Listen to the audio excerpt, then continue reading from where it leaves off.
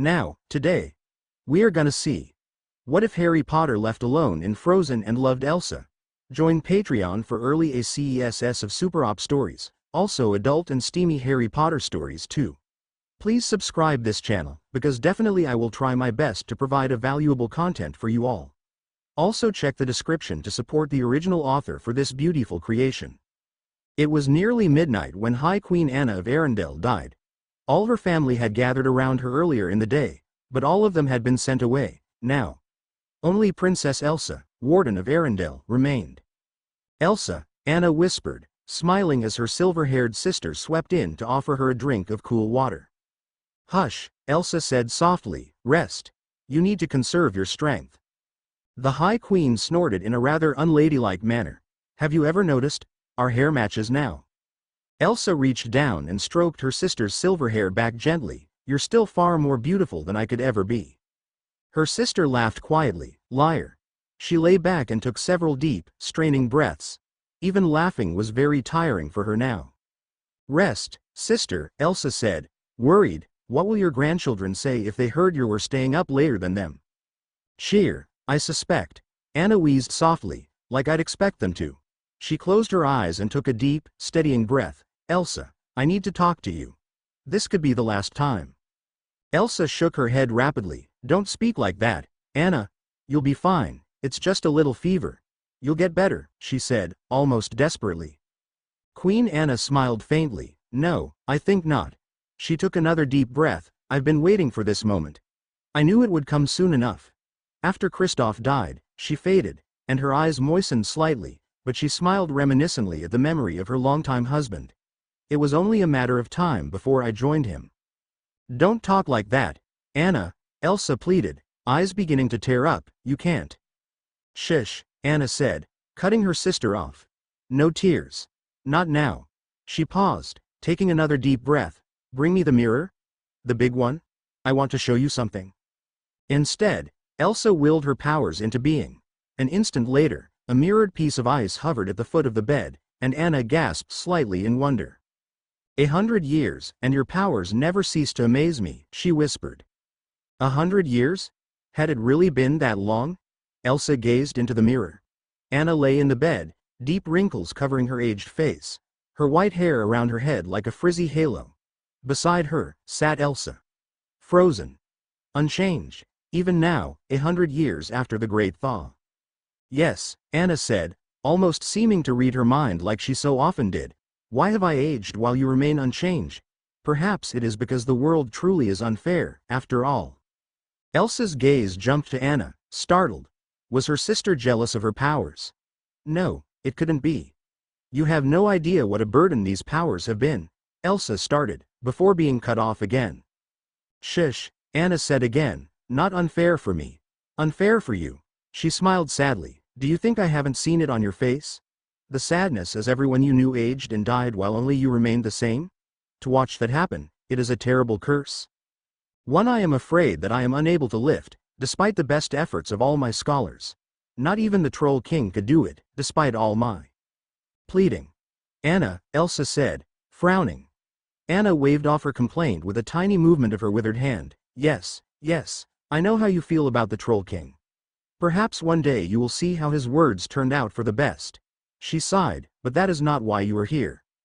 She closed her eyes again, and took another deep breath. You are here, she said, opening her eyes and fixing them on her sister, because you deserve better. You do not deserve to be forced to watch over a kingdom that you no longer claim as your own. You do not deserve the feelings the people have for you. How could they fear you? You're cute as a snowman. Elsa smiled faintly. If only Olaf were still here to cheer her up. Anna took a deep, bracing breath. So that is why I called you here. I do not want you to stay here when I am done. I want you to move on. You will find your happily ever after someday, sister. She looked earnestly into her sister's eyes. I just know it. And when you do, the whole world will rejoice along with you. You don't deserve any less. Promise me, Elsa. Promise me you'll try to be happy when I'm gone. Tears were running down Elsa's face as she nodded. I promise, she said quietly. Anna smiled faintly. Good. I know you'll be happy again, one day. Tell me about it, when we meet again. She let out a last breath, and finally High Queen Anna, beloved ruler of Arendelle, was no more. "Anna?" Elsa whispered. "Anna, you can't leave me." Tears dripped onto her dress, unheeded. "You can't leave me all alone. Please." "Anna, no, no." The next day, Elsa found herself in the royal library. Somehow she had made her way there.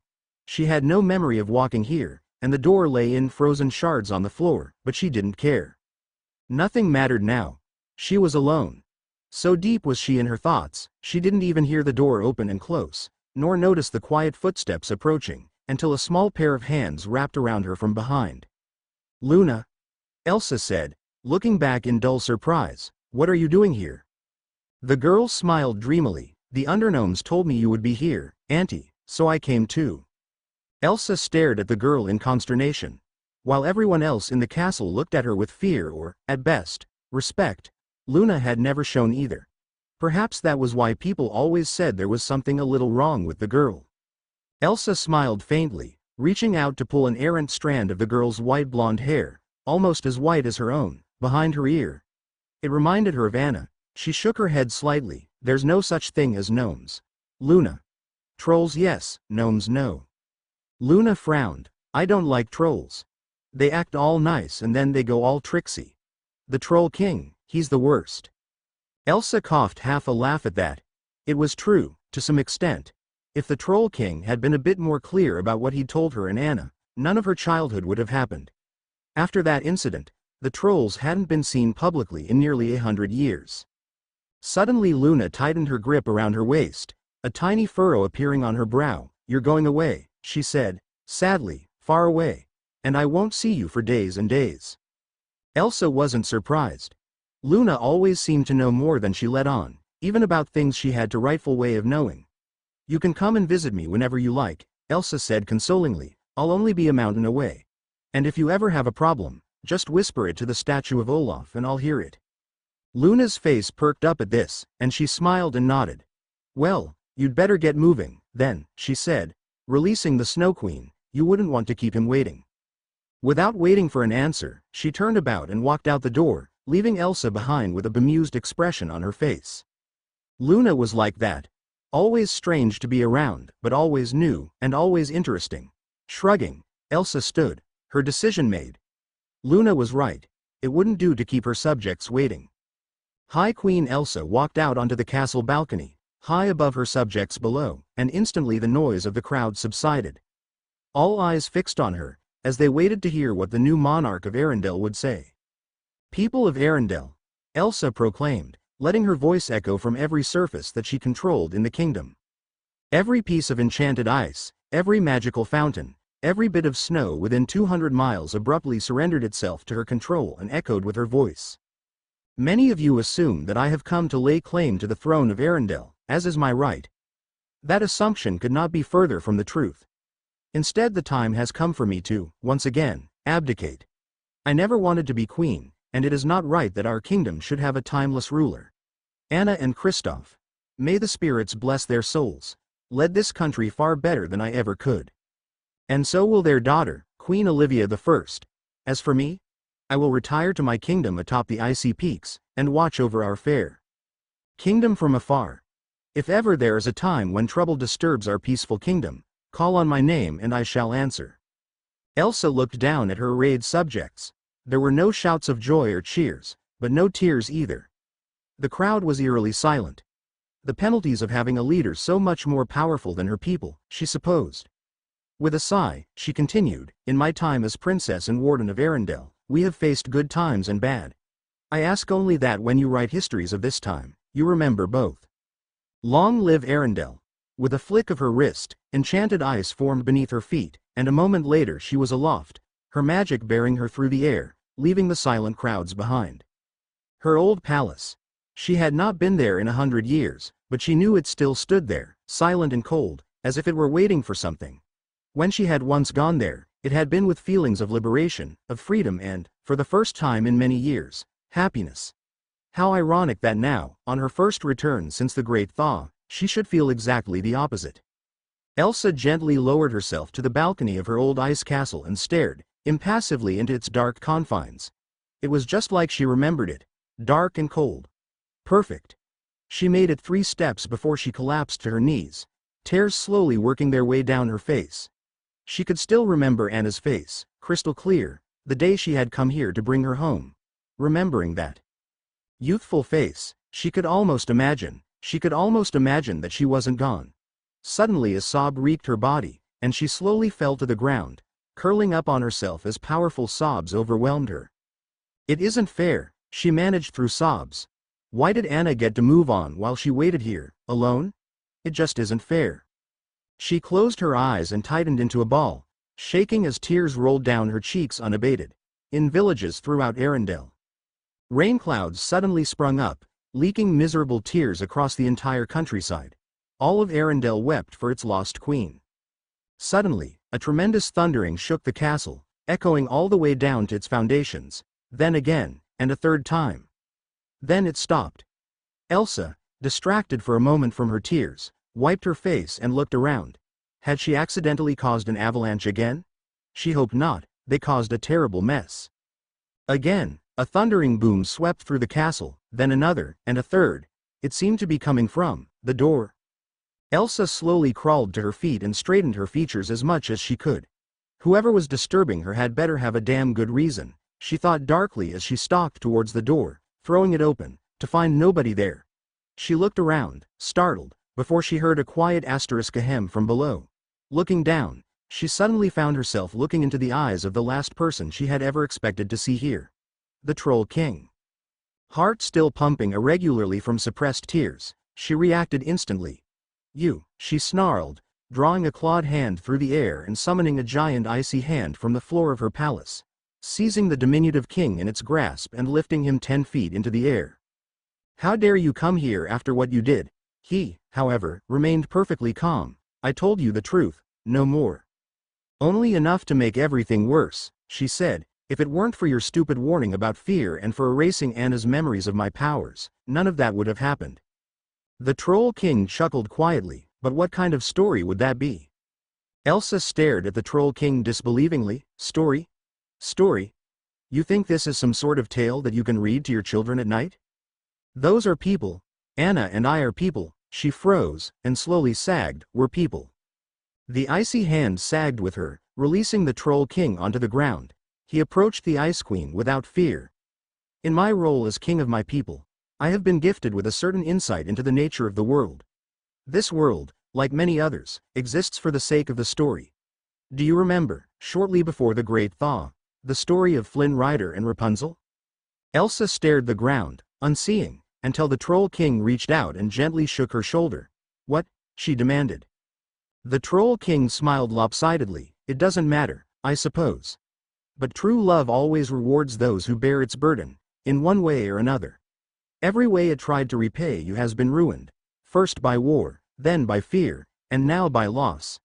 He shook his head sadly. "It was meant to turn out better. Your powers were supposed to frighten the other nations into peace for long enough for it to become permanent." Elsa smiled bitterly. "They did that. I just had to be a bit more enthusiastic about it." "Indeed," the Troll King said, thus negating the boon. "And that led to the fear, and now the power it would take to bring you your happily ever after is higher than ever. But the debt must still be paid. So I am here to offer you an option." Elsa's mind went blank. The Troll King, offering something to her? His magic was some of the most powerful in the world. Even she would be wary of fighting him. But offering her a gift, of his own free will. Such a thing could shift the balance of the world. It could change everything. It could. "Anna," she said, not having to think about it for more than an instant, "I want Anna back." The Troll King's face dropped. "Alas, you ask for the one thing I cannot grant you. Anna is beyond anyone's reach, aside from death herself, and she does not play favorites." He shook his head. "No, I offer you something different. Something no one in this world has ever had quite the same. I offer you a new start." Elsa blinked. "A new start? What do you mean?" The troll stood and walked to the door, gazing out on the mountains far away. "Here, you have brought the happily ever after. The kingdoms live in peace, thanks to you. The last monsters sleep their eternal sleep deep in their caves, the last wars have already been fought. But elsewhere," he turned, a small smile on his face, "elsewhere, There are still stories being written. Still monsters to fight, still happily ever afters to be won. And I can bring you there, if you will it. Elsa's mind drifted back to her life. Would she really like to live any of that over again? The darkness, the fear, the misunderstanding? Suddenly, Anna's smile broke through the darkness like a searchlight, and Elsa's heart seemed to burn bright. It was all worth it, she decided. Every bit of darkness was worth the fight, if only for those moments of joy in between. But there was still her kingdom to consider. Still the rival nations, never quite satisfied by the Queen's peace. If, she started, but her voice caught in her throat and didn't come out. She coughed before continuing, I accept. The Troll King responded instantly. You will not regret this decision, he said, raising his hands into the air. Rumper claustra esse, aperior ostium unum ad alterum seculum pertinet, lapsus re. Comuveri. Wait. Elsa called out. I wasn't. A swirling portal appeared around her, and an instant later she was gone. Slowly the snow settled, and the Troll King nodded. I know, my dear. I know. Fear not, I shall watch over it in your stead while you are away. Turning around, he made his slow way to the door. It was a long walk back to the Troll Valley. Colors and feelings washed over Elsa like a tide, filling her with sensations and tastes she had never experienced before. She watched a dozen worlds slide before her. In one, a great blazing eyes gazed down on an army of humans before a great black wall. Suddenly it shifted to look at her, and then it was gone. In another, a great monster with tentacles covering its face reared from the ocean. Its gaze latched onto her, and in a flash it was gone. And then, as suddenly as she had begun, she found herself in a very strange room. Lights of all sorts blinked on the walls and panels, and a window gazing into the night sky was directly in front of her. Empty seats were all around the room, as well as once larger empty seat, directly in the middle. Suddenly, in a flash of light, an ordinary-looking man appeared in the seat. Well, well, well, he said, with a quirky grin. What have we here? The Troll King is meddling in the multiverse again. He's been a naughty, naughty boy. Elsa growled, reaching out with her powers. An instant later, the man was enshrouded in ice. Several razor-sharp spears held a hair from his throat. Who are you? Elsa demanded. Where am I? Well, that's not very nice, the man said with a pout. A flash of light, and suddenly he was standing next to her. You ruined my chair, he complained. How rude. For a royal you certainly aren't acting very politic. Even a Klingon could do better. I'm not in a very good mood, Elsa growled, spinning to enshroud the man in ice, but when she finished spinning, he was gone. Then he tapped her on the shoulder. Over here, he said. She spun again, only to find him sitting in the chair again, the ice gone as if it had never been there. You may call me Q, everyone else does, anyway. As for where you are, I find that why you are as much more interesting, don't you think? Elsa considered trying to hold him in ice again, but decided against it. She could always attack him later, if he proved to be uncooperative. Instead she just glared at the man expectantly. He pouted in return. Ah. Of course you had to go and spoil my fun. Oh well, I guess I'm spoiling the Troll King's fun, so we can call it even. You see, your friend the Troll King wanted to send you to a world that was much like yours. But I find that to be much too boring, don't you? I think you'd fare much better in a world a bit darker. He grinned darkly. Yes, let's see how you can do in a world spiraling towards its own destruction. He held up his hands, fingers poised to snap. Don't forget. I'll be watching with great interest. He snapped his fingers, and suddenly everything was white, and then black, and then a weird sort of gray that was more nothing than something. And the next instant, she found herself in a cupboard. Harry Potter was out in the garden, carefully looking for any weeds he had missed, when the owl arrived. He stared at it, disbelievingly. It was the first owl he had received all summer. Finally, Hermione and Ron would be able to explain what had happened to them. He dashed inside to intercept it, just in time to see it crash into Petunia Dursley. He froze in place, waiting for her punishment, but oddly, he felt a faint flash, and to his surprise she blankly wandered off into the kitchen, leaving an expectant owl behind. It held a very official-looking letter in its claws. It was stamped by the Ministry. It was from the Improper Use of Magic Office. Anxiously, he tore open the letter, ignoring the owl as it officiously swept off through the open window. Then, he reread the letter. Then he reread it again. "Dear Mr. Potter," it said, "the improper use of Magic Office must inform you that magic use was detected at your location earlier today, at the time of 1622 your local time. The spell in question was increment does not equal is less than or equal to, with a power level of 16 octillion 234 septillion 251 sextillion 785 quintillion 323 quadrillion 91 trillion 148 billion 723 million 182,062. Please remain at your current location, as a ministry official will be by shortly to take your statement." Harry stared at the letter blankly. "This doesn't make any sense," he muttered. "You're telling me," a voice responded. Harry spun around just in time to see a young woman emerge from the old closet that had been his bedroom. She looked at his confused expression, and sighed. "I am Warden Princess Elsa. Would you mind telling me where I am?" Chapter 2. Guess the muse is still there. Some parts of this were hard, others were easy. Sorry there wasn't as much Elsa as I'd like in this chapter, but remember, she's still in shock. Plus, this is basically the worst day of Harry's summer so far. Anyway, enjoy. Disclaimer. Certain parts of this text were borrowed from Harry Potter and the Order of the Phoenix. I own nothing, claim nothing, hold nothing. Please don't sue me. If you did, I'm a starving college student and I'd have to pay you in packets of ramen. Who the bloody hell are you? Harry said, staring at the strange person who had just emerged from his old closet. She was older than he was, looking like a 7th year or older, but she had pure white hair, almost like it was made of ice. She wore a long, flowing blue gown, and on her head was a crown. She stepped forward, dusting off her dress with irritation. "I am..." She paused. "Wait, you don't know who I am." Harry stared blankly at her, then down at the letter in his hands, then back at her again. Was it possible? Had he somehow done some sort of accidental magic that had summoned this girl here? If so, he'd never hear the end of it. Sorry, no," he said awkwardly. "Who are you? What are you doing here?" The woman stared right back, muttering, "You don't know who I am." Then he must have, but I.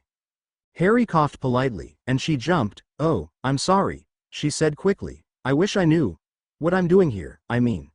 Not who I am. I know that." She laughed awkwardly. Where am I?" Harry groaned. He must have brought her with accidental magic. Maybe when he read the letter. But wait, the letter came because he did accidental magic. How could he get a letter reacting to him reacting to the letter that only came because it already came? He went slightly cross-eyed just thinking about it. This time it was the woman that coughed politely, and Harry jumped. "Sorry," he said quickly, "you're at number 4 Privet Drive, Surrey." The woman blinked. "Surrey? Where is Surrey?" Harry reddened slightly. Had he pulled her from even further away? France, maybe? Or even America? "It's in England," he said, "and you never mentioned your..." But at that precise moment, another owl swooped in through the open window. It darted around the woman's head and then, to Harry's surprise, came to rest on her shoulder, before bowing, surprisingly regally for a bird. Then it tossed the letter rather arrogantly in Harry's direction, and with another swoop of its wings it was out the window again. "What a nice bird," the woman said curiously. Was it delivering a letter? An interesting way of sending mail. At this, Harry's heart froze even more. Was she a muggle? It would be just his luck to have accidentally magicked a muggle from halfway around the world. Absently he opened the letter and stared at the contents with a sinking feeling in his heart, which was shortly replaced by, once again, confusion. "Dear Mr. Potter, we have received intelligence that you performed the Patronus charm at 23 minutes past 9 this evening in a muggle-inhabited area and in the presence of a unknown entity. The severity of this breach of the decree for the reasonable restriction of underage sorcery has resulted in your expulsion from Hogwarts School of Witchcraft and Wizardry. Ministry representatives will be calling at your place of residence shortly to destroy your wand. As you have already received an official warning for a previous offense under Section 13 of the International Confederation of Warlocks Statute of Secrecy, we regret to inform you that your presence is required at a disciplinary hearing at the Ministry of Magic at 9 a.m. on the 12th of August. Hoping you are well, yours sincerely, Mafalda Hopkirk. Improper use of Magic Office Ministry of Magic. Harry read the message a second time, blankly. Patronus charm? He hadn't cast a Patronus charm. Why would he? There were no Dementors for hundreds of miles. That doesn't make any sense, he muttered, picking up the other letter and comparing the two.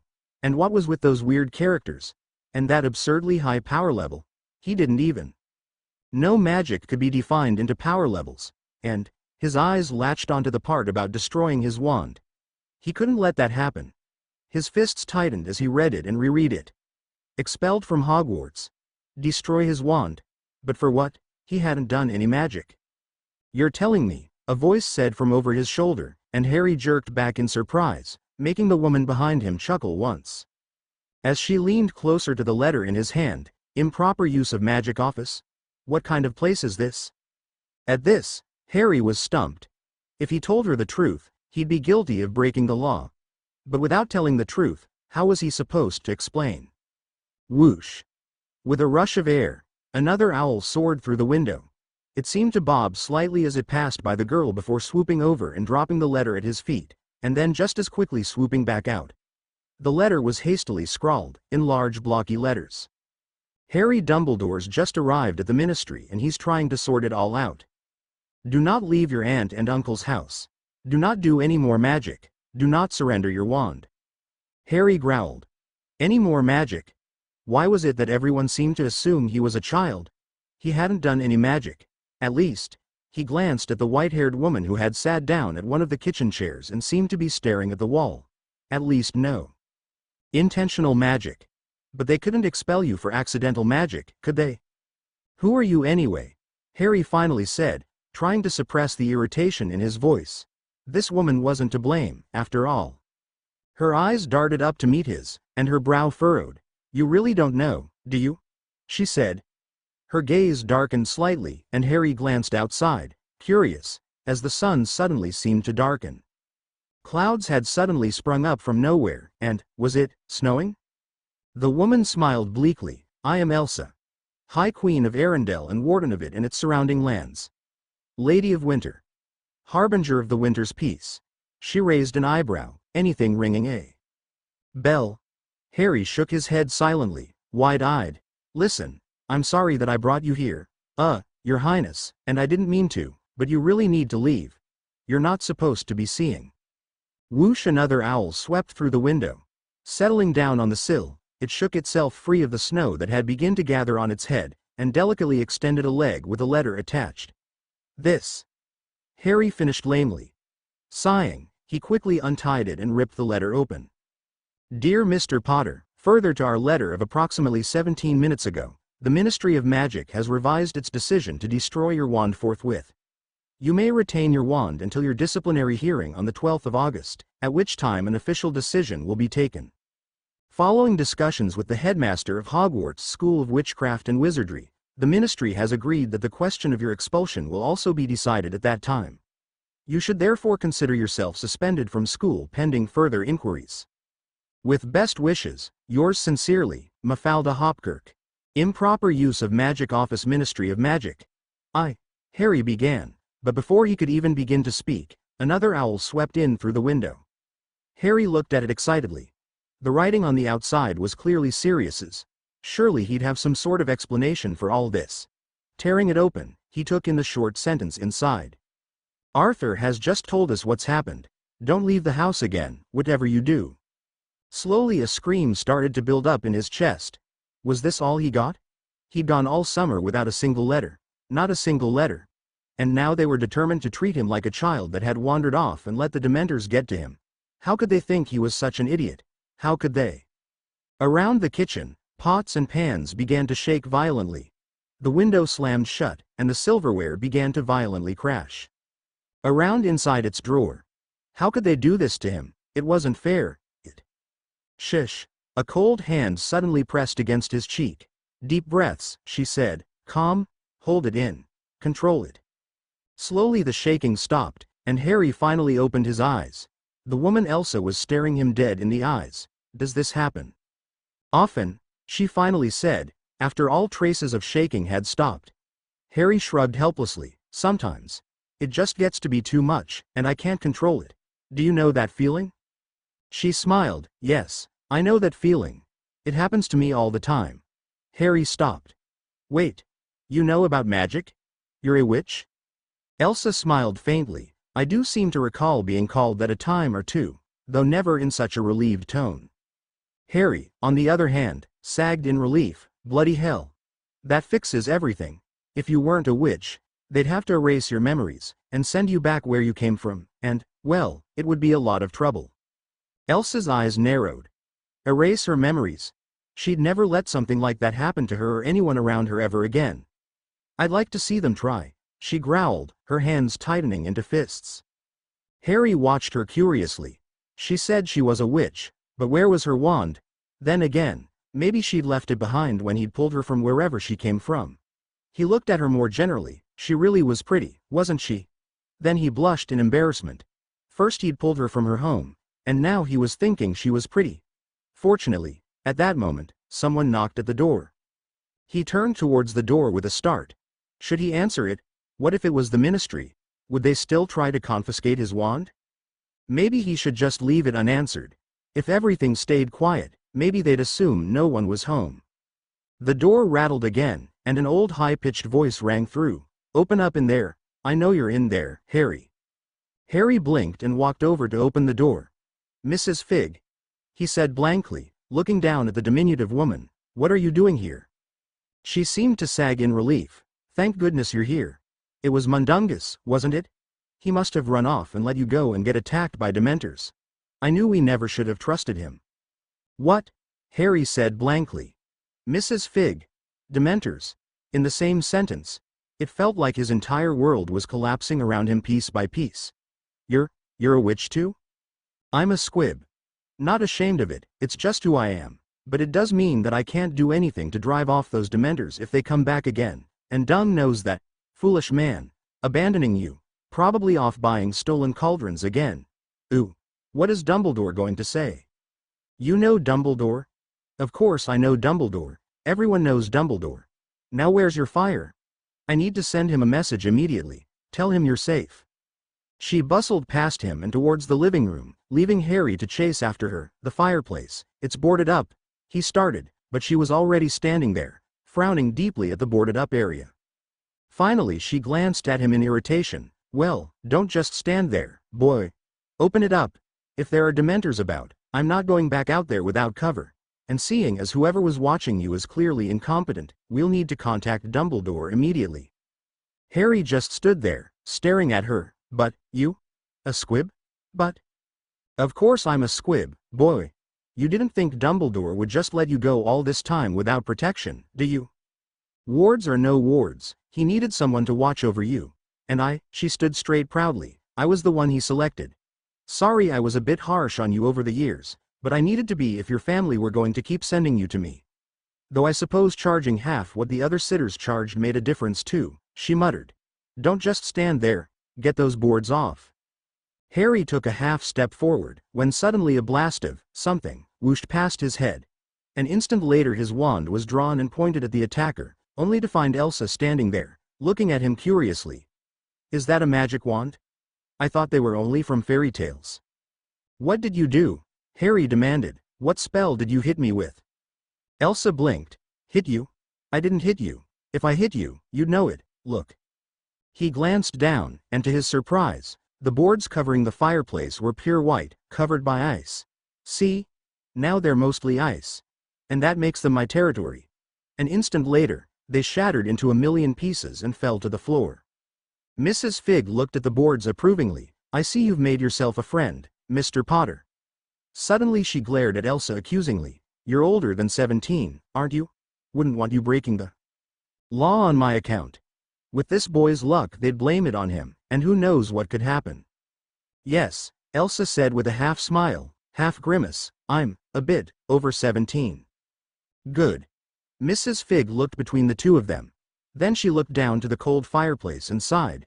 I don't suppose either of you can start a fire? I just hope this fireplace is still connected to the flue system. Otherwise I'll have to wait until Mundungus shows his face again. I am going to kill that man. Harry looked at Elsa questioningly, but she shrugged. Sorry, I'm an ice person, not a fire one. Harry just nodded. Honestly, he was just happy that his Aunt Petunia wasn't bothering them. Which was strange, really. Normally there was no way she could have missed all the ruckus they were making. He shifted it to the back of his mind. There were more important things to worry about at the moment. He went to the kitchen and grabbed several newspapers and some of Dudley's cereal boxes and a lighter. Hopefully they would burn for long enough for Mrs. Figg to send her message. Returning to the living room, he put them into the cold fireplace, and soon enough there was a merry little fire blazing in it for the first time in what must have been years. Hogwarts headmaster's office. Mrs. Figg called loudly, throwing a pinch of flu powder she had pulled from her purse into the flame, mixed with what appears to be dry cat food. A moment later, the kindly voice of Albus Dumbledore came through the fireplace. Yes. Albus, it's me, Mrs. Figg said quickly. Harry's been attacked by Dementors, and Mundungus has run off again. I warned you about that man, Albus. I told you he wasn't to be trusted. Suddenly, Dumbledore's head appeared in the flames. He looked around the room quickly, glancing over Harry and Mrs. Figg before latching onto Elsa, his eyes crinkling at the corners. Won't you introduce me to your friend, Harry? Harry stared, flabbergasted. Didn't the headmaster even want to check on him to make sure he was okay? Sure, he hadn't actually been attacked by Dementors, but Dumbledore couldn't know that, could he? I wasn't actually attacked by Dementors, he said loudly, but thanks for asking, it means a lot to know you care. For a moment, Dumbledore's eyes latched onto his, and he looked almost guilty. Then he almost naturally moved his gaze onto Mrs. Figg. I'm sorry, Arabella, but I need to go to the ministry immediately to smooth things out with the minister. His glance shifted to Harry for a split second, then moved on to Elsa. Harry, he said, not moving his gaze off the girl, I believe you. Not only because you said it, but because, I am afraid to admit, we have been having you followed over the summer. For your own protection, you understand, we didn't want to detract from your summer at home, so we were sure to be hidden. And Arabella, Dumbledore's gaze shifted back to Mrs. Figg and started twinkling. I'm afraid don't know what you're talking about. Mundungus hasn't been on shift in weeks. Your current watcher is specially talented at keeping herself hidden. I suggest you go outside and ask the nearest person you see if they know where one Nymphadora Tonks can be found. His eyes twinkled merrily. I'm sure you'll be able to locate her soon enough. Harry blinked. They'd had him followed. But, Professor, he started, but the headmaster cut him off. I'm sorry, Harry, but I must be off to the ministry. I'm sure we shall have time to speak at a later date. Good day, Arabella, Harry. His eyes shifted to Elsa, and his eyes were curiously absent of their usual twinkle. I'm sure we shall have the opportunity to converse at a later date as well. Elsa nodded regally, and in a puff of smoke, the fire died. The last of the newspapers had burnt up. Not Mundungus. Mrs. Figg mumbled, then how did you? I told you, I didn't go anywhere, Harry said angrily. I've been staying here, alone and miserable, all summer. Just like you people apparently wanted me to. Mrs. Figg froze, staring at Harry's expression. Harry, she said, but Harry continued on. No letters. Even a bloody, hello, would have been nice. One moment I'm in that graveyard. He ground the word out like it was a curse. And the next day I'm back here, being miserable, waiting for Voldemort to appear on my doorstep. Harry. Mrs. Figg said sharply, quiet. Why should I? Harry yelled, all the bad feelings he'd been repressing all summer long feeling like they were suddenly releasing themselves inside him. I guess you just want me to be like all of you, and just ignore everyone that cares about you. For God's sake, quiet, Harry, Mrs. Figg said desperately, do you feel that? Harry froze. Suddenly, he recognized the feeling that had been making him angrier and more miserable every second. Dementors?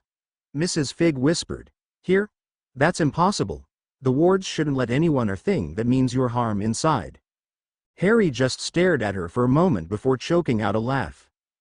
You're joking, right? Nobody, well, nobody besides Voldemort or the Death Eaters, anyway, could mean me more harm than the Dursleys.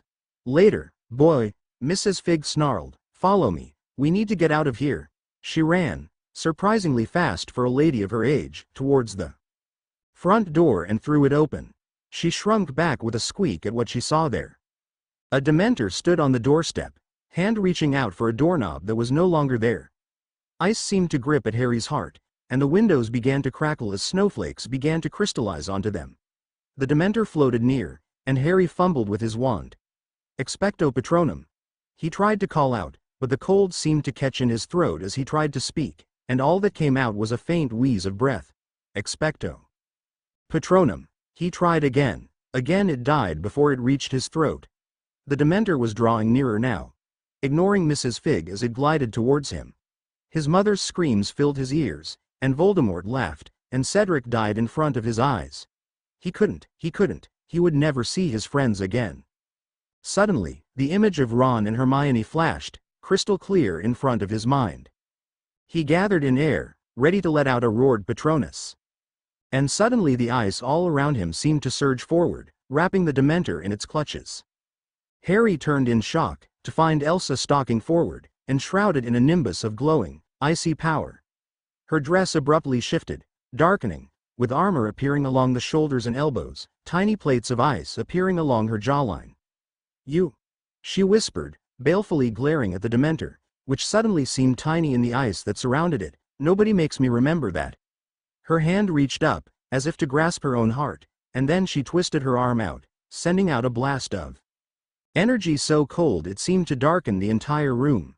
"Nobody," she whispered, as the blast hit the Dementor square in the chest. For a moment, nothing happened, and then the Dementor slowly fell to the ground, and shattered into a million pieces. The room was silent for a long moment, as Harry and Mrs. Figg stared disbelievingly at the pile of fragments lying on the floor. Tiny wisps of black smoke oozed off them, and its terrible aura quickly drained away. "Blimey!" Harry looked up, still stunned, to find a girl with bright pink hair standing in the doorway. She looked down at the remnants of the Dementor, wide-eyed, then over at Elsa, still breathing heavily and seeming to stare into nothingness, and finally at Harry, staring wide-eyed at all of them. Watcher, Harry," she said awkwardly, shifting from foot to foot. "Sorry I'm late." Thanks for reading. Chapter 3. This chapter contains no direct quotes from the Order of the Phoenix, so far as I know. If so, they're unintentional, and I certainly don't own any part of that book. Or any books. All characters from both Frozen and Harry Potter are not mine, no matter how much I wish they were. Enjoy the story. My apologies, I didn't realize that had removed my line breaks until after I first uploaded the chapter. It should be all fixed up now. Chapter 3. "I'm so sorry," the pink-haired girl that Harry could only assume was Nymphadora said, still staring wide-eyed at the broken remains of the Dementor lying on the ground. "When I heard you'd been attacked by Dementors, I thought I'd lost you and I went to check in at headquarters. And then I tripped over that bloody umbrella stand and Sirius's mother started screaming, and," she shrugged helplessly, "I'd have taken care of it before it got to you," she finished lamely. "Who are you?" Elsa stalked forward, the nimbus of magic still floating around her ominously. "What are you doing here? Why didn't you destroy that creature before I did?" She growled under her breath. "I still don't know what I'm doing here." Tonks blinked. "That was a Dementor," she confirmed, then her eyes widened. "And, how did you destroy it? Nobody has been able to do that in 1,000 years, if ever." She looked closer at Elsa, and drew back in surprise when she saw the crown on her head. "Who are you?" Elsa sighed. "I'm not going to explain myself again. If you want to know," she waved her hand in Harry's direction, "ask him. I'm going to go sit down." And so she did. The thoughts that creature had drawn up, strange how just a few days ago, they would have been good memories. Now they twisted in her gut like a knife, reminding her of all the things she could never have again. Still, her eyes slowly moved over everything she could see, looking for things that Anna might break, by accident, of course. What a strange place. The furniture was just as soft and comfortable as anything in the castle back home, but it was covered in drab, boring patterns. And what was that black box standing on a table across from the couch? It seemed to be the focus of the room, but what was its purpose? It didn't seem to have any immediately apparent use. She glanced out the window, and saw row after row of identical houses, fronted by perfectly manicured lawns. And then some sort of metal cart drove by faster than any reindeer could possibly run. Elsa blinked. Impassively, Anna would have been running about, looking at anything and everything, excited about this new world. Anna. Everything ground to a halt. In the adrenaline of the past few minutes, she had been able, for a short few minutes, to push aside that her sister was gone. It was hard even thinking the word. Now the realization began to sink in once again. Slowly, she sagged into the couch. Harry watched curiously as Elsa's face suddenly crumpled, and she sagged back. It was a face he'd seen before, when he walked into the headmaster's office after killing the basilisk, before anyone had noticed his presence. It was the expression that had been on Arthur Weasley's face when he thought his only daughter was gone forever. But then he'd been able to bring the man back his daughter. With Elsa, he frowned. Why did he even care? He didn't know her. As soon as Dumbledore could see to her, he'd probably never see her again. But still, it waited on his mind. Finally, he sighed and turned to Tonks, who was still standing awkwardly in the door. "So are we leaving, then?" he said, shortly. "If Dementors can get at me here, who knows what else can?" I don't know, Harry," she said, looking conflicted. "Dumbledore said you needed to remain here. And we all saw how well that worked out, didn't we?" Harry said sarcastically. "So are you going to just leave me here to get eaten by the next passing Dementor? Or are you finally going to tell me what the bloody hell is going on?" By the end he was yelling, and every word made the pink-haired girl flinch back a little more. "I don't know," she said pleadingly. "None of this was supposed to happen." "Well, it bloody well hasn't it?" She actually started to tear up at this, and Harry snapped his mouth shut, feeling bad. What was she supposed to do? She didn't even look much older than he was. If the fault lay with anyone, it was with Dumbledore. Suddenly a half-dozen cracks sounded outside the house, and the next instant Harry had reached out and pulled Tonks into the house, closing the door to a slit and peering out, hand gripping his wand almost painfully tight. He'd been caught unaware by that Dementor. He wouldn't let the same thing happen again. A figure came into view, and he was ready an instant later. "Stupefy," he growled, and the burst of red light burst from the tip of his wand and narrowly missed the figure, who threw themselves to the side at the last moment. They rolled into the shelter of his aunt's lilies. "We're friends.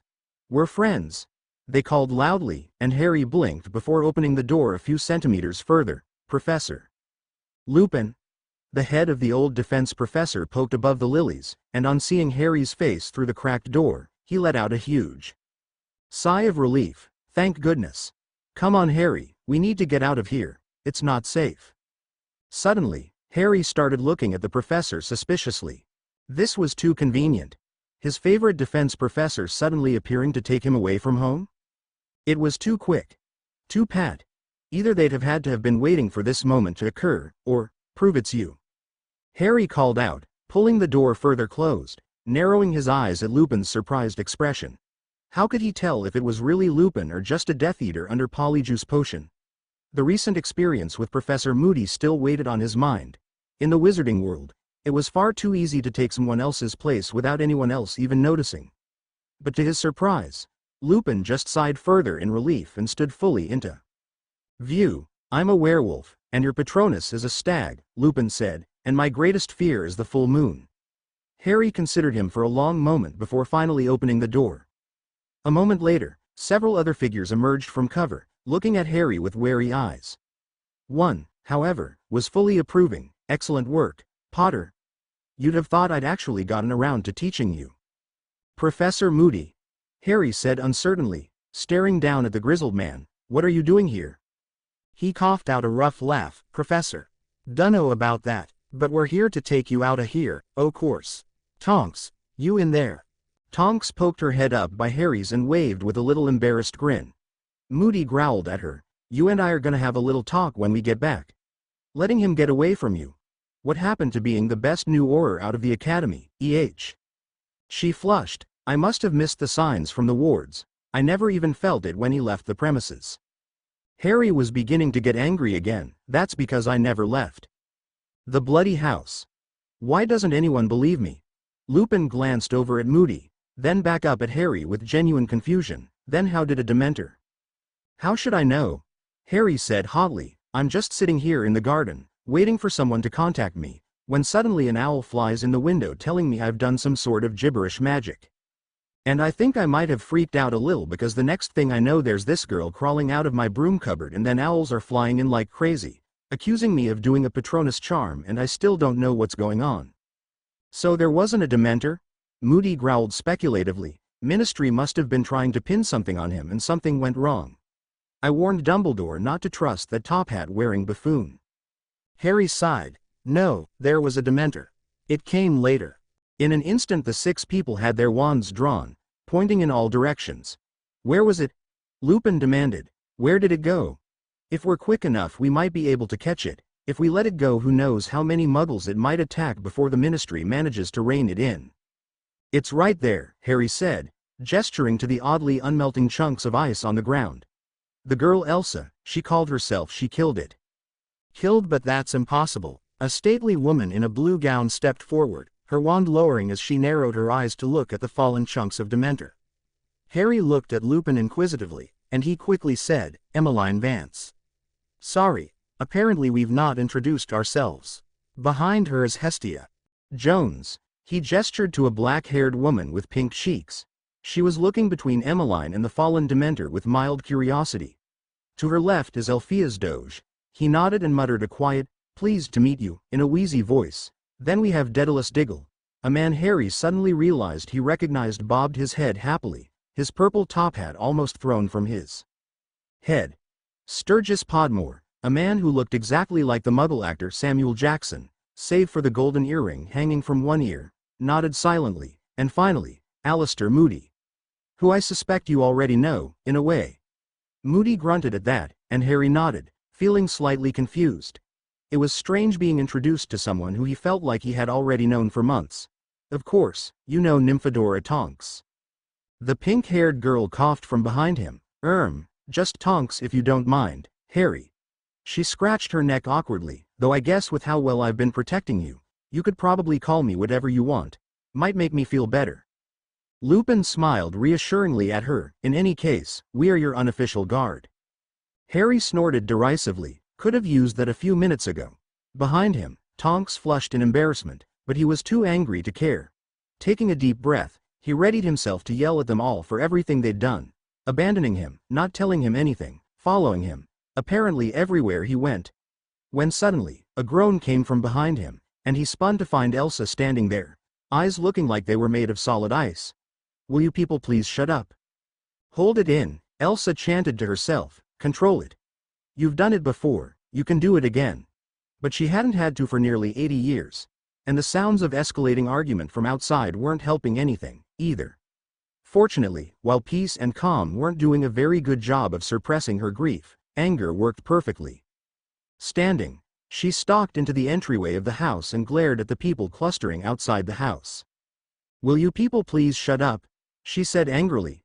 Despite her best efforts, she felt the local temperature drop several degrees, ice beginning to grow across the nearby panes of glass. Her eyes darted over the various people. They were dressed strangely, some wearing robes, others wearing bizarre combinations of clothing in various colors. But one thing was the same among all of them, they were all wary. Their eyes darted around the bushes every few seconds, and their hands never loosened on their sticks of wood she assumed were wands. It was an expression she had seen before. It was the expression of people at war. She recognized it, back from the First Winter War, as they called it afterward. Or the 5-Minute War, depending on who you asked. It had been the first time people had come to fear her. Use your powers to make ice skating rinks for everyone, and they love you, but for other things. Her frown deepened. If you're trying to avoid the people that are after you, then yelling in the open where everyone can see you is probably not the best way to do it. A grizzled old man with a strange protruding eye suddenly spun his wand to point towards her with a curse. Where the hell did you come from? The boy Harry looked down at the man in confusion. She's been here the entire time. Her name is, He glanced at her slightly befuddled. He had been all ready to launch into a tirade and suddenly it was interrupted. High Queen Elsa, He coughed awkwardly, and Elsa sighed. He reminded her of Anna, in some ways. She never could remember her lines. I am High Queen Elsa, Queen and Warden of Arendelle, she said, looking down at them, and shaking her head slightly when, once again, they failed to react. A likely story, Moody growled. How do we know you're not a Death Eater? A what? Elsa said. I don't know what that is, but it sounds gross. Though I guess technically most things we eat are dead, Anna would go on thinking about it for hours, if she were here. She and Kristoff had discussed such things for days, completely confusing foreign dignitaries at state dinners with their complex and convoluted arguments. The thought made her smile slightly, and even though this boy didn't do that, somehow, He reminded her of Anna, in a way. He had that same stubborn strength, continuing on in the face of what seemed like impossible odds to anyone else. Once again she looked at him, pondering. Again, a likely story, Moody said. How'd she get here, boy? You said she just appeared in your closet? Have you checked it for enchantments? Maybe they snuck something into your things last summer. Harry stared at the new Moody. Apparently the real Alistair Moody was even more paranoid than his doppelganger had been able to pretend to be. He shook his head to clear it. If she wanted to kill me, she could have already, he said, annoyed. Couldn't they trust him about anything? And I just told you that she was the one that killed that Dementor? We believe you, Harry, Lupin said consolingly, but we can't afford to worry about her right now. The signal will be arriving any moment, and we can't afford to have distractions. Tonks, go get his things. If they're willing to attack you at your home, we can't take any chances. We're taking you to the headquarters of the... Not here, Moody growled. People could be anywhere, listening. Lupin nodded, acquiescing. Nonetheless, we're leaving, soon. A moment later Tonks bustled down the stairs carrying Harry's trunk. It's all there. Might not be pretty, but at least it's intact. Well, mostly, at least. Suddenly there was a flash and a flaming bird appeared above their heads for a moment, disappearing a moment later in a similar flash of flame. That's the signal, he called. Without ceremony, Moody took a step over to Harry and tapped him on the top of his head with his wand. Disillusionment charm, he said shortly. Tonks, did you get his broom? Elsa felt vaguely like she should be surprised as she watched Harry slowly disappear like something invisible was trickling down over him, but after everything that had happened in the last few minutes, she only felt an odd sense of acceptance. Things simply couldn't get any stranger than they already were. Tonks just nodded, handing over the firebolt with a lingering look of longing, and a moment later the mostly invisible Harry reached out and took it. It looked a bit strange to see it in the hands of someone that almost wasn't there. All right. Wands out, and brooms ready. Lupin called, before turning towards Elsa. I'm sorry, but you can't follow where we're going. I suggest you find someplace safe nearby and wait. They'll most likely not be after you. He turned away from her and called out, and go. In a flurry the brooms suddenly took off into the air, going every which way, crossing and crisscrossing until suddenly they darted off in 4 different groups, each going a different way. Elsa stared up at them in confusion. Flying brooms? She had to forcibly remind herself that she wasn't being surprised by anything anymore before she started to giggle, sounding slightly deranged, even to herself. And where was she supposed to go? She didn't know where she was in the first place. The only one she even vaguely knew was that boy. Harry. The one that reminded her in some ways so much of her sister. Headstrong. Confident. Expectant. Hiding his weakness behind a veneer of anger and superiority. Abruptly, she made her decision. They said to find someplace safe. Well, if her intuition about them was right, they'd be going to the safest place they knew. Where better to go than there? When she had broken the boards on the fireplace, some of her ice had drifted onto Harry, and she could feel it even now. Tracking it would be no problem. And maybe then, she could make them give her some answers, so she could get back to her own world, and get on with being properly miserable for the rest of her unnatural life. With a facial expression that was mostly determined, but just a little bit of something else, she let out just the tiniest wisp of her power. Ice appeared around her feet in a flash, and the next moment she was in the air. It was a good thing she had always liked the cold, Elsa thought, because otherwise she was fairly certain she'd be quite miserable by now. She had been standing here, trying to figure out the secret to opening the door to this place, for nearly a half hour, and she was starting to get irritated. She could see clearly that on one side was number 11 Grimmauld Place, and on the other was number 13. She had seen Harry and the others arrive just a minute before she did, and she'd seen them walk somehow into the space in between the 2 houses. But she had no idea how to get there. Magic, she said, annoyed. Now she knew how others had felt back in Arendelle, when she'd done something major, like the time she had elevated the entire castle on a pillar of ice until it was above the clouds while Anna had been sleeping. The Queen and loved it. The dukes and barons, not so much. Then again, Elsa had never cared what they thought anyway. But now she was firmly stuck. She had little idea where she was. The city around her was larger than anything she had ever seen. It probably had more people in a portion of it than there were in all of Arendelle. London, the signs had said, like that explained everything. But where would she stay if she couldn't find this place? She had no money. As warden, she had never needed any. No one would dare to refuse the warden lodging for a night. Of course, she could always just make herself a snow castle, but she was afraid she might wake up to find the entire city enshrouded in ice already, not to mention if she went to sleep in a place as full of her own power as an ice castle. She growled, straining her eyes at the place where she knew the hidden building must be. "That'll never work, you know," a dreamy voice said from behind her. She jumped in surprise, and spun to find herself face to face with Luna. Elsa said incredulously, "What how why you all at?" Luna giggled lightly, "Hello Auntie. What are you doing here?" "What am I doing here?" Elsa said incredulously, "What are you doing here?" "I've always been here," she said, as if this were a very simple concept. "Also, my name's just Luna here. You have to be very careful about names, sometimes. If you speak the wrong ones, you might summon an elder deity from the abyss," she said seriously. "And then the warbles will be very displeased with me. I wouldn't like that." Elsa just blinked. Often that was all you could do with Luna, or Luna, as the case may be. "But," she started, then paused. Asking Luna questions directly almost never got you the answer you wanted. She frowned. "I don't suppose you know if I could find any warbles inside the hidden building, do you?" Luna giggled. "Oh no, they don't like to live near people. Bad words make them go all shrively, and they don't like that. You might be able to find some nargles in there, though. Lots of nargles in a place like that." "In where?" Elsa asked cleverly. "Why, in the headquarters of the Order of the Phoenix, of course," Luna said, beaming as if Elsa had asked the right question. "It's at number 12, Grimmauld Place." And suddenly, with a deep, grinding, popping noise, number 12, Grimmauld Place abruptly expanded out from the other two buildings, squeezing into place and finally sitting firmly like it had always been there. Thanks for reading. Chapter 4. I had no idea how hard it is writing a story. Keeping everything consistent at the same time as moving the plot along is really hard. I'm just hoping I haven't messed anything up too much. Just wanted to thank everyone that's reviewed. Both positive and negative reviews really help. I've never really had many reviews before, and the ones I've gotten have already pointed out some things I totally missed. All thanks go to them.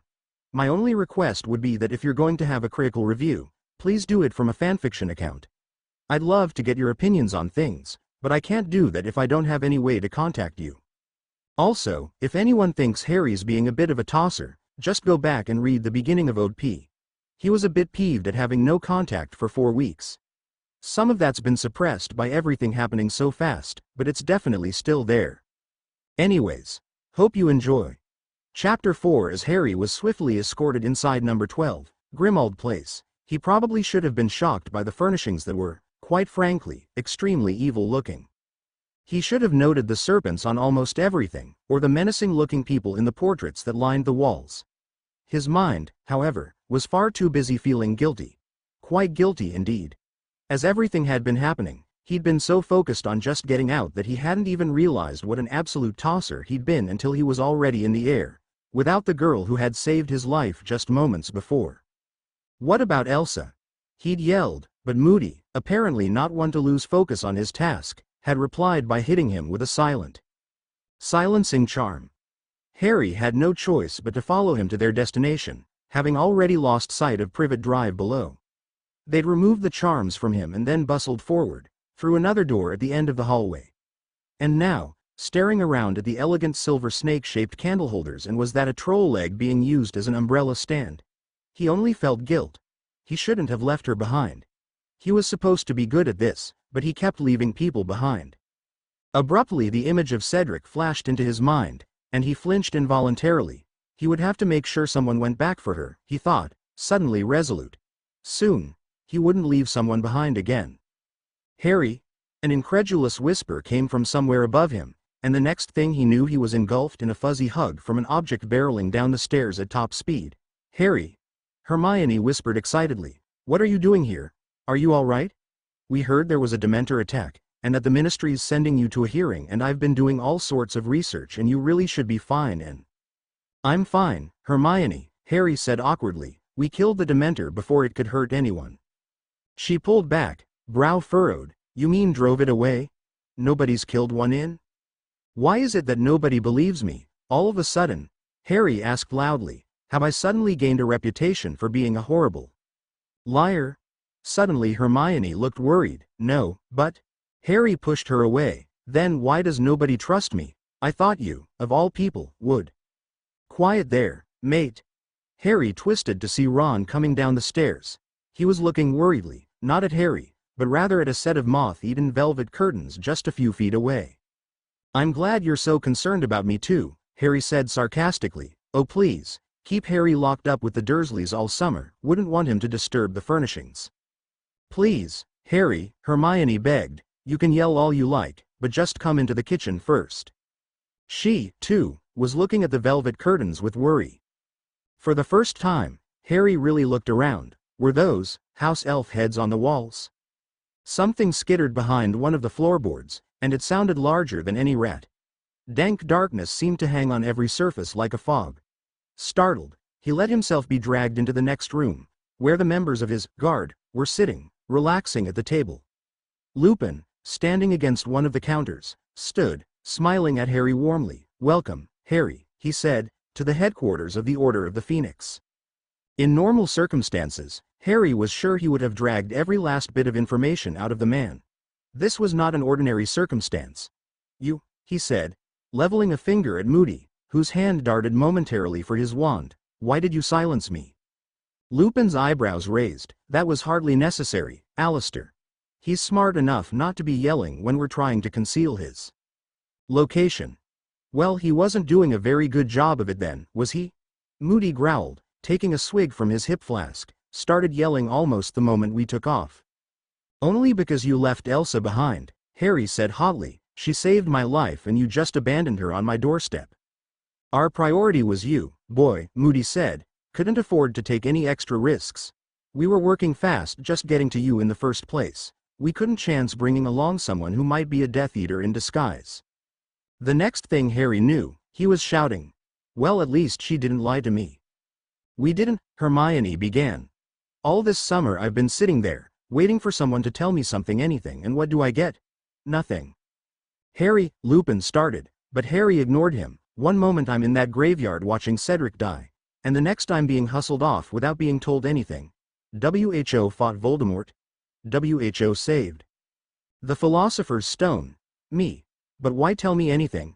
Why let me know anything that's been going on? Harry stopped to take a deep breath, looking around wildly at the people in the room, who were staring at him in shocked silence. And then you went and left the only person who'd tried to help me behind. And then, from behind him came a tiny cough. The next instant every wand in the room was trained firmly on the person waiting patiently behind Harry.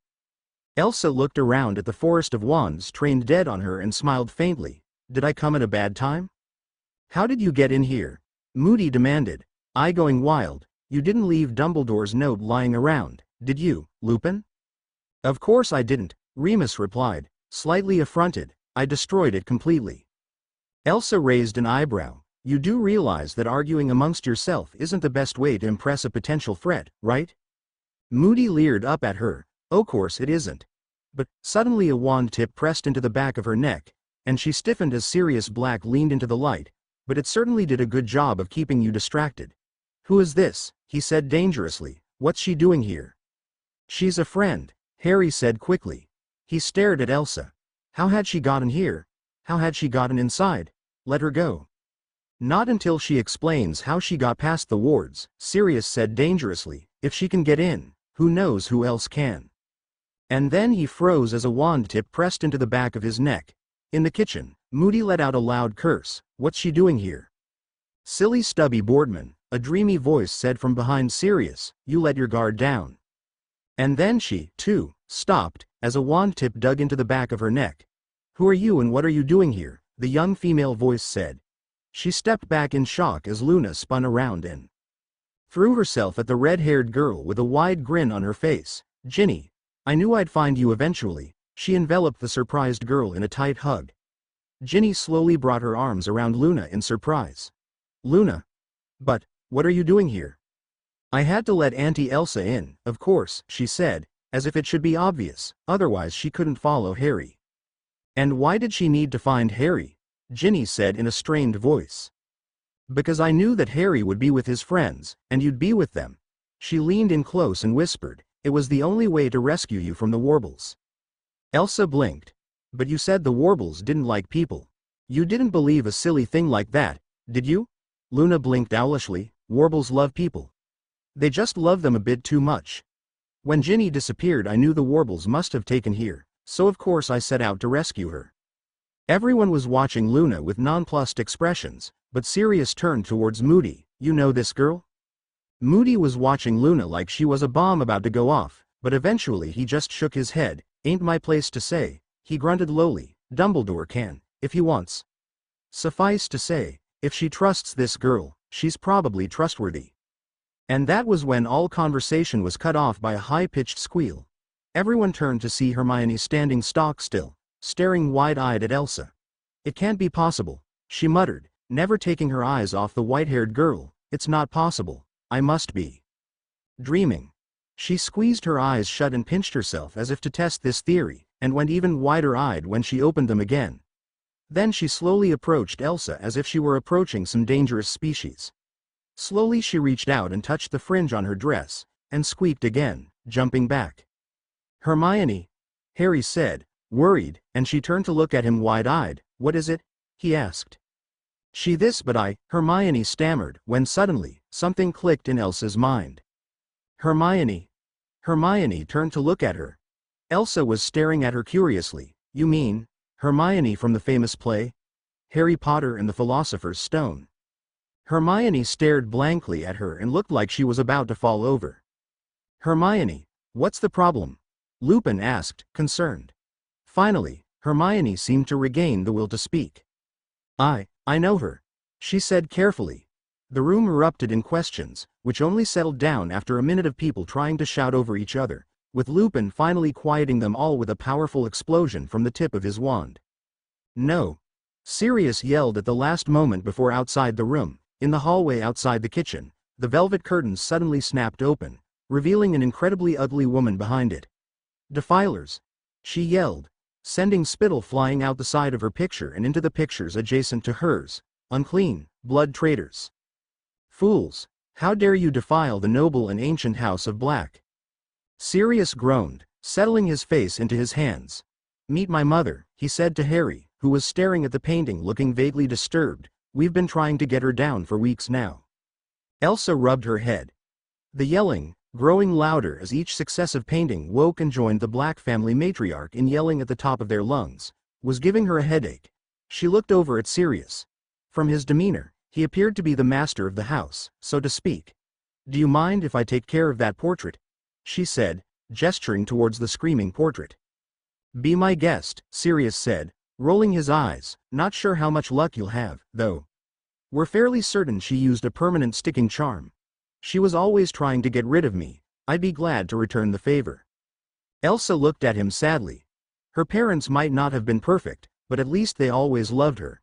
Shrugging, she walked down to the portrait and bowed slightly. It wouldn't be seemly for a queen to bow any deeper, even to other royalty. "Excuse me, would you please be quiet? These people and I are attempting to have a conversation. Maggots unworthy of the dung off the boots of our fathers." Elsa smiled sweetly. "As you wish." An instant later the Black family matriarch froze mid-sentence. Then a crack ran up her portrait. Then another. And another. And finally, ice crystals growing across its front, the portrait fell to the ground. And shattered. Elsa looked up and down the suddenly silent row of portraits in the hallway mildly. "Any other takers?" Almost as one, every one of the portraits abruptly pretended to be fast asleep. "Good," Elsa said, smiling faintly. "Who are you?" Sirius said in odd disbelief. "She's Queen Elsa, Queen of Arendelle, and the Snow Queen." Everyone turned to stare at Hermione, who blushed brightly. "Sorry, my parents love that movie." Lupin raised an eyebrow. "Movie?" Her blush faded. "Oh, I forgot you wouldn't know. Movies, they're things muggles use instead of moving photographs. It's like plays except recorded and put up on a big screen." Lupin's forehead wrinkled. "You're saying this girl is from one of these movies?" "Wait." Harry was staring at Elsa.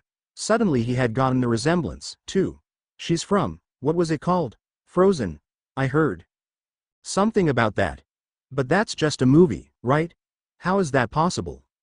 Elsa shook her head. No, you've got it all wrong. You're Harry Potter, right? Harry blinked. Yes, so? Elsa's eyes widened, because you're from a play that was wildly popular in Arendelle several years back. So popular they already made a sequel, and are even working on a third. What were they called? The Philosopher's Stone was the first, and then it was the Chamber of Secrets.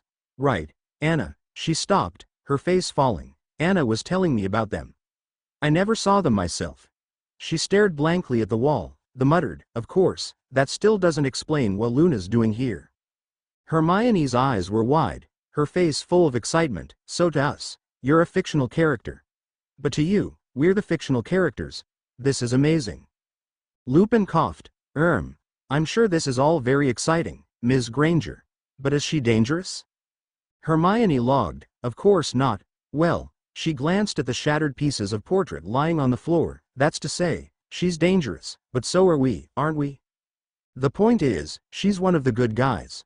I mean, she was kind of the antagonist, but the real antagonist was that prince that was trying to marry Anna, wasn't he? Everyone was looking at Hermione like she was mad. Save for Luna, of course, but Hermione wasn't sure that that made her feel any better. But how did you get here? She said curiously. Elsa grimaced. The Troll King. He wanted to send me to another universe, but then I ran into this other person. He called himself Q. He was the one that sent me here. She growled. The next time she saw him, she would make him regret it, maybe even more than the Troll King. Hermione started hyperventilating. Elsa sighed. She was tired of dealing with all these new people. Her entire focus had just been on getting here, but now that she was here, she just wanted to get away. She looked around, her grimace deepening as she noted the dust and grim shadows that hung over every surface. Of all the places she could have chosen to come, are you particularly attached to this look? She said, raising an eyebrow at Sirius, who was still staring at the broken pieces of his mother's portrait. I'd like to lighten things up a bit. He nodded blankly. There wasn't much she could do through the wards, anyway. Elsa hiked up her skirts slightly, and slammed down her foot, sending a resounding crack echoing through the room. Nothing happened. She frowned. It felt like something was pushing back against her magic, for lack of a better word. Letting out a growl of irritation, she brought up her foot and slammed it down with more force. This time a small snowflake appeared on the ground. It fluctuated, as if something was trying to force it to disappear, and she grinned. It was nice using her powers like this. It had been too long since something had actually fought back against her. Loosening the tight chains she kept on her powers, she let out a long breath, causing the room temperature to abruptly drop 20 degrees. The snowflake on the floor suddenly expanded to its full size, and then even further, flashing out of the room, covering every surface in its path. A scant few moments later she allowed it to fade. She knew the entire layout of the house now. Some parts of it had been cleaned to the point where they were almost livable, while others were still covered with that same dark miasma that seemed to ooze over everything in the entryway. Do you care about any of the dark stuff you've got in the house? She asked Sirius. Again, he shook his head fairly blankly. Most of it's old family stuff. We've been trying to get rid of it for weeks. Excellent. She reached down as if grabbing something invisible in the air and heaved upwards, sending out streamers of power into the floor, walls, and ceiling. And then, at first just a little bit, and then more and more, everything changed. The floor suddenly changed from its grimy dark wood to pure white, resembling nothing more than a combination of ice and marble. And that was only the beginning. Elsa closed her eyes and just let the magic flow, letting expanding fractals flow through her, flowing through the house like a torrent of light. Hundreds of tiny creatures fled in terror from the expanding flow of ice, as the entire house morphed and moved under her delicate control. Pillars erupted from the floors and ceilings, replacing walls and opening up rooms that had not seen light in dozens of years. Exterior walls suddenly retreated, replaced by wide, open windows that for the first time in living memory let in beams of blazing sunlight and a broad view of the Muggle city of London. And finally, Elsa added one last, personal concession. A tiny cupola at the very peak of the building, just large enough for one person, and made entirely of crystal clear ice, giving a vast, expansive view of the sky. She had crushed most of the dark artifacts in the house as her wave of power fled through the building. Only a few items remained. She caught them up in her power and brought them down to hover before her. A few rings, a single quill that seemed to be dripping blood, and a simple silver amulet. These would be harder to destroy than everything else, Elsa said. Someone did not want them destroyed, but I could try. Sirius shook his head weakly. It would probably be better for Dumbledore to take a look at them first. She nodded regally. Right now that she had at least found people that knew who she was, she just wanted some time to herself. Very well, she said, unless you need anything else, I would like some time alone. I will be in the highest place in the house. Good day. Without another word, she swept away, leaving a group of very confused wizards behind. Save for Luna, of course. She just watched everyone, a tiny smile on her face, as if waiting for the explosion. She was not disappointed. Thanks for reading. Chapter 5. Muse still chugging merrily away. Hope you enjoy. Chapter 5. Conceal, don't feel. It was strange, Elsa thought, letting the old ways back in again. For 100 years she'd been able to drive away the cold with a burning heart. Now, though. Now, if she let herself feel, she might send the planet into an unrelenting winter and have no way back. Peace. Calm. Tranquility. Come on, you're 121 years old, you shouldn't be letting your feelings get the better of you anymore. She didn't feel 121, though. Maybe there was some physical aspect to getting old that she had missed out on, but she didn't think she felt that much different now than she did 100 years ago. Just another one of the curses of immortality, she thought angrily, before catching herself. Peace. Calm. Tranquility. But despite her best efforts, the bizarre summer blizzard that had hit London seemingly out of the blue only worsened. She knew she had to stop. She knew that she had to thaw the frozen skies, just like she had done 100 years before. She just couldn't. For 100 years, Anna had been her rock, always there to listen or to support her. With her gone, frankly, she was surprised she'd managed to hold it together this well. She groaned, and the temperature outside dropped another 5 degrees. Peace. Calm. Tranquility. She recited the words over and over, hoping that somehow they'd begin to work. But outside, the blizzard only worsened. In the kitchen far below, Hermione had finally finished explaining the concepts of movies Sirius Black and the other members of the Order that had been able to stay and listen. Kingsley Shacklebolt and Tonks had, unfortunately, had to return to the Ministry to attempt to help with the sudden blizzard that had appeared violently over London. Even more confusingly, it was somehow able to penetrate even through the Wizarding London wards. For the first time in 257 years, Diagon Alley saw a true blizzard. That it was happening mid-July only made it worse. So you're saying that she's the one causing this blizzard? Lupin said curiously. The power that would require, I can't even comprehend it. I don't think even Dumbledore knows how to do something on this scale. Hermione frowned. It's the only thing that makes sense. But at the same time, it doesn't make sense. Why would she want to freeze London? She's one of the good guys. In the movie, she only froze Arendelle because she was afraid, but then she figured out how to thaw it at the end. So why would she do it again, here? And how can we get her to stop? Sirius, on the other hand, was having the best time he'd had in months, if not decades. He'd found all the portraits tossed in a basement closet, and had promptly slammed the door shut and put so many silencing charms on it that it was unlikely to ever fade entirely. Then he'd come back up to the kitchen, warmed up some cocoa, dragged out several of the formerly blood-red and dusty chairs, not snow-white and sparkling clean, and was now sitting and watching the open sky with a huge grin on his face. I don't care what she does, he called, eyes fixed on a muggle car that went skidding by, narrowly missing a lamppost. As long as she leaves the house like this, she's okay by me. Lupin rolled his eyes. Well, the alterations don't seem to have weakened the wards at all. Though I'd like to wait for Albus to confirm that completely. But for now, I think our priority should be figuring out what is causing her to react so negatively. Have you considered, I don't know, asking her? Harry stood in the doorway to the kitchen. A few minutes before they'd heard faint sounds of yelling from upstairs, and now Harry stood without the familiar presence of Ron Weasley, and his face had a decidedly uncharitable slant to it. I know it's almost unbelievable, he said, eyes shooting daggers at everyone in the room, but sometimes people just want to have someone to talk to. Hermione looked guilty, but pressed on, But we don't even know what the problem is. At the end of the movie everything was going well. What could have changed so completely? Harry threw his hands into the air. I don't know, ask her and find out. He looked around, annoyed, and then raised an eyebrow. Actually, you know what? That's what I'm going to do right now. I don't know that I want to be around anyone in here anyway. Harry, wait, Hermione pleaded. But Harry ignored her and turned around, disappearing down the hallway. Hermione made to stand and follow him, but Lupin reached out bracingly. Hermione, it's probably best to just give him some time alone. Boys his age can be difficult to understand, sometimes. She sighed and nodded. He was a teacher, after all. He was probably right. Buckbeaks watched Harry curiously as he walked up and down in the hippogriff's room.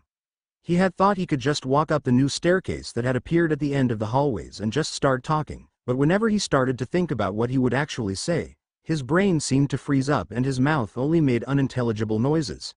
What would he actually say to her? Now he was annoyed that he had yelled at Ron and Hermione. If he hadn't, maybe he could go and ask them for advice. His gaze wandered over to Buckbeak. Really, it shouldn't be so difficult, should it? He was a Gryffindor. They were supposed to be brave leaders, not hiding in the back room. Just like with Buckbeak. If you approached a hippogriff half-heartedly, you'd just get attacked. He firmed his resolve. That might not be the best way to do something, but at least it would be the Gryffindor way. Thanks. Buckbeak, he said. The hippogriff cocked its head at him. He grinned back. I'll get you a whole wheelbarrow of fish later. For now, it was time to be brave.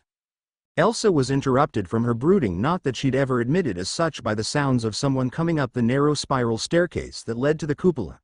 They paused at the top of the stairs, and, after a moment, came over and sat down next to her. Only a few feet away. Such fearlessness was surprising. Or at least, it would have been, in another world. It must be nice, she muttered, almost to herself, not having to worry about everyone looking at you like a threat instead of a person. The person choked out a laugh. You're telling me, Harry replied. Elsa slowly turned. It was Harry. Of course it was Harry. Somehow she'd known that it would be him. She raised an eyebrow. What do you mean? He snorted. Everyone's so focused on what I am that sometimes it seems like they forget that I'm a real person. Not just some abstract thing, or a game piece you can move around on a board. It must be hard, Elsa said, turning to look out at the blizzard. Part of her wanted to send him away, but another part wanted him to stay. His words struck a certain chord somewhere inside her, and at least while she was distracted, the storms didn't seem to be getting any worse. You're telling me, he repeated, I mean, I can understand trying to keep some things a secret. But not telling me anything? And that's not all? And the next thing he knew, Harry was telling her his entire story. Fighting Voldemort in first year. Saving Ginny from the Chamber of Secrets in second year. Sirius Black and Peter Pettigrew in year 3. And then, even though his voice tightened up a bit, he told her of the Triwizard Tournament in year 4. And then, after I do all that stuff, do they bother to tell me anything? No, I'm the one that saved everyone, and they watch me like I'm some sort of bomb. And now Dumbledore won't even talk to me anymore. He slammed his fist onto the ground like a toddler, glaring out into the snowstorm. Elsa watched him, struggling to keep a smile off her lips. Despite her best efforts, a faint giggle soon burst forth, and soon she had to draw her arms to her sides to contain her laughter. Harry frowned at her. Hey, I'm trying to be serious here. I know, she said, another round of giggling suddenly consuming her. I'm sorry, you just reminded me of. Her smile faded, and the laughter stopped. She was always coming to me, complaining about some chancellor or another. Someone didn't approve of her marriage, or someone thought she should act a bit more royal. Darn it, she'd say, and she'd slam her hand down just like you did. I'm the one that saved the kingdom, so I can darn well dance down the main street in a toga if I want to. Harry laughed. Did she really? What was her name? Elsa's face quickly saddened. Anna. She was my sister, and my best friend. She shook her head. She was always coming to me, asking to help her, because she'd gotten Kristoff, that was her boyfriend, later husband, thrown in jail again. Or they'd accidentally let the reindeer herds loose. Or they'd turned everyone's hair blue. She smiled reminiscently, before her face darkened. Of course, that was before everyone started to fear me. Harry was genuinely curious. Now, It had taken him single-handedly defeating Voldemort as a baby to make him famous. What could have done the same for this girl? She wasn't that much older than he was. What happened? She stared off into the distance. It started just a few weeks after Anna's and Kristoff's wedding. 95 years before. Queen Anna, King Kristoff. A messenger ran into their honeymoon palace, heavy gasps ringing from him, his eyes wide. Raiders. He wheezed. From Wesselton. They're attacking villages on the western border. Anna's eyes darted to Kristoff's with worry. He smiled reassuringly, and she turned towards her servants. Order any men available to arm themselves and make their way to the western border. And see to this man. I want him to get the best care available. She quickly poured him a glass of water from a nearby sconce and handed it to the weary messenger. You've done well, she said quietly, now get some rest. As soon as he left the room, she spun to face her new husband. After the trouble she'd had with moving too fast before, they had dated for nearly 4 years before finally getting married. She'd only hoped they'd have some more time together before any other trouble came. She sighed, what are we going to do? Kristoff smiled.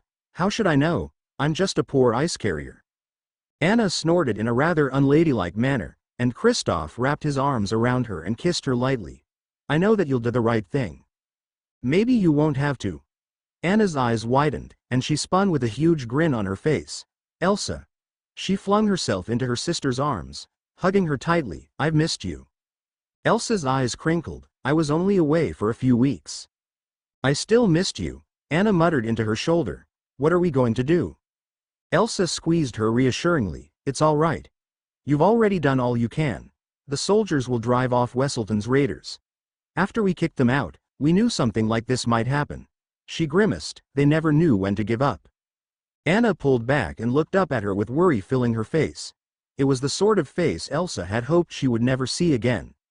I have a better idea, Elsa said suddenly. You stay here. Enjoy the rest of your honeymoon. I'll take care of Wesselton.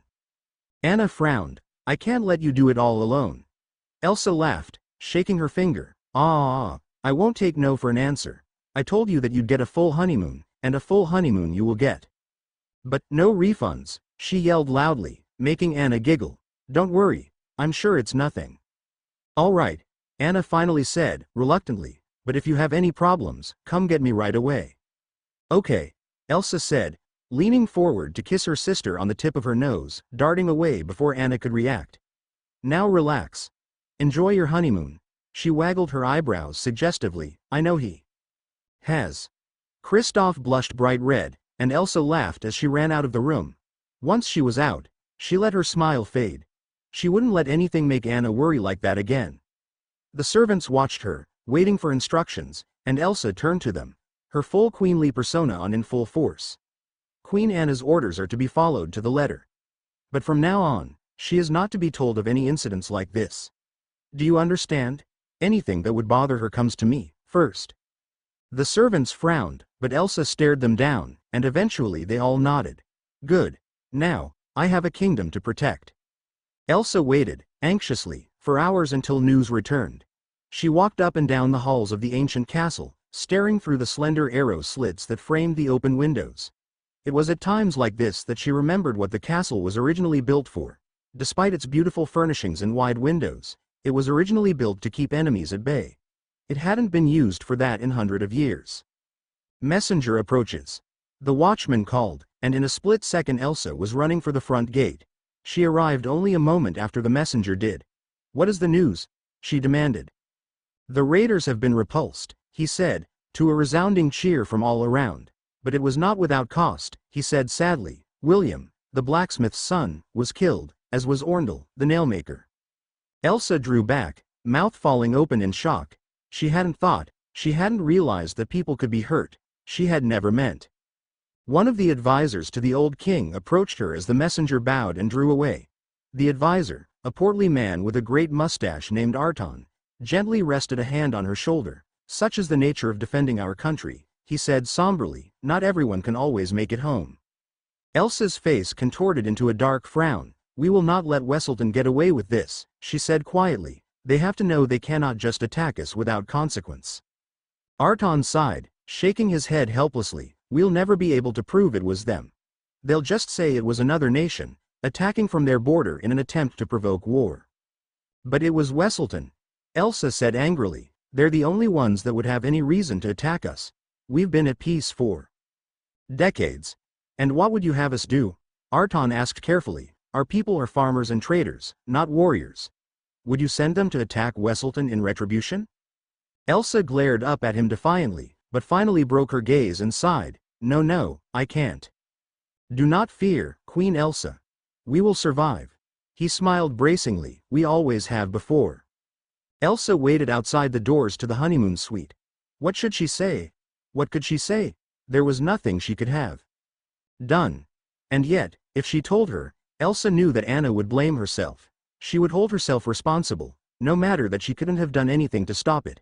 And then she would worry, and fret, and dither, and Elsa could never forgive herself if she was the cause of that again.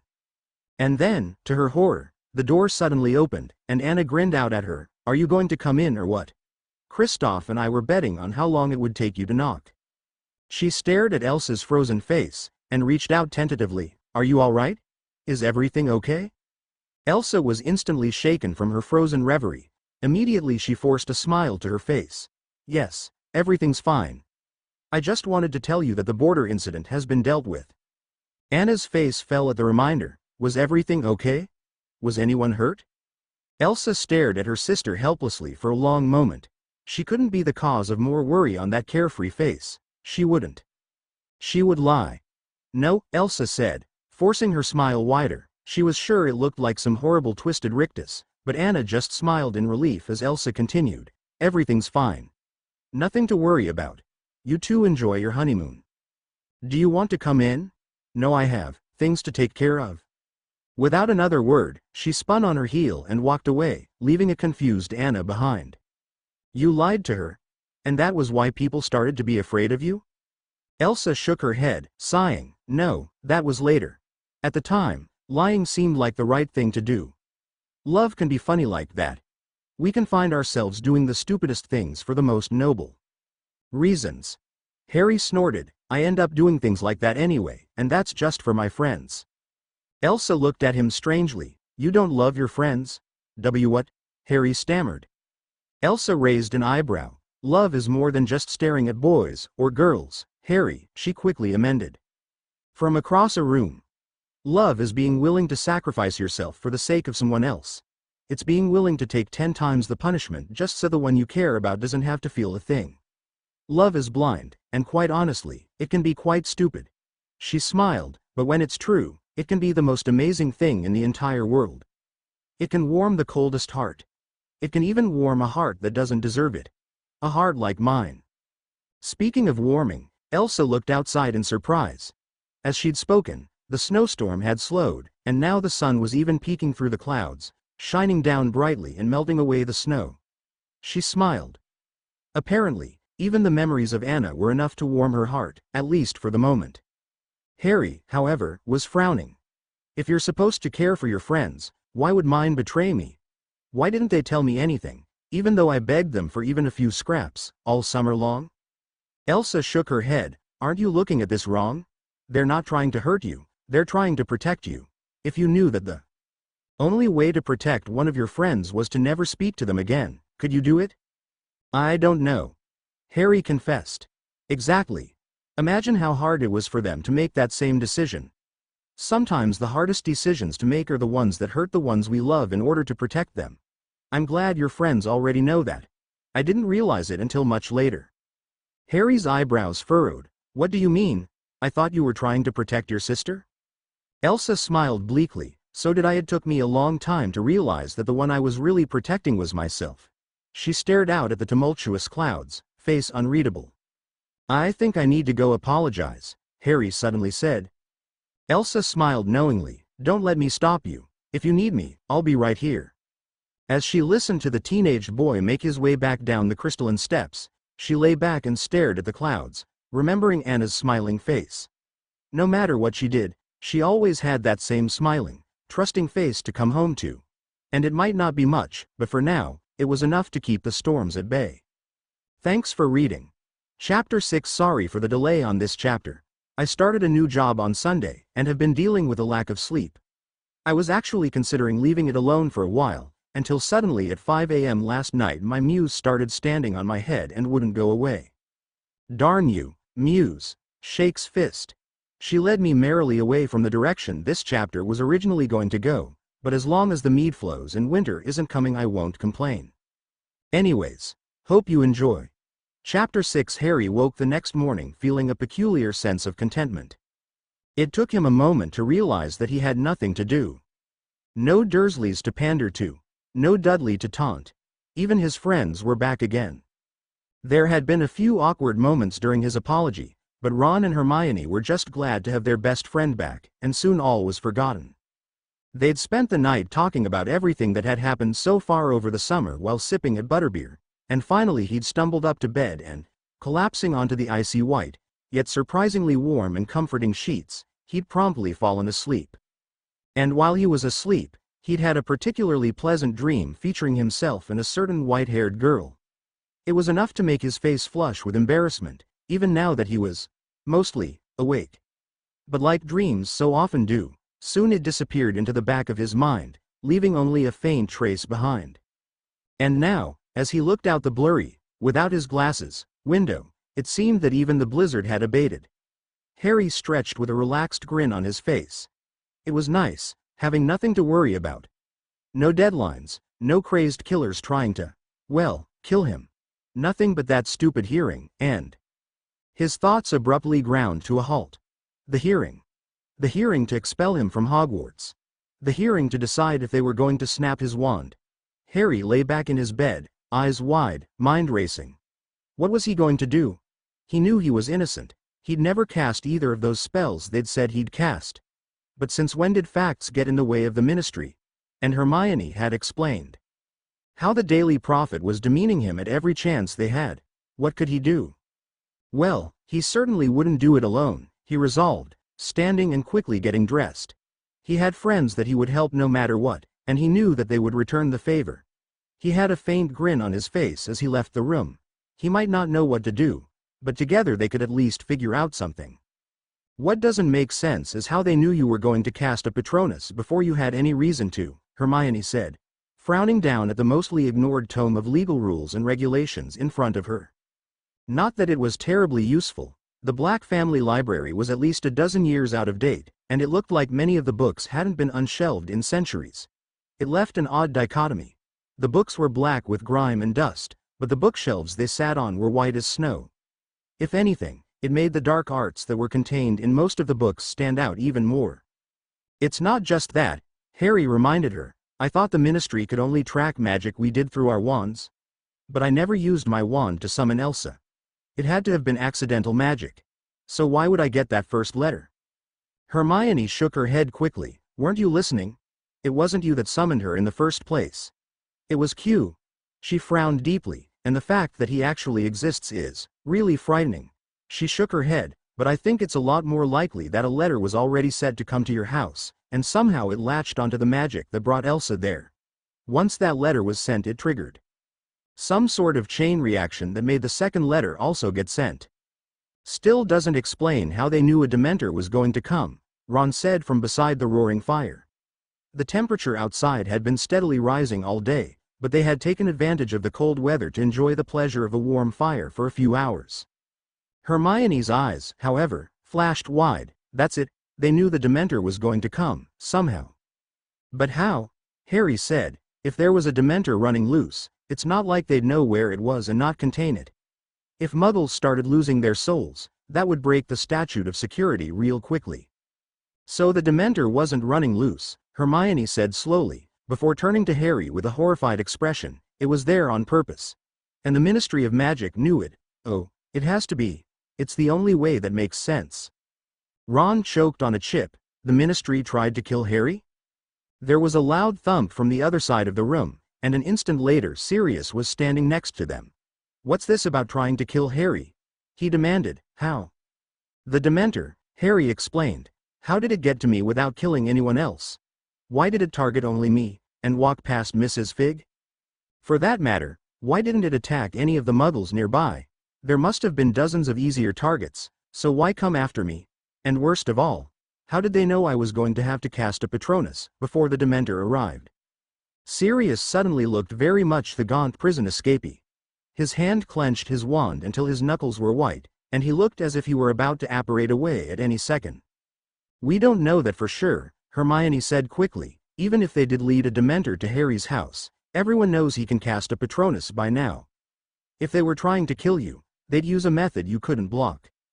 But if they were just trying to get me expelled, Harry muttered darkly. I'll kill him, Sirius said, slowly. I'll hunt him down and kill every last one of them. He could have been killed. He almost was. I'm right here, you know, Harry said mildly, and if you recall, I wasn't. Elsa saved my life. Which, at the moment, makes her the second best offer for godparent. If you go off and get yourself killed, do you really want me to have a princess as a godmother? Sirius' eyes went wide, then he glanced at Harry, annoyed. Fine, he finally said, I get the point. No murder. He turned away, muttering just loudly enough for Hermione to hear, for now. Hermione frowned, but let the comment slide. Either way, it's terrible, she said. I mean, we already knew the Ministry was trying to discredit you, but actually trying to kill you. I don't know that it should be any surprise, Harry said. Lucius has always been in with the Minister, and if you recall, he's one of Voldemort's personal cronies. It would probably be more surprising if the Ministry wasn't already under the Dark Tosser's control. Language, Harry, Lupin said, striding into the room and shaking off his coat, and Dumbledore still has hopes of turning the Ministry to our side. And we've all seen how well Dumbledore's plans have been turning out, Harry said sarcastically. Lupin gave Harry a reproving look. Professor Dumbledore, Harry. Also, please consider the repercussions of losing the support of the Ministry completely. They control the wizarding world. Without their support, or at least ambivalence, none of what we're trying to do here would be possible. And what is that, exactly? Hermione said pointedly. Lupin frowned. You know I can't tell you that, Hermione. Just rest assured, we cannot afford to alienate the Ministry right now. Ever after they've tried to kill Harry? Sirius asked sharply from a chair in the corner. While nobody had been paying attention, he had poured himself a glass of some sort of green liquid and was nursing it with a murderous expression. Lupin turned in surprise. What do you mean? Sirius didn't look up from his drink. How, pray tell, did the Ministry send Harry an owl warning him for casting a Patronus charm, before a Dementor even arrived? How did that Dementor get to Privet Drive without leaving a trail of soulless husks across Britain? And how, exactly, did the Ministry already have a very finely crafted letter telling Harry that he was expelled and his wand was to be destroyed, mere minutes after he was attacked? Aye, Lupin stammered, clearing his throat. I'm certain Dumbledore has a perfectly good explanation. I can't wait to hear it, Sirius growled, but isn't it a bit strange that he's chosen just now, of all times, to not show up? You'd think that Harry would deserve some sort of assistance, considering his life was put into danger once again. Lupin started to glare at Sirius. I'm not going to start doubting everyone just because of a theory. Especially not Dumbledore. Have you forgotten all he's done? For all of us? Sirius frowned, but sank slightly into his chair and was silent. Lupin turned towards the trio. Nonetheless, this is a very important discovery. I'll make sure Dumbledore is informed. It could profoundly impact how we deal with the Ministry in the future.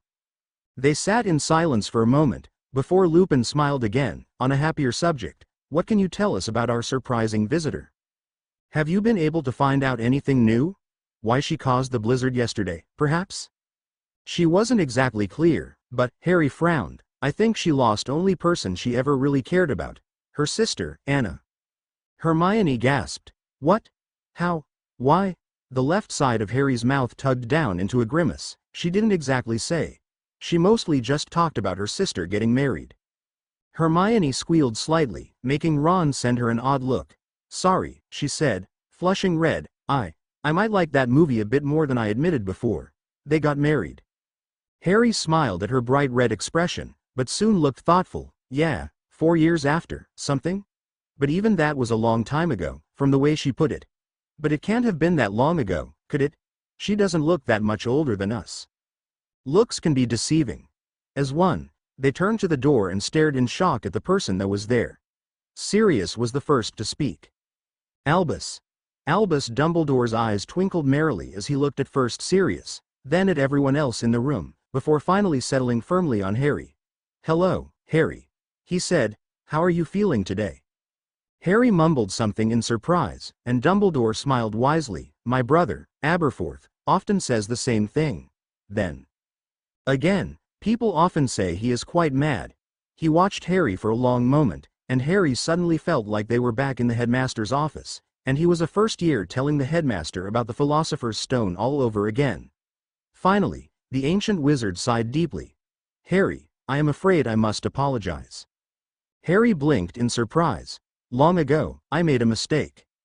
"A very simple mistake, but that does not condone its severity." Dumbledore smiled sadly. "When I brought you to your aunt's doorstep, I had assumed that she would feel love for you, as any aunt should for the child of their sister. After waiting a scant few weeks, I returned to ensure that the wards had taken hold. When I was there, I tested their strength, and was startled by their weakness. But I reassured myself that they should only respond properly to one who had evil intentions. I allowed several alchemical devices to sample those wards, and have been watching over them ever since. I assumed that, so long as their strength remained constant, there was nothing to worry about, and the last thing that I wanted was to meddle with your childhood. So I left you alone, and only watched from a distance." Dumbledore suddenly looked incredibly tired, and Lupin quickly summoned a chair for the headmaster. "My assumptions were wrong. The fact that a Dementor, perhaps one of the evilest creatures to walk this earth, was able to penetrate them without a struggle, only goes to show how much, because of the foolishness of an arrogant old man, your life was placed into danger that it never should have faced."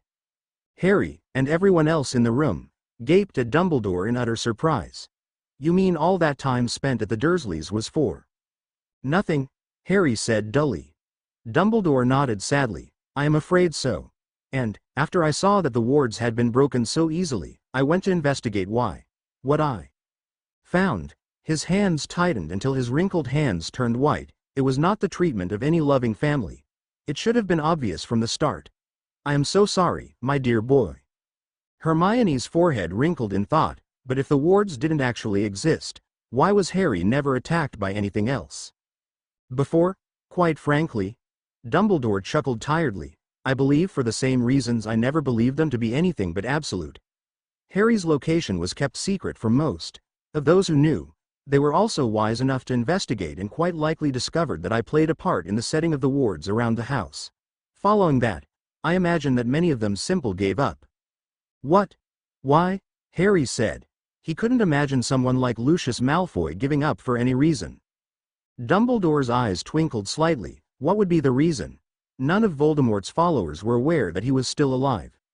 Attacking you would have been little more than a petty act of revenge, and men like Lucius Malfoy," his eyes twinkled a little brighter, "are far too practical to lower themselves to revenge without profit."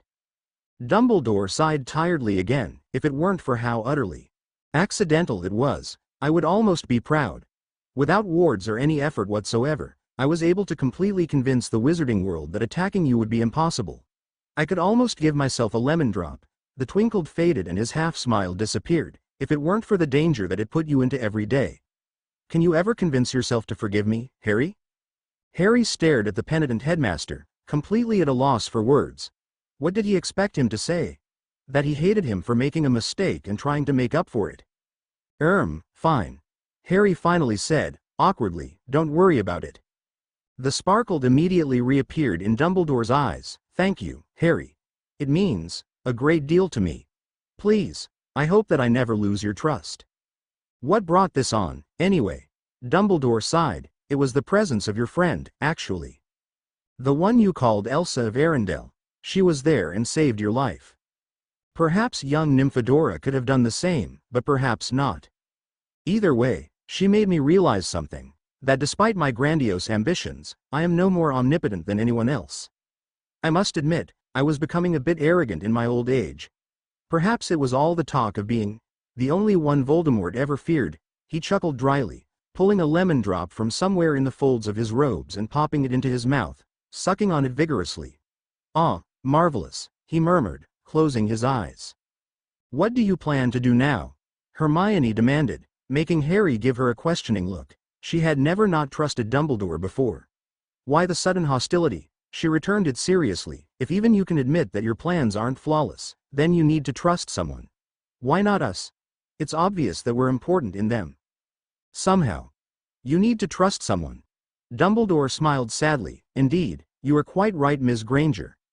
However, I am afraid that you three are not yet ready for the full truth. At the very least, I must discuss the subject with someone else. Someone whose wisdom I trust implicitly.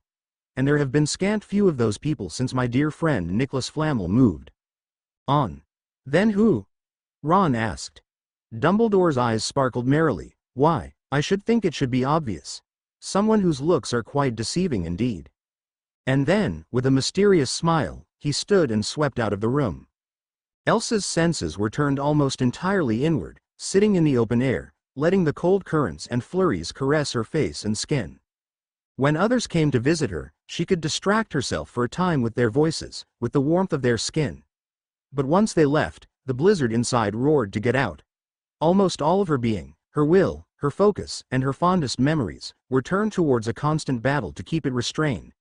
Contrary to her expectations, as she had grown older, the storming emotions inside had only gotten harder to control, not easier. Every bit of herself was focused on herself. And yet, somehow, she still knew. Someone was approaching, someone with real power. A tiny bit more of herself turned towards them, giving out a little warning burst of cold. To her surprise, rather than trying to blast it away with heat or simply ignore it, they matched it with a tiny, equal burst of heat. It was almost playful. Slowly she turned, finding an ancient, white-bearded man regarding her with eyes that seemed oddly devoid of their usual twinkle. They stared each other down for 5 long minutes. Finally, as if he had discerned something important from their silent moments, the bearded man chuckled and shook his head, his long beard waving in the breeze. Hello. My name is Albus Dumbledore. He offered an ancient, wrinkled, yet surprisingly strong hand, and after a moment of pondering, Elsa reached out and took it. On contact, it seemed to warm her icy skin, sending streamers of heat throughout her body. Then he released his grasp, and the warmth was gone, but his smile was stronger than ever. Elsa looked curiously at him. He had a presence of the sort that she had never felt before. Fiery and yet controlled, like steel but with a softness to it. Through the cold air that surrounded him, she felt his aura. Power radiated from him in waves, and even more from his wand. Amazingly, it seemed to be almost as powerful as he was. And that was when it was quite powerful indeed. Elsa finally nodded politely. This man might not claim to be royalty, but men of his power and stature deserved respect. I am Elsa of Arendelle. She said simply. Titles were for impressing those who could be impressed. She highly doubted that any title would impress this man. So I have been told. You have a striking presence, Lady Elsa, Dumbledore said seriously. When I first looked at you, I must confess that I attempted to probe your mind. What I found there was mental discipline unlike anything I have ever seen. Discipline like that cannot have been developed in such a short time as you appear to have been alive. I know it is often considered impolite. He smiled merrily, but would you mind telling me how old you really are? And why you seem to bear such guilt on your shoulders? Elsa blinked, startled. Guilty? How would he know? And then she saw it. It was a certain slant, in his shoulders, maybe. He exuded confidence, just beneath his external layer of calm. But then, somehow, hidden beneath even that, there was guilt, there. Guilt that had been there for so long for it to become a normal part of his being. And Elsa recognized it. It was the same guilt that she saw every time she looked into the mirror. I am 121 years old, Elsa said simply, and I have done things in that time that would be enough to make anyone guilty. At the bottom of the staircase, Harry stood, eyes wide. Then he quickly turned and walked away, his mind working quickly. He had many things to consider. Not the least of which was that the girl that saved his life, the girl who he'd been having dreams about, was nearly 10 times older than him. To be continued. Thanks for reading. Chapter 7. Sorry for the slight delay on this chapter. Real life intervenes, like it always seems to do. In any case, I'm trying to get back into writing again. I doubt I'll be able to keep up the one-a-day rate I started this FIC with, but I'll at least try to update more often than this last wait. Also, this chapter's a little short, but don't worry, that's just a temporary thing. Like I said, getting back into the swing of writing is a challenge. Kinda like running a marathon. You can't just go out and do it from scratch. Anyway, hope you enjoy. Deep in the bowels of Riddle Manor, beneath the ancient layers of dust and sheet-enshrouded furniture, and far from the prying eyes of any unfortunate muggle, Lucius Malfoy knelt before his master. "You called for me, my lord," he said. "What do you desire?" "Lucius," Voldemort said softly, as if the man had not spoken. His eyes were fixed on an unmoving portrait on the wall. "Your plan is not working." "Displeasure?" Lucius silently began to sweat beneath his white mask. "Perhaps we haven't given it enough time. More time for the message to set, my lord." "No," Voldemort snapped, "his dreams remain his own, despite all the power of my legilimency." "But the bond is irrelevant," Voldemort said flatly. "Any time he starts to dream of the corridor and the prophecy, his dreams shift to some girl. And his dreams are not even of anything of interest, simply childish fantasies. No, the bond must be weaker than you had assumed." Lucius's lips twitched downward. Even he, as in control of his emotions as he was, would be affected by the dreams of a hormone-filled adolescent. That the Dark Lord showed no reaction at all only went to show how far away from being truly human he had gone. Such thoughts occasionally disturbed Lucius. Late at night, as he lay next to his wife, with his son down the hall, Voldemort abruptly turned to face Lucius. "Face impassive, fortunately for you. I do not blame you for this error. The vistas of magic I have explored are beyond those seen by any other, so it is right that they should be confusing to even a man of your talents." Lucius bowed deeply. "Thank you, my lo." "Not so quickly, Lucius. Your plan was a failure. It has already cost us nearly a month. I cannot wait much longer to be in possession of the prophecy. Therefore," his eyes seemed to redden slightly, as if in anticipation, "we will return to my original strategy." "But my lord," Lucius began quickly. "Do you mean to question me, Lucius?"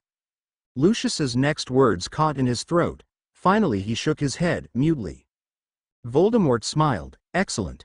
Have no fear, my loyal servant. You will lead our attack on the Ministry. If your planning is sound, none need ever know you were ever there." "Yes, my lord," Lucius managed to choke out. "I must leave, to make preparations." Voldemort nodded absently, his attention once again focused on the portrait on the wall. Blood pounding in his veins, Lucius withdrew from the room. A moment after he left, an explosion shook the room, as the portrait was obliterated from reality. Another piece of the old Riddle Manor annihilated forever. Lucius's mind blurred to blinding speeds. Leading an attack on the Ministry was practically suicide, if even the slightest thing went wrong. But nothing would go wrong.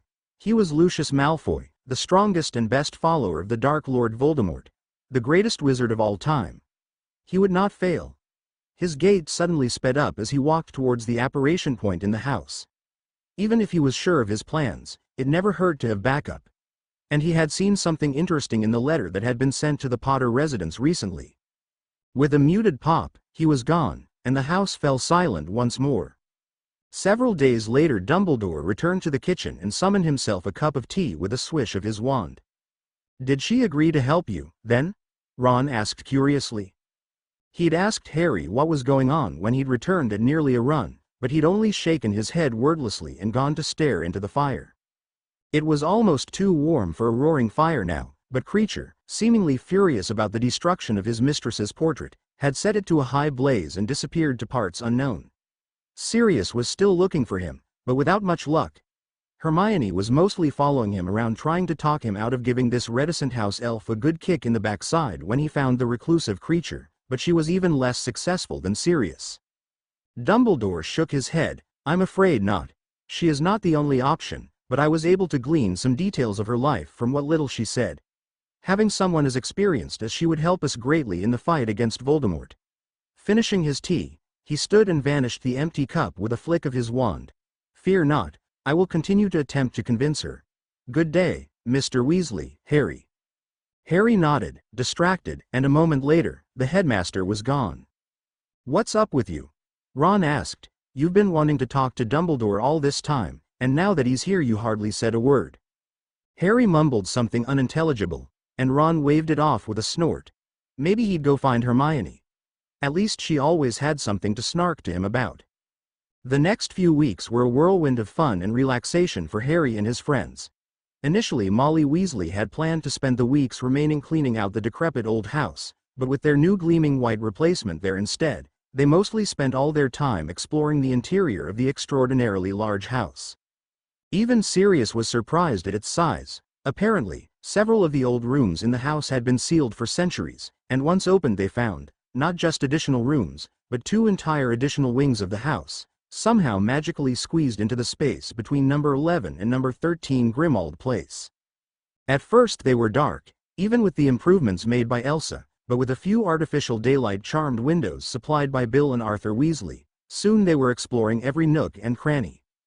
"I suppose it makes sense," Sirius said one day, having found yet another secret loft, this one containing dozens of easels and what appeared to be ancient art supplies, amidst the dust that everyone assumed were the remnants of crushed dark artifacts. After all, this was the Black hereditary home. When I was born, the House of Black was already in decline, which probably wasn't helped by all the cursed stuff they'd accumulated over the years. He kicked at the dust, sending a plume of it into the air, tiny motes glittering in the artificial sunlight. But at one point they were one of the largest and richest magical houses in Britain, if not the entire world. It wouldn't make much sense to have all that squeezed into one average-sized house. That had led to an excited chain of questions from Hermione about the history of the magical families, eventually leading to a beleaguered Sirius showing her the library and then locking her inside. It was 2 days until they found her, and Molly yelled at Sirius for almost an hour, but to everyone's amusement, if not surprise, Hermione hadn't even known the door had been locked. When they found her, she was asleep amidst a massive pile of books on every subject from politics to alchemy, and afterward they had to make her promise to eat and sleep responsibly or they'd be forced to allot her visiting hours. But on the flip side of their exploration and excitement, the impending threat of the Ministry hearing drew ever closer. Whenever they weren't digging through ancient rooms or playing wizarding chess, Hermione had them reading ancient texts on similar cases in the library. "Oh look," Hermione said, "here's a good one. A young half-blood defended himself from a Lupin attack in the presence of 2 muggles, and he got off entirely. Oh, but apparently he got eaten by the Lupin, and the muggles did too. Never mind." Harry glared at his bushy-haired friend. "Thanks, Hermione. Maybe if I'd just gotten my soul sucked out, they'd let me off, too." She just snorted and flipped to the next page, sending a cloud of dust in Harry's face. Harry sneezed indignantly and looked to Ron for support, but he just shrugged, giving him a look that seemed to say, "You probably deserved that one, mate." Harry sighed. Dumbledore would come by almost every day for a short time, going up to the top of the house to speak with Elsa. Nobody knew quite what they said, but each time he returned alone, and each time Harry thought he looked a little bit more discouraged. As for Elsa, well, it quickly became apparent that she didn't need to eat, as she never left her eyrie, even for Molly Weasley's delicious meals. Harry occasionally found himself pacing at the foot of her staircase, but inevitably found himself distracted by something or someone else. What could you really say to someone nearly 10 times older than you? And at last, the day of the hearing drew near. Elsa launched herself from the ground in a cold sweat. The windows were coated with rime ice a foot thick. Out the heavily ice-encrusted windows, a blizzard raged, the wind moaning like a caged beast. "No," Elsa whispered. She hadn't meant to do that. Love, she had to feel love, but as she closed her eyes, trying to feel that surge of warmth inside, the faces of the people of the Wesselton flashed in bursts before her eyes. In the blizzard outside, their faces began to form from the icy slush, gazing at her with mournful dead eyes. "No," she yelled. "Elsa." Elsa sat up with a start. The sun shone through the clouds outside, and the temperature was only a few degrees below normal. The chains on her power held fast. But her heart still pounded like a drum. "Elsa," Harry's head poked up from the staircase, and he looked at her curiously. "Are you all right?" "No, yes," she replied steadily. She paused, took a deep breath, and tried to slow her rapidly beating heart. "It's been a while since you visited," she finally said curiously. "I was beginning to think you'd forgotten I exist." His cheeks pinked slightly. "No, I just, he coughed, quickly continuing, "everyone is going to the hearing. I thought you should know. I mean, Sirius is going to be here, but he's a bit different when he gets left here alone. Even now that you've made the place a bit more sane." Elsa's face involuntarily twisted into a smile. "I'm sure you're not coming to me for advice. After all, I know little of your world's legal systems. I had a hard enough time with the ones in my world. Harry snorted. Yeah, I know. Elsa eyed him curiously, and he pinked again. Hermione made me watch your movie. Well, not your movie.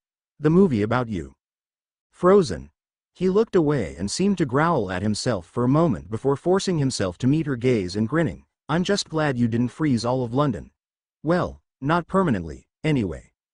Elsa's faint smile never left her lips as she watched him. Finally she shook her head, and reached out, tapping Harry on his scar. Remain cool-headed, she said. Present your case clearly and well. And relate yourself to them. And if you have any problems, she turned and raised her hand up high, bringing it down a moment later with a crystal-clear sphere of ice in her hand. Smash this. I will know where you are, and I will try to help you, if I can. Harry blinked, and she reached out and deposited the small sphere in his hand. He stared at it curiously. It's not cold. Of course not. He stared at it for a moment longer, then up at her. But, why? She smiled slightly. Because I don't want it to be. Harry rolled his eyes. I mean, why are you helping me? Because what I'm doing here isn't working. Elsa shrugged. Why not? Harry slowly nodded. Well, one way or another, I guess I'll see you tonight, if that's okay with you.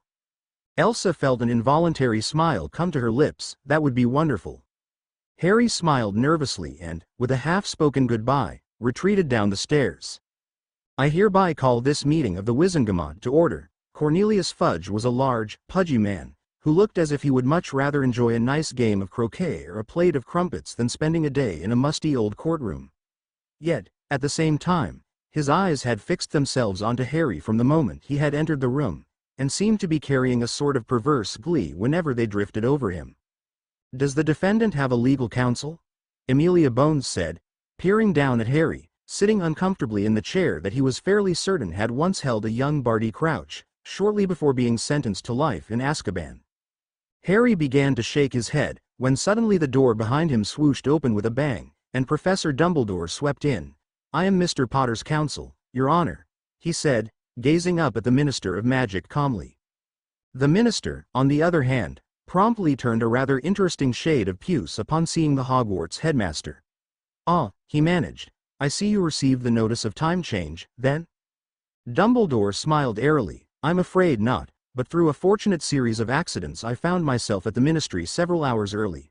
All the better for all of us, don't you think? Especially since, as the entire Wizengamot has been gathered for such a trivial affair, we may as well get it over with as soon as possible, Several of the assembled Wizengamot members looked thoughtful, but most of them just looked bored. Indeed, Fudge growled rather sourly. Very well, Bones said flatly. All parties have arrived, let us begin. Mr. Potter, do you have anything to say in your defense? Harry glanced over at the headmaster, who simply nodded encouragingly. Turning back to the assembled Wizengamot, he cleared his throat.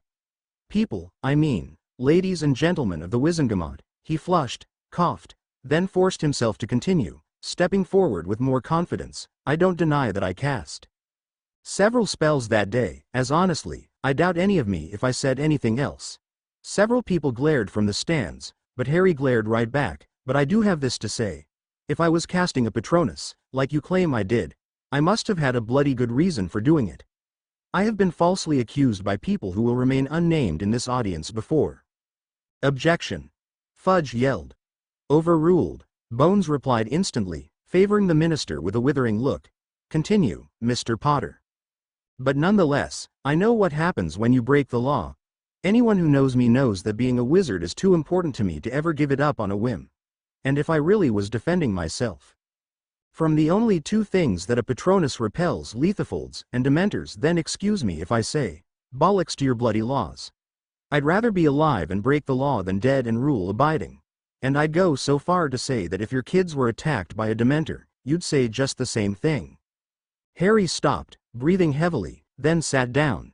That's all I have to say. The Wizengamot stared at him in complete silence, and just when it seemed like the silence could stretch on for no longer, a loud bang rang throughout the room as a young man burst through the tall doors. Hogsmeade, he gasped, leaning against the door, it's under attack by Death Eaters. Thanks for reading. Chapter 8 Muse Status. Sitting on couch eating ice cream, occasionally belching ideas in my general direction. No worries, I'll get her back in shape in no time. Right, Muse? Muse? Where did you go? Get back here. Good lord. Amelia Bones jumped to her feet. Someone get that man medical attention. I am bringing down the anti-memo wards, brace yourselves. And loud gong rang through the room, and an instant later, a veritable tide of memos crashed through the doors. It's true. One man in a bright blue suit said, memo dropping from his numb fingers in horror. They've been there for minutes already. What are we going to do? It was almost more than Amelia could do to keep from hexing the idiotic council member. We fight them off, of course, she snapped. Spinning around, she addressed the Wizengamot. I hereby abjure this hearing for a later date. We must assume that this is a full-scale attack. Her words were cut off as a side set of doors were flung open, and another ministry flunky staggered through. Trolls. He yelled. Trolls are attacking Ashford. He sagged against the wall, breathing heavily. Someone get that man medical attention. Amelia yelled. Everyone remain at your seats, and keep calm. Orders will move to take care of the situation shortly, I assure. A third door burst open, and this time it was Rubeus Hagrid, beard askew and eyes wide. Dementors. He yelled, Dementors be. Attack in Surrey. Great hordes of 'em. Dumbledore. But whatever else he was going to say was drowned out, as a roar of voices exploded throughout the courtroom. Dumbledore's face was tense and drawn. Harry, I must go. There are many people in Hogsmeade that cannot defend themselves. His words were strangely clear. The chaos of the room seemed to fade into the background, hidden behind a faint golden veil. Harry's wand was already clenched tightly in his hand. He honestly couldn't remember how it had gotten there. He felt a strange sense of readiness, like he was waiting for something to happen at any moment. Let's go, he said, shortly. How did side-along apparition work, anyway? Didn't they have to be touching? Maybe they'd use a portkey instead? Surely not Flo? No, Harry, Dumbledore said quietly, we must assume that Voldemort is looking for you. We will not give him the advantage by throwing you into the fray. But sir, no, Harry. Dumbledore said, shortly. Under the circumstances, I wish you could be at Grimmauld Place, but they will almost certainly have put up wards to prevent that. His eyes became distant for an instant, before focusing sharply on Harry. You must stay here. This room is one of the best warded rooms in Britain. Better even than Hogwarts. Even they will not attempt to take you in front of the entire Wizengamot. His face seemed to grow tighter with every word. Now Harry, I must go. Stay here. Remain safe. I will return as soon as I can. With a swish of his robes, he darted from the room and disappeared with a tiny pop. The sounds of the crowd roared to full force the instant he was gone. Above them all, however, was the cold, clear voice of Lucius Malfoy. Dumbledore leaves and yet we stay here? This is absurd. Our homes could be under attack this very instant. Standing at the podium, Fudge, who had been trying ineffectually to control the crowd, nearly tripped, turning to stare in surprise. But I thought. Malfoy startled everyone when he sprung over the railings separating the audience from the courtroom, glancing back as he walked towards the wide-open doors. You may stay here and worry uselessly. I will not sit by while my property burns. Good day.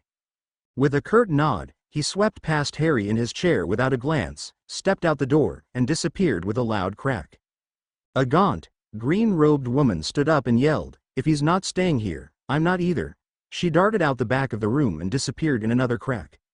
Moments later, every person in the room rushed towards the two small doors, each trying desperately to get outside the courtroom wards to return to their respective homes, each one completely ignoring the distant pleas of Amelia Bones for calm. And in the riot and confusion, not a single person noticed when Harry Potter abruptly disappeared from his seat. Harry awoke to a strange, floating sensation. This was fitting, as he appeared to be floating, his body bound neck to toe in thick magical chains. Ahead of him just a few feet, a figure walked. His pace hurried as they moved down a hallway that seemed to stretch too. Harry's eyes twisted uncomfortably as he tried to see where the hallway led. It seemed to stretch on into infinity. It also seemed vaguely familiar to Harry, faint memories drifting back from somewhere. Ease awake. A high-pitched voice rang from behind him, and Harry managed to turn his head enough to see the green-robed woman from before just before she warily backed out of his sight. You sure why won't I am awake like this? If he survives. He will not. And even if he does, no one will believe his story. In any case, it is necessary. Harry recognized the voice instantly. Lucius, he said, twisting and struggling violently against the chains that bound him, but failing to make any headway. Finally he gave up, breathing heavily. I always knew you weren't the smartest, but kidnapping someone in the middle of the ministry? That's substandard, even for you. Then again, that does sound like the sort of thing Draco would come up with. Has he been giving you ideas again? Or are you finally fed up enough with his complaining you decided to do something about it? Lucius glared down at Harry coldly. My relationship with my son is none of your concern. But if you must know, you were the one to put it at the most risk. Why, oh why, couldn't you have just seen the dreams? He frowned at Harry for a long few seconds, then sighed and looked back down the hallway. As you can see, Helga, it was necessary for him to be conscious. The hallway would not have allowed us entry without a true prophecy holder or an unspeakable. The door that had seemed almost infinitely far away, now was a scant 100 yards in front of them. Harry slowly tried to move his hands beneath the chains. They seemed to restrain his movements, but he managed to slowly slide his hand closer and closer to his pocket. If he could only reach his wand. But Lucius glanced back at him, eyes flashing over his chains as if they could see right through them. Where are you taking me? Harry asked loudly, staring straight into Lucius' eyes.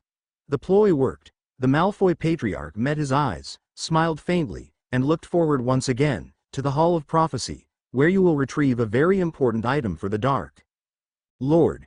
And then you will follow us back to him, where you will observe the prophecy in the presence of all his followers, before killing you, and showing once and for all that you are nothing more than a stupid boy at the wrong place and the wrong time. Prophecy? What prophecy? What would a prophecy have to do with? Harry's eyes narrowed, trying to channel his inner Hermione. Sirius and other members of the Order had mentioned a weapon, something Voldemort was giving his utmost to obtain. What if they meant wasn't a physical weapon, but a mental one? A weapon of fear, to keep Voldemort wary of his every action? If there was some sort of prophecy about him, but he didn't know its contents. His hand reached his pocket. To his despair, it was empty. Missing something? Harry glanced up to see the woman named Helga smirking, his wand in one hand and the ice ball in the other. You? He yelled, struggling uselessly against the chains. She sneered, TCH, you didn't really think we'd leave you with your wand, did you? Lucius was almost to the door, but he glanced back, eyebrow raised. I only regret that the Dark Lord wants your wand intact, or I would have snapped it minutes ago. I am curious, however, what is the other object? It clearly isn't a crystal ball, or anything magical. Yet it has a certain presence about it. Something deeper than the obvious. Harry glared furiously at Lucius, but said nothing. Lucius frowned, the only outward sign of his irritation. As you wish. I am afraid that we cannot afford to take chances. He reached out with his wand, and for a moment, Harry hoped that he would break it, and he tapped the icy ball gently. It glowed a faint blue, then faded. There, now it will not be damaged, or damage anything else, nor reveal any information to anyone else, save by the strongest of spells. No matter what it is, it will not help you, Potter. Harry glared helplessly at Lucius. He smiled faintly in satisfaction. Think on the bright side. You will not be alive for much longer to miss it. Come along.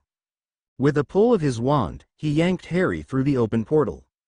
Elsa's eyes snapped open. Something was wrong. She knew it.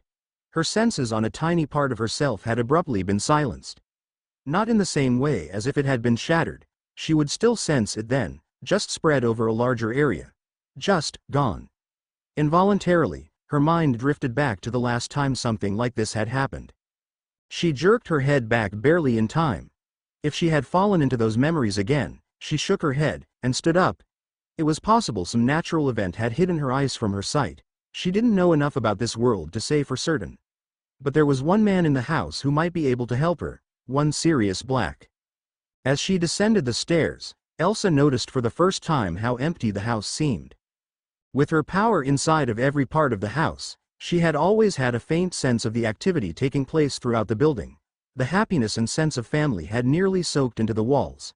Now, with nearly everyone gone, it only reminded her of the castle, back in Arendelle, during those 10 miserable years after the first accident with Anna. Elsa began to understand why Sirius would be so miserable here. Sirius did not take long to find. He was in a room not far from the stairs to her eyrie, brushing out the hippogriff's feathers with a bitter twist on his face. "Sirius Black?" Elsa asked, drawing his startled gaze. "Don't step any closer," he warned, turning towards her. "Hippogriffs are highly territorial. Unless you approach them properly, they'll—" His words cut off with a startled blink as Buckbeak suddenly dropped to his knees, his eyes fixed to the floor. Elsa approached and stroked its bowed head, letting her fingers trail over its bright golden feathers. "You may rise, noble beast," Elsa said, bowing slightly. "You are truly a great and wonderful creature." Buckbeak rose to his feet and preened, digging his giant head into his shoulder. Sirius blinked again, in consternation. Never seen him do that before. He shook his head. "Never mind. What do you want?" "I'm kind of busy." Elsa glanced disbelievingly at the brush in his hand, over to a cooled plate breakfast, clearly there for hours, and back at Sirius. He glared back challengingly. Elsa finally nodded in understanding. "I believe that Harry Potter is in trouble," she replied. "What? Why?" Sirius replied sharply. "How do you know? Before he left, I left with him a piece of my own enchanted ice. Through it, I can feel a general sense of what takes place around it. A moment ago, it disappeared from my sight." Sirius's eyes narrowed. That could happen for any number of reasons. The wards around the courtroom are specially made to prevent eavesdroppers or the newspapers from hearing what happens inside. But not me. I felt him as he entered the courtroom. Nothing happened at that time. Something is wrong. I can feel it. Sirius glared at her, then angrily began to brush at Buckbeak's mane. "You can't just do nothing," Elsa said, annoyed. Sirius snapped. "Don't you think I know that?" He growled. "Don't you think I'd do anything to be out there right now? But Dumbledore made me swear, and with good reason. What good would it do Harry if I went out on a wild snitch hunt and got myself killed?" His face fell. "He's already lost enough. I won't make him lose me, too." Elsa blinked and slowly nodded. "And there is no one else in this house?" Sirius shook his head bleakly. "Just Hermione and Ron. Everyone else is out doing important things, I suppose." Rising slowly to her full height, Elsa nodded a second time. "Then I have no other option. That simplifies things." She purposefully walked towards the door, and Sirius called after her, "Wait, where are you going?" Glancing back, she met his eyes coldly. "You promised to stay here. I can respect that, but I said I would help Harry. I made a promise. And I intend to keep it." At last, Lucius murmured, just loud enough for Harry to hear, "The legendary Hall of Prophecy. I owe you my thanks, Potter. Without your aid, I could have gone my entire life without seeing its contents." Harry gave up his struggling against the chains for a brief moment, glaring at the Malfoy patriarch through labored breaths. "I'm sure, there must be a prophecy somewhere, about hair-obsessed, inbred aristocrats, that could apply," he replied. Lucius' face flushed in anger, but after a moment of concentration, he glanced back at Harry with dispassionate eyes. "Unfortunately, no. Precious few individuals are so blessed as to have a prophecy concerning them. Most of these prophecies concern people long dead or yet to be born. Sometimes both." Harry snorted. "What about people soon to be dead? I'm sure you could qualify for that one." Lucius regarded Harry for a long moment, then turned away, walking into the massive chamber with Harry trailing loosely behind him. "And who is to kill me, Potter? You lack the mettle. Dumbledore? By the time he realizes you are missing, you will be dead and we will be long gone. Voldemort," Harry said flatly, "won't be too happy when he learns I've escaped and your plan has failed." That raised a reaction. Lucius almost stumbled, catching his foot just a moment too late to keep from revealing any weakness. Harry grinned ferociously. "I bet that'll be a real bugger, won't it? But you know what? I bet he won't take it out on you. You're his most valuable minion, after all. No, I bet he'll take it out on Draco. No huge loss if he kicks it, is there?" Lucius spun, his face white and his hand clenched tightly around his wand. "You will be silent, Mr. Potter, or I will make you so." "Careful there, Lucius," Helga said. "You wouldn't want to." Lucius silenced her with a withering look. But Harry continued. "What will you do then? Will you attack old Voldy, do you suppose?" "No, I don't think so. You're too good at being the sycophantic villain. Harry silently thanked Hermione for teaching him that word a few years back. He leaned forward as far as he could and looked straight into Lucius' eyes. I bet you'll just take it. A necessary sacrifice. For the cause. You know why? Because you're a coward. Lucius' face suddenly flashed from pure white to bright, furious red. You will be silent. He swung his wand through the air, and a jet of bright purple light blasted from the tip of his wand and straight towards Harry. No. Helga threw herself towards the beam of light, but it was already too late. It slammed into Harry's chest. Do you think he'll be okay? Ron sat across the kitchen table from Hermione, fiddling with one of Crookshank's toys, but not seeming to notice his fingers were moving. Well, he has to be, doesn't he? They can't blame you for trying to defend yourself. Hermione's voice came out rather flatter than she had intended. If the idea that the Ministry were corrupt, like they suspected, was true, then facts would make little difference. Nearly an hour ago they had given up on a half-strength attempt at exploding Snap, and neither had moved much since. What if they do? Ron finally said. Break his wand, I mean. What do we do? They won't. Hermione said firmly. Dumbledore won't let them. But Dumbledore's just one man, Ron replied. He can't do everything. I mean, I know we don't want to think about it, but what if they do? What do we do? Their eyes met for a long moment. You be his friend. Both their eyes snapped to the door simultaneously. Elsa stood there, a tight smile on her face. But first, you save his life. Hermione blinked in surprise. Elsa. What are you wait, what? What Elsa had just said suddenly seemed to make sense, and she leapt to her feet, words almost blurring together. What's happening? Is Harry in danger? How do you know? Elsa stepped a length closer. Yes. I left a piece of enchanted ice with Harry when he left. I gained a faint sense of where he was before the ice was silenced. At first he was in a large room, with many people watching. 100, at least. That's not right, Ron said, brow furrowed. That doesn't make any sense. He should be in the new courtrooms, and they're only big enough for a few dozen people. Hermione shot him a curious look, and he quickly explained. I've explored all over the Ministry when Dad used to take us there to get us out of Mum's hair for a while.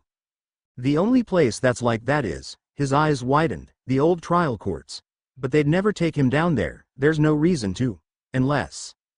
Elsa's eyes narrowed. After that, there was some sort of incident. Yelling.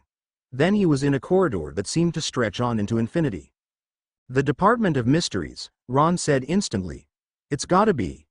That enchanted hallway got me trapped for ages back when I was a kid. But why take him there? Could you see anything else? Was there anyone with him? Elsa's forehead pinched together. I'm sorry, without using my full power I can only get vague impressions. Then do it. Hermione snapped. Harry could be in trouble. Elsa's expression darkened. Do you remember that blizzard that happened when I arrived? Imagine that, except 1,000 times worse. I can't control my powers, not anymore. She glanced back at Ron, blatantly ignoring Hermione. I got a vague impression of a white-haired man. Dumbledore? Ron offered. If he's with Harry, then he's gotta be all right. Elsa shook her head. No, it was more, blonde-white. And he seemed to carry himself with an air of superiority. I know that look all too well. Ron's eyes had already widened in horror. Malfoy. He whispered. All right, that's it. If Malfoy's got him, then something horrible is going to happen. We need to get to him, now. He stood and strode over to the fireplace, digging a too large handful of flow powder from the bag and tossing it into the fire. Ministry of Magic. He yelled loudly. Wait, Elsa said. Take this.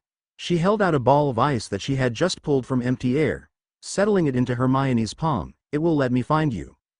I somehow doubt that your fireplaces will take me anywhere. Fire and I have a difficult relationship. She stuck a single hand into the fire. The bright green flames froze in place instantly, and she frowned before withdrawing her hand. After a few moments, the fire slowly started to move again until it crackled like normal. Elsa dismissed it with a shake of her head. When you get there, smash it on the floor, and I'll know where to find you. It shouldn't be more than a few minutes. Ron nodded shortly. Come as quickly as you can. Come on, Hermione.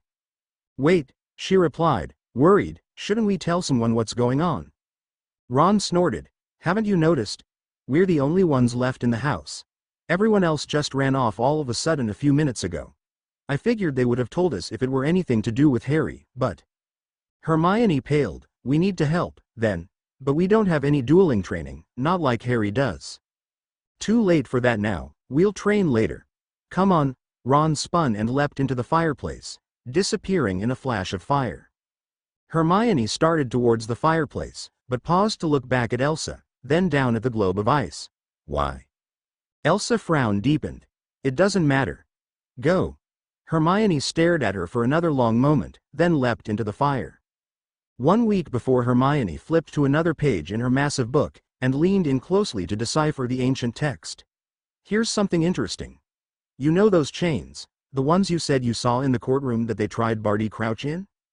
Harry glanced up from his own ancient book. Yeah, what about them? Well, apparently they were made back in the 6th century, not just to protect the jurors, but to protect the person on trial, too. Apparently, up until then, people had a nasty habit of cursing them to death just before they were about to be freed. Doesn't help you much, though, at least unless someone decides to curse you in the middle of the trial. Oh, and it looks like they only use them for major criminals and whatnot, too. There was one thing that Harry had noticed, but hadn't mentioned, that the chains that wrapped around him now looked almost exactly the same as the ones that had wrapped around Barty Crouch in the Pensieve, months before. The same chains that were meant to keep not only the judge and jury safe, but also the accused for the duration of the trial. The same chains he had read about with Hermione a week ago, chains with a very peculiar defense mechanism. When exposed to a spell cast with malicious intent, they blocked its effects and crumbled into dust. Just before Malfoy's spell hit him, a victorious grin spread across his face. The spell didn't hit him. It hit the chains. And, just like they were designed to do, they instantly turned to dust. He was in motion the moment he hit the floor, rolling to the side a half-dozen paces before scooting underneath 2 of the ancient cases holding the prophecies before springing to his feet and heading into a sprint, dodging 2 blasts of red light that followed him down the aisles. Quickly he turned left, then right, then left again, running ever deeper into the labyrinthine chamber. Had he gone far enough? Finally he came to a halt, forcing his heavy breathing to quiet, hoping they couldn't hear him. His heart pounded so loudly it seemed like half the world would have to be deaf not to hear it. And he had no wand. But he was free, and that meant he had a chance. Damn it. The voice of Helga echoed through the dank corridors. Now the whole ministry will know we're here. What were you thinking, Lucius? Lucius' voice was tight and controlled. Do not worry, Helga. So long as we find the prophecy before he does, it will not matter. Taking him to the Dark Lord alive was just the crown jewel of the treasure. But cast no more spells, if you had destroyed the prophecy by accident. Harry's heart jumped. He still had a chance. Lucius wanted the prophecy intact, so if he could just find the prophecy before Lucius did. For the first time he really looked at the shelves nearby him. They were covered in ancient, dusty glass globes, glimmering faintly in the light from the candles that were placed periodically down the halls. They looked not that much different from lawn ornaments he had seen hundreds of times in the identical lawns of Privet Drive. These spheres, however, were nestled in a small leather divot, with a small plaque attached firmly beneath each one. Spidery writing of a date was inscribed onto this particular one. All the way from 962 BC beneath that was written P.O.O. D to LL. And beneath that, Unknown, Apocalypse, Dark Lord, Lady, Paradox, Hero. Harry curiously reached out, and picked it up. Thanks for reading. Chapter 9. Good heavens, I think I found my muse again. I started out slow but then cranked out the last 1,500 words in a few hours. She's a drifter, but she's safe home again. Just wanted to throw out a quick thank you to those of you who have stuck with the story so far. Several months is a big wait, and I really appreciate your patience. Hope you enjoy. Hermione flew from the fireplace and skidded into a room filled with chaos. Hundreds of people ran every which way, running into fireplaces, running out of fireplaces, disappearing and appearing in an impossible maelstrom of light and sound. Ron! She yelled, her voice almost instantly being swept away by the roar of the crowd. Where are you? Her heart jumped in her chest as someone grabbed her arm and pulled, and she found herself behind a suit of armor, standing next to a wild-eyed Ron. I've never seen the ministry like this. He yelled over the din, We have to get through that door. He indicated a wide door on the far side of the room. Wait, Hermione yelled, and raised the globe of ice before smashing it down to the ground. At least, she tried to. An instant before it hit the floor, it disappeared in a crack loud enough to be heard over the roar of the crowd, accompanied by a foul scent of ozone. Ron's hand caught hers just a moment too late. No. And then a small scroll appeared in midair in front of them, unfurling automatically. Automated ministry charms have detected the imminent destruction of a personal object in your possession.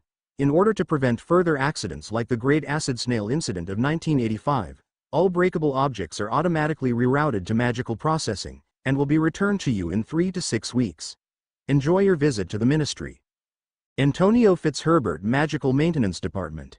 Hermione said a word that left Ron momentarily speechless, and turned to him with a horrified look on her face. Where did they take it, Ron? We need to find it. Ron's eyes widened. We don't have time, Hermione. Magical maintenance is on the opposite end of the ministry. By the time we got there, convinced them to give it to us, and got back, Harry could be. His mouth opened and closed silently a few more times before shaking his head vigorously. We'll just have to find another way. Come on. Grabbing Hermione's hand, he pushed into the massive crowd. Sirius Black stormed down the stairs, looking wildly around before his eyes fixed onto the open bag of flow powder and the blazing fire. What have you done? He yelled, striding up to Elsa. What have you done? Elsa glared right back, eyes fixed on his. Only what you were too afraid to do. And somehow that involves sending Harry's best friends into terrible danger. Sirius's hand went to his head, pulling on his long hair so hard it seemed it might tear it from his scalp, eyes wide and darting around fruitlessly. What have you done? Elsa spun, her cape twisting out behind her. I have not sent them alone. As soon as they arrive, they will break my sphere and I will come to them. Sirius's eyes narrowed, but it should have happened already, shouldn't it? Elsa was silent, and Sirius grabbed her by the shoulders and spun her around. They should have done it by now, right? Something's gone wrong. Elsa frowned, just a tiny crease at the corner of her lips. My ice disappeared, she reluctantly admitted, again. Sirius let out an oath, stepping back and running his hand through his hair. And you had to use flow, didn't you? Of course you did. How would you know any better? How would you know that flow can be diverted by sneezing too hard in the wrong direction?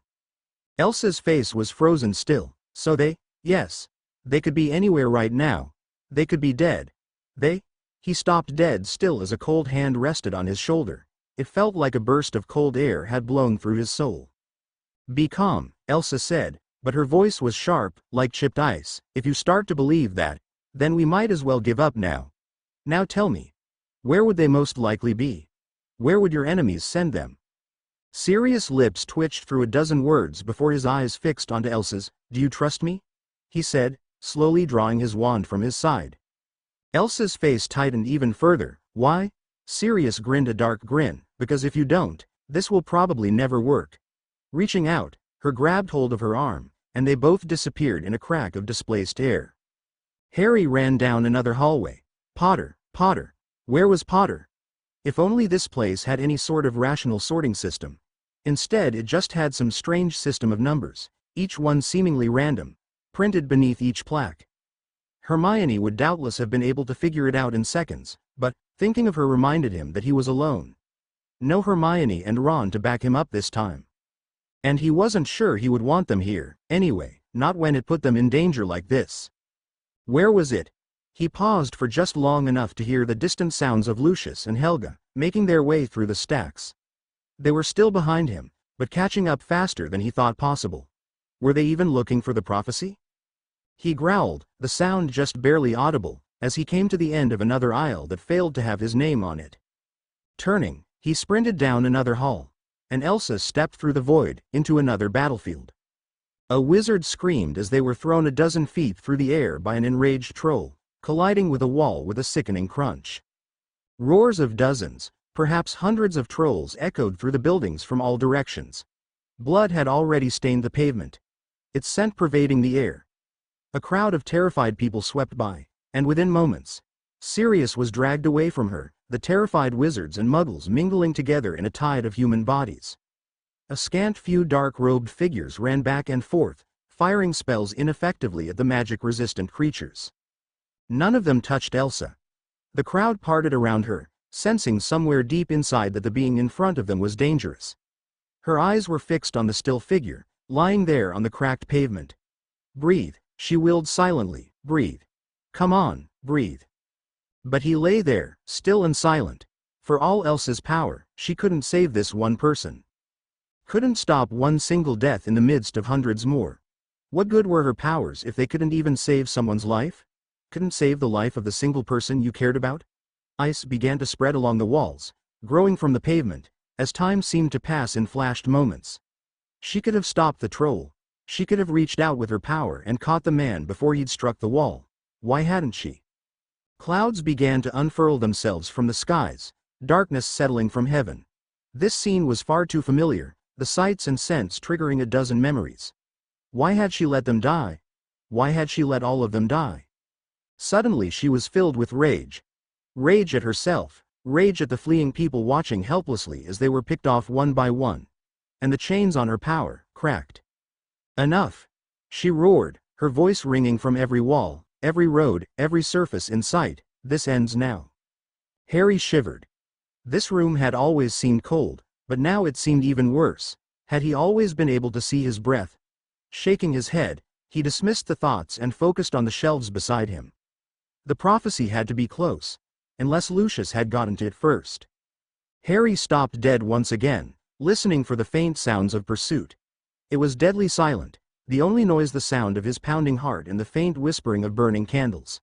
Where was Malfoy?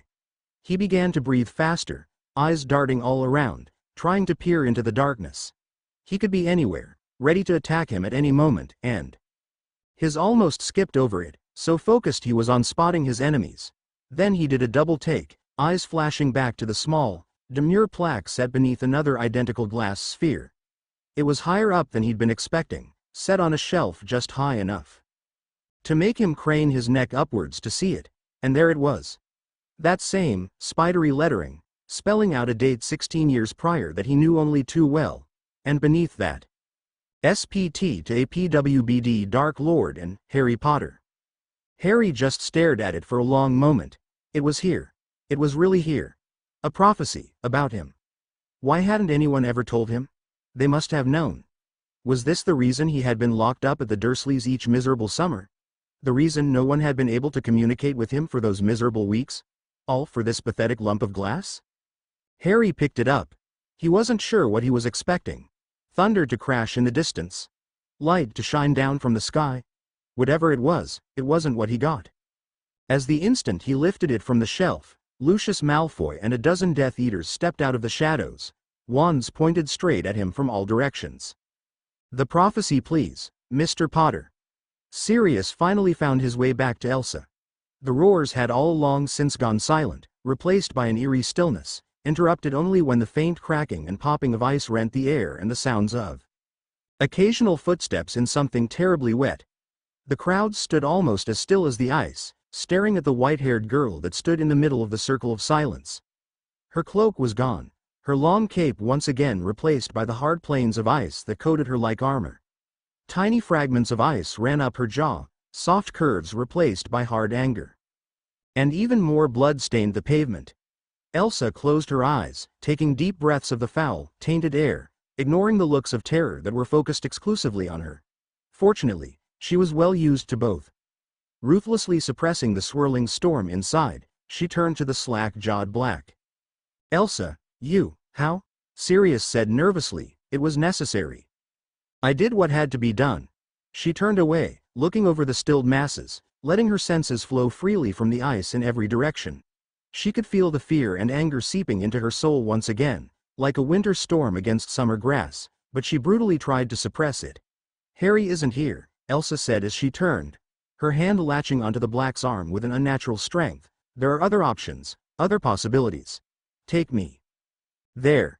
Sirius's eyes widened, his mouth opened as if to say something, and then his eyes met Elsa's. They were narrow, he realized. Hard and cold, like chips of ice. "All right," he said, reminding himself that Harry was in danger. Taking a brief moment to regain his composure, he reached out to grasp the tops of her arms, and they disappeared with a loud crack. And in the silent streets, hundreds of trolls stood perfectly still, their bodies a horrible rictus held in place by countless spikes of blood-stained ice. And once again, they stepped into a battlefield. Harry wasn't sure if it was real or if it was just a trill of fear, but a shiver ran down his spine. It felt as if the room had dropped another few degrees, and he felt himself shiver, in complete contrast with the sweat that dripped down his nose. His eyes were fixed, unwavering, on the perfectly relaxed figure of Lucius Malfoy as he paced around him. "Come now, Harry," Lucius said calmly, a faint smirk just touching the edge of his mouth. "Nobody need be hurt. Just give us the prophecy and we will let you go." "Don't come any closer," Harry yelled, holding the prophecy up as if to smash it to the floor. The Death Eaters around him stilled, wands quivering with their tense hands. "I'll smash it. Then what will you have to say to your master?" Lucius' faint smirk didn't budge a millimeter. "Ignore him," he said casually, turning away from Harry, leaving his back temptingly exposed. "If he destroys the prophecy, he dies. I'm sure he's not quite Gryffindor enough to do that, are you, Potter?" Harry growled, eyes flickering over the Death Eaters for a brief moment. That moment was almost enough. The instant he took his eyes off Lucius, the Death Eater spun around, his wand fixed on the prophecy. "Accio prophecy," he yelled, nearly ripping the sphere from Harry's hands. Harry just barely managed to keep hold of it, grasping it by the tip of his fingers. Malfoy's expression remained calm, that faint smirk still residing at the corner of his mouth. It was almost like he was completely unflappable. Suddenly, Harry had a realization. "You never got angry at all, did you?" Harry said, eyes fixed on the Malfoy patriarchs, watching for any hint of a reaction. "You were just looking for an excuse to cast a spell at me, something I wouldn't expect." Malfoy's eyes never left Harry's, but now Harry could see a faint hint of pondering in them. Finally, Lucius nodded, his smile turning condescending. "So you finally realize my plot. A shame you couldn't discover it 10 minutes ago. I would have had to try much harder to get you to follow the plan." A flash of anger filled Harry, but he suppressed it ruthlessly, keeping his face impassive as he turned to watch the slowly walking Lucius. "And all the time it took for you to chase me? That was fake, too?" Malfoy's smirk grew slightly larger, and Harry was suddenly reminded of Draco. They were just alike each other, Lucius and Draco, except Lucius was decades older, more powerful, and infinitely more deadly. He must want to be absolutely certain that the prophecy wasn't damaged. So why let Harry go at all? Why take the risk that he might destroy it himself? "And then you just let me fetch the prophecy for you, all because..." Harry trailed off meaningfully, eyes fixed on Malfoy's, desperately suppressing his emotions as he tried to give the impression that he knew what he was talking about. He almost grinned in victory when Malfoy took the bait. "Exactly, Potter. Only the person the prophecy concerns may lift the prophecy from the shelves. And you fulfilled your task admirably. Now you just need to give me the prophecy, and we can all go our separate ways, none the worse for wear." Inside, Harry's mind whirled, trying to see the implications from every angle. If Lucius really believed what he said was true, outside, Harry snorted. "I'd have to be a lot younger to believe that," he replied. Lucius smiled disarmingly. "What reason do I have to deceive you? You know well that the Dark Lord wishes to end your life himself. The Aurors will be here in minutes. So why not save yourself and I a great deal of trouble by giving me the prophecy now, before I am forced to take more drastic measures?" Harry growled again. He would never give up the prophecy to these idiots, not for any reason in the... "Lucius!" The shout came from over his shoulder, so he didn't dare look at it, but he recognized the voice instantly. This time, Harry was certain he saw a flash of irritation in the man's eyes. "Helga," he snapped, "what are you..." He paused, then his superior smirk abruptly grew tenfold. "Checkmate, Potter," he said, walking casually by Harry, as he turned to see the last two people in the world he wanted here right now. "So," Lucius said, casually leveling his wand a few inches from a furious, bound, and terrified Hermione's nose, "which is more important to you? The prophecy? Or your friends?" "I'm sorry, Harry," she said sorrowfully, "we were coming to save you." Ron was silent, glaring furiously at the masked faces that surrounded him. "Silence, girl," Helga said with a prod of her wand. "The next time you think to attack a fully grown wizard, at least use better than schoolyard jinxes. I'm almost insulted." Harry stood perfectly still. This couldn't be happening. It just couldn't. He glanced hopefully down the aisles, certain that at any instant, Elsa, or Dumbledore, or Sirius, or anyone would appear. But nobody came. The aisles were silent. He got the feeling that the entire ministry was silent. And suddenly he came to another realization. The Aurors aren't coming, are they? Harry said, dully, staring into Hermione's apologetic eyes. They're all out fighting the attacks. The attacks you planned. You orchestrated this whole thing. Moving it to the old courts, right next to the Department of Mysteries. The attacks, to get everyone who could help hopelessly distracted, and now the prophecy. A loud crack filled the air, and for a moment Harry was filled with hope, but then he saw where it was coming from. Lucius clapped his hands together a second time, and then a third, and then a cold, mocking laugh accompanied his slow clapping. Bravo, Potter. Bravo. You've uncovered my plot at last. Everything that you've seen has been at the behest of Dark Lord, and through me. Don't you see? We cannot be stopped. We will not be stopped. Not until every last mudblood returns to the dirt from which they came. Not until the wizarding world is purified of the scum that has dirtied it for so long. He drew his wand slowly, carefully placing it once again at the tip of Hermione's nose. So, which would you like to see die first, Potter? The pretty one? His wand moved to Ron's face, who glared back defiantly, or the steadfast best friend. Harry's eyes widened, and Lucius smiled. I see, very well, Avada. Wait, Harry screamed, I'll do it. I'll give you the prophecy. Lucius's grin grew wide and shark-like. Excellent. See? Was that so hard? No, Harry, don't do it. Ron yelled. Hermione still staring blankly at him in shock at his near death. We're not worth it, don't let him. Silencio. Lucius said calmly, now, Potter, the prophecy. Harry's glare burned with murderous intent, his hand with the prophecy in it slowly drifting to his side. I'll give the prophecy to you, he said through gritted teeth, but I want to be sure you don't hurt them when I give it to you. Lucius tapped his wand against his hand thoughtfully. Very well. He tapped his wand against the ropes that surrounded his friends, and they immediately fell from their bodies, leaving the two standing, but faced with a half-dozen wands now pointed in their direction. Return them their wands, he said carelessly. I will remind you that you are surrounded by wizards that have seen more war in a month than you have in your entire lives.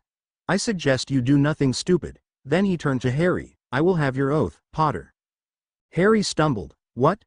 Lucius rolled his eyes. Surely you have heard of the wizard's oath. You will swear by it to give me the prophecy if I release your friends without harm. They mean little to me, after all. I, in turn, will swear not to harm them when you give me the prophecy. Harry faintly recalled mention of the wizard's oath. The conditions could be set to anything, great or small, but they were then burned into the wizard's soul, and they must be paid. What terms? He replied. My magic and my life, Lucius said, as if anything else would be an insult. Harry considered it for a long moment, and finally nodded. You go first. Lucius' smirk didn't move at all as he raised his wand. I swear, upon my magic, and upon my life, that I will not harm Hermione Granger or Ron Weasley, or, let's be generous, shall we? Harry Potter, until they leave this place, after I have received an oath to receive the prophecy within 5 minutes, shall we say? From Harry Potter. I so swear. A flash of light filled the room, and Harry and everyone else in the room was blinded for a brief moment, before he blinked it away. Suddenly Harry's eyes widened, and he forced his expression back to neutral before Lucius' eyes fully cleared. Harry raised an eyebrow. And how am I supposed to do anything without a wand? Malfoy sneered. You're not fooling me that easily, Potter. The oath is pure magic, as you would know if you paid attention in your classes. The addition of the wand is purely for convenience. I'm sure someone Dumbledore trusts won't have a problem, or would you? Rather your friends pay the price? Letting out a low growl, Harry raised his hand to copy the Malfoy patriarch. To his surprise, he felt his power swirl around him as he began the oath.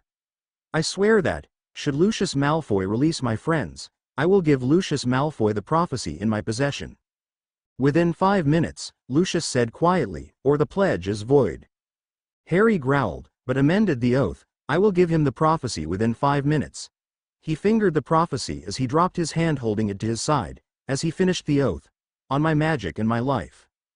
In the corner of his eye, Hermione was silently yelling, "No," over and over at him, but he closed his eyes and ignored her.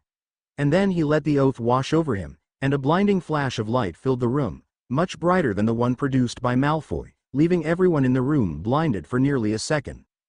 As everyone blinked away the flash of light, Harry felt the oath bind him. He needed to give the prophecy to Lucius. But not now, not quite yet. "Go!"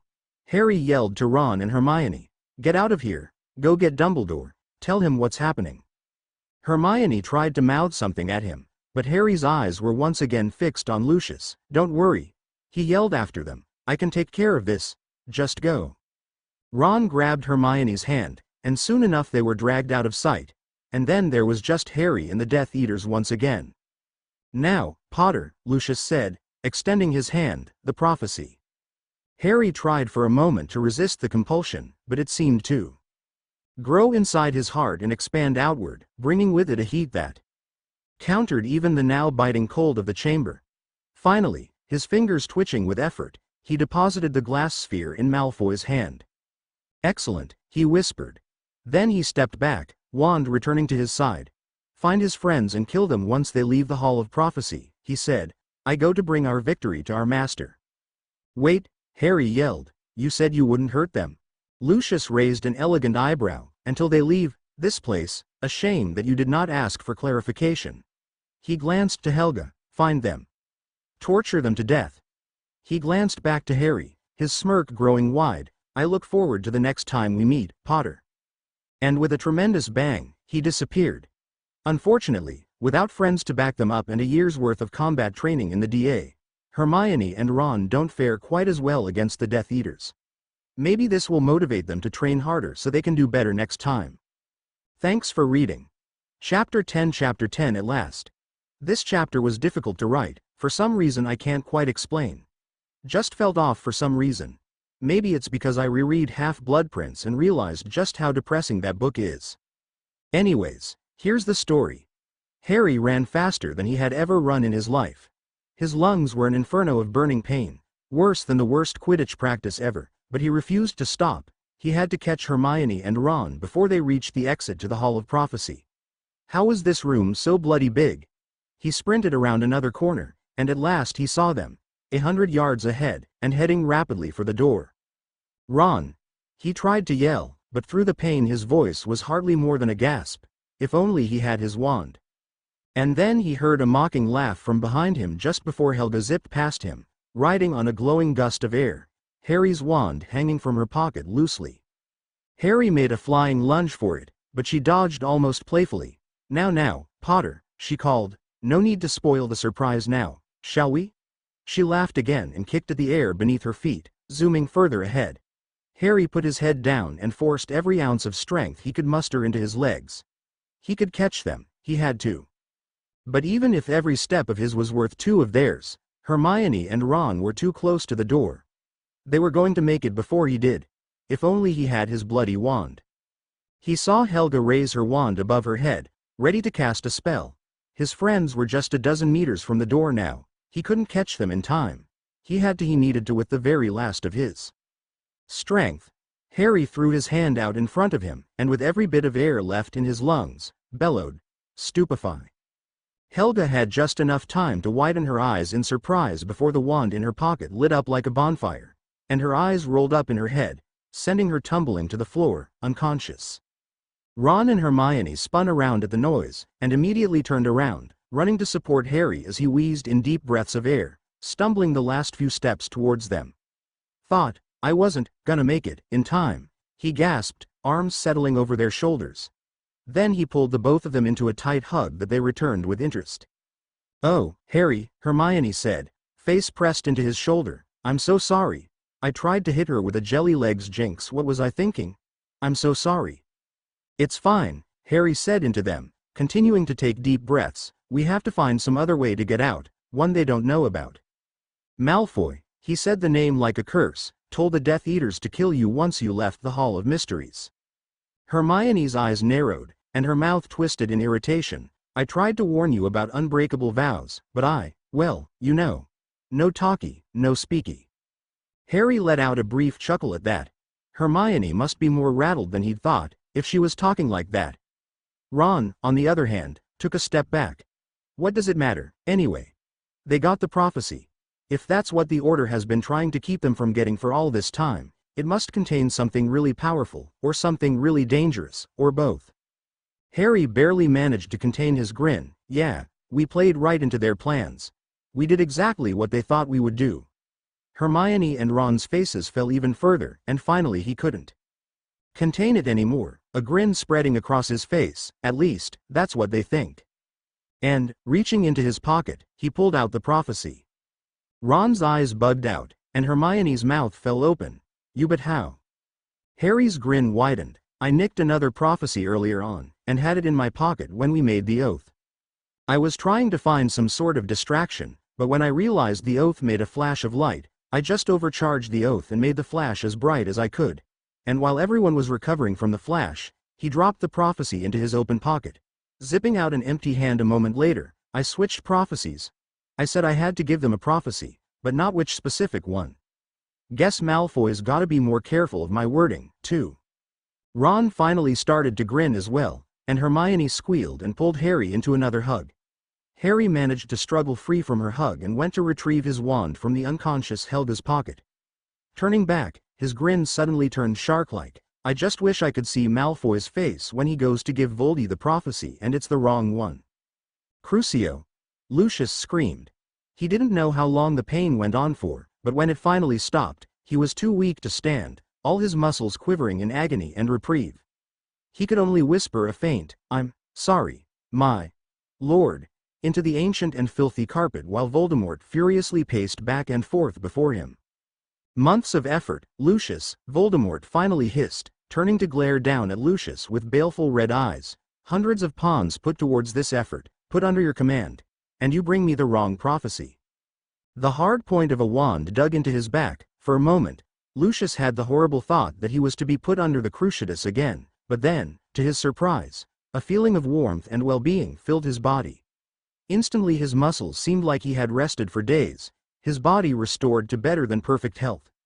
Slowly he crawled to his knees, but no higher, not daring to make eye contact with his lord. "I am sorry, my lord," he said, letting his voice quaver with fear only slightly stronger than what he actually felt. "My contacts assured me that only a true prophecy holder could lift their prophecy from the shelves. They must have been mistaken. I will make sure they pay. We can try again."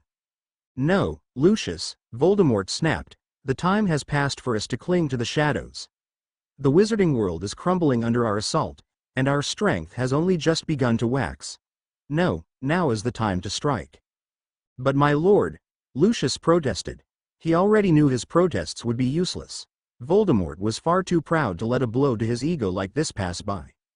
Voldemort's eyes flashed red. "No more delays. We go to the Ministry now, to deal with this problem once and for all."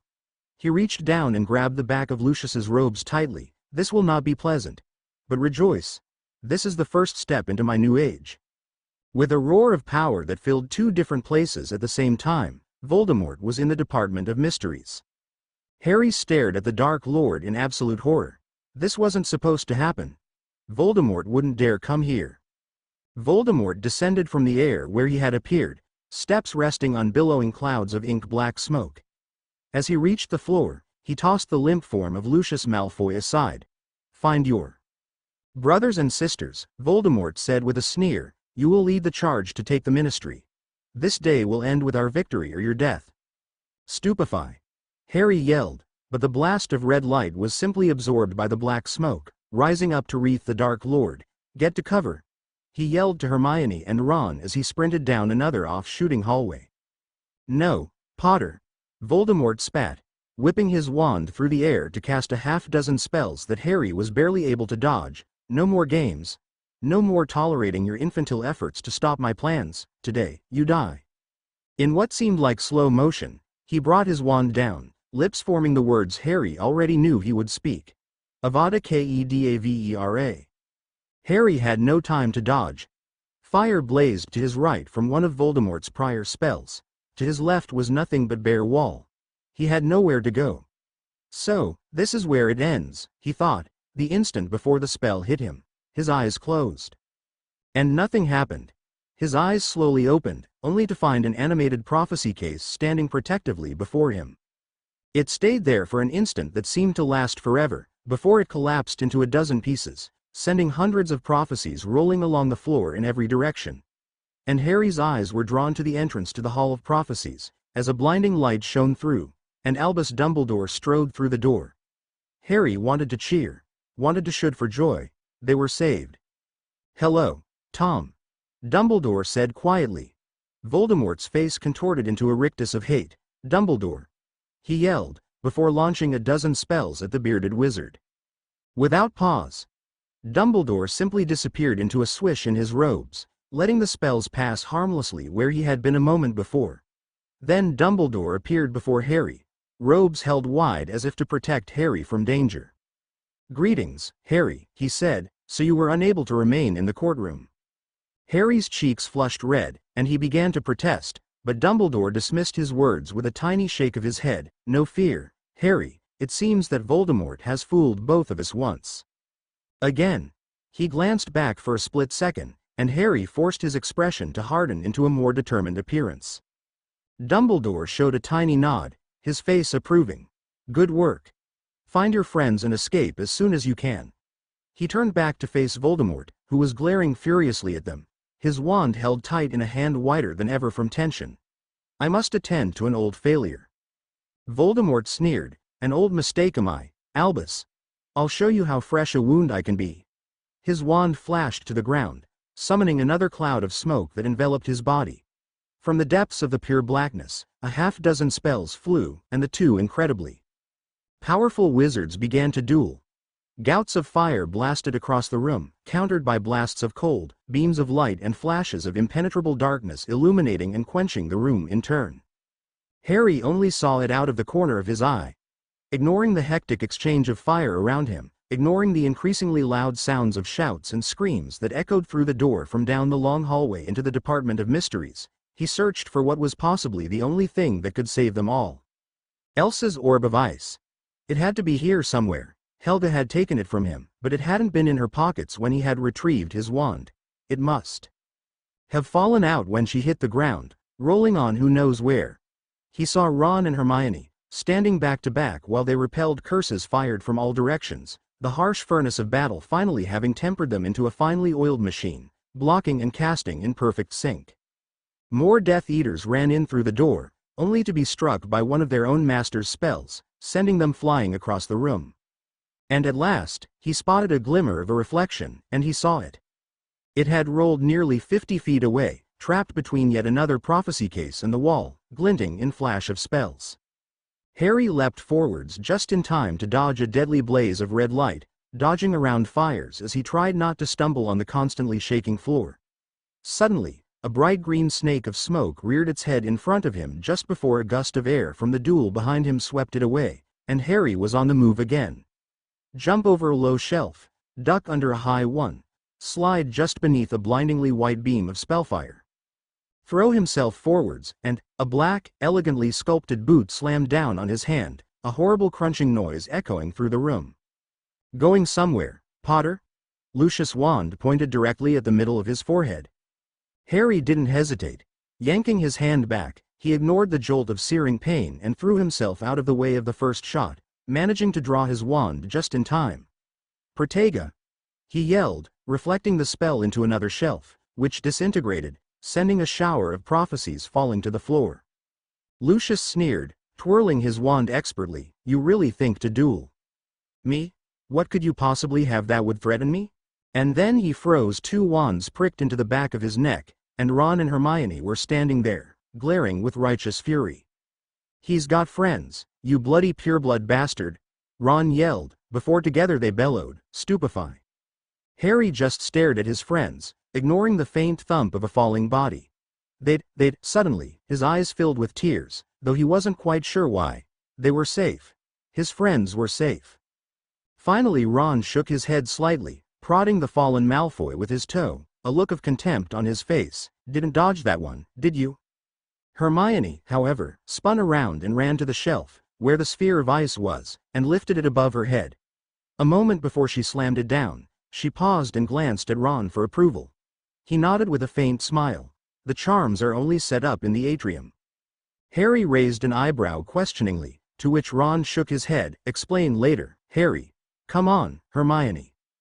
And Hermione slammed the sphere to the ground, and nothing happened. Ron's face screwed up in confusion. When it hit the ground, it had struck with all the power of a lightly tossed styrofoam cup. Her eyes pinched together. Hermione tried again, slamming it against the floor with all the force she could muster. Again, nothing happened. And a wash of realization spread through Harry. It's the spell, he said, the spell Malfoy put on it. It can't be damaged by anything but the strongest of spells. What are the most powerful spells we know? Harry said, him and Ron glancing at Hermione hopefully. Just then, a painfully bright blast of light exploded through the room, obliterating 100 shelves in an instant. Harry, Ron, and Hermione stared at each other blankly, realizing suddenly just how ridiculous that statement was. None of them could cast anything on the same level as the spells that were being cast right now. The headmaster and Voldemort were casting dozens of spells that would have knocked them unconscious just to cast at all, and while they were beginning to sweat heavily, neither was showing any sign of stopping. If only they had some way to use one of those spells. Wait. Harry stopped dead, then smacked himself in the forehead. Of course. I'm such an idiot. What, Harry? Harry grabbed the ball of ice from Hermione's hand and tossed it into the air a few times, testing the weight against his palm. We can't cast anything strong enough to break the spell. But he turned around, and his eyes, trained from 4 years of practice as a seeker, instantly began to track the movement of the battle. And there it was. It was painfully obvious, they can. Hermione's eyes widened. Of course, but how could we? Harry grinned. Guess all that Quidditch practice wasn't for nothing after all, was it? He spun on his heel and, with a grunt of effort, flung the ball of ice as hard as he could. It soared through the air, through fire and darkness, past the heads of unsuspecting Death Eaters, and into the fight between the two insanely powerful wizards. Still trying to take me alive, Dumbledore? Voldemort said, dismissing his Aegis shield with a flick of his wand. You always were a fool. Dumbledore smiled calmly. You never could understand that there are far worse things than death. Voldemort hissed. Throwing his wand arm to his side, he summoned an enormous green snake from the smoke that filled the room. A moment later, at the same time the snake struck, he fired a bright green spell directly at Dumbledore. Albus spun, dismissing the snake with a flick of his wand that took far more effort than it would have taken a few minutes ago, but the spell soared on unimpeded, drawing closer and closer. When it collided directly with a flying ball of ice, and both of them exploded into a pillar of icy dust. A sound like an impossibly deep gong filled the room. Ice began to coat the walls, growing from every surface like some sort of living creature. Harry knew the moment the wards finally fell. A noise like shattered glass filled the room, and a boom shook the very foundations of the ministry. Harry watched in wonder as shattered fragments of ice began to whirl, spinning faster and faster, and seeming to multiply with each passing second. A blizzard began to fill the room, the wind roaring like chained winter herself, like a caged demon at last given a chance to run loose, a chance to destroy. True to form, Voldemort didn't even notice, or rather, if he did, it didn't seem to make much difference. A slight increase in the pace of spells, a tiny hint of a sneer at the corner of his lips, but with his features so distorted and snake-like already, it was hard to tell just what, if anything, he was feeling. An utter lack of concern, at any rate. There were 2 people in the world worthy of consideration, and he was fighting one of them, and he was the other. Everything else was inconsequential. And suddenly, the blizzard stopped. It didn't disappear. The air didn't clear. The billions of uncountable snowflakes simply froze in their courses, froze dead still in the air where they lay. And, in a crash of shattering ice, she was here. A titanic boom shook the floor as she appeared directly between the 2 dueling wizards. It almost seemed that she didn't even notice their presence, like she didn't exist in the real world. Then, Harry noticed something wrong. Something horribly, dreadfully wrong. Elsa was covered in blood, and a hoarse whisper filled the room. Enough. Quote. It was no normal whisper. It rang from every snowflake in the frozen sky, ringing with an authority that almost drove Harry to his knees just to hear it. And wrapped within, terrible pain. Voldemort sneered, deigning to notice her for the first time. and let out an almost casually cast curse. Avada Kedavra. The green spell swept towards Elsa, and Harry's heart leapt into his throat, but an instant before it struck her, a sheet of ice erupted from the floor, absorbing the spell before disappearing as quickly as it had come. Voldemort's snake-like nostrils flared. "Who are you?" His eyes narrowed, and flashed between Harry, Dumbledore, and Elsa, before glowing an even brighter red. "I will not be foiled. Not by an old man and his foolish minions." His wand moved, and an even brighter bolt of green erupted from its tip. Once again, it was absorbed at the last instant. Elsa still didn't meet his eyes, or raise hers from the floor. Only when he cast a third time did she open her mouth. Quietly, she spoke. "Have you any idea how blessed you are, Callow Wizard? Have you any concept of the luck that graces your species and your world? Were it anyone else but it is not, because it is I, some living. Still breathe.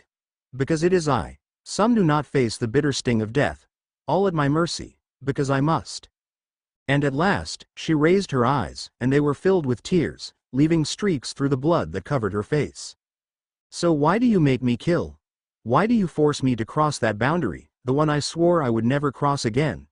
The tears ran hard and fast now, but her eyes never broke contact. "Why must I kill you?" And to Harry's shock, Voldemort's eyes widened in what almost seemed to be fright.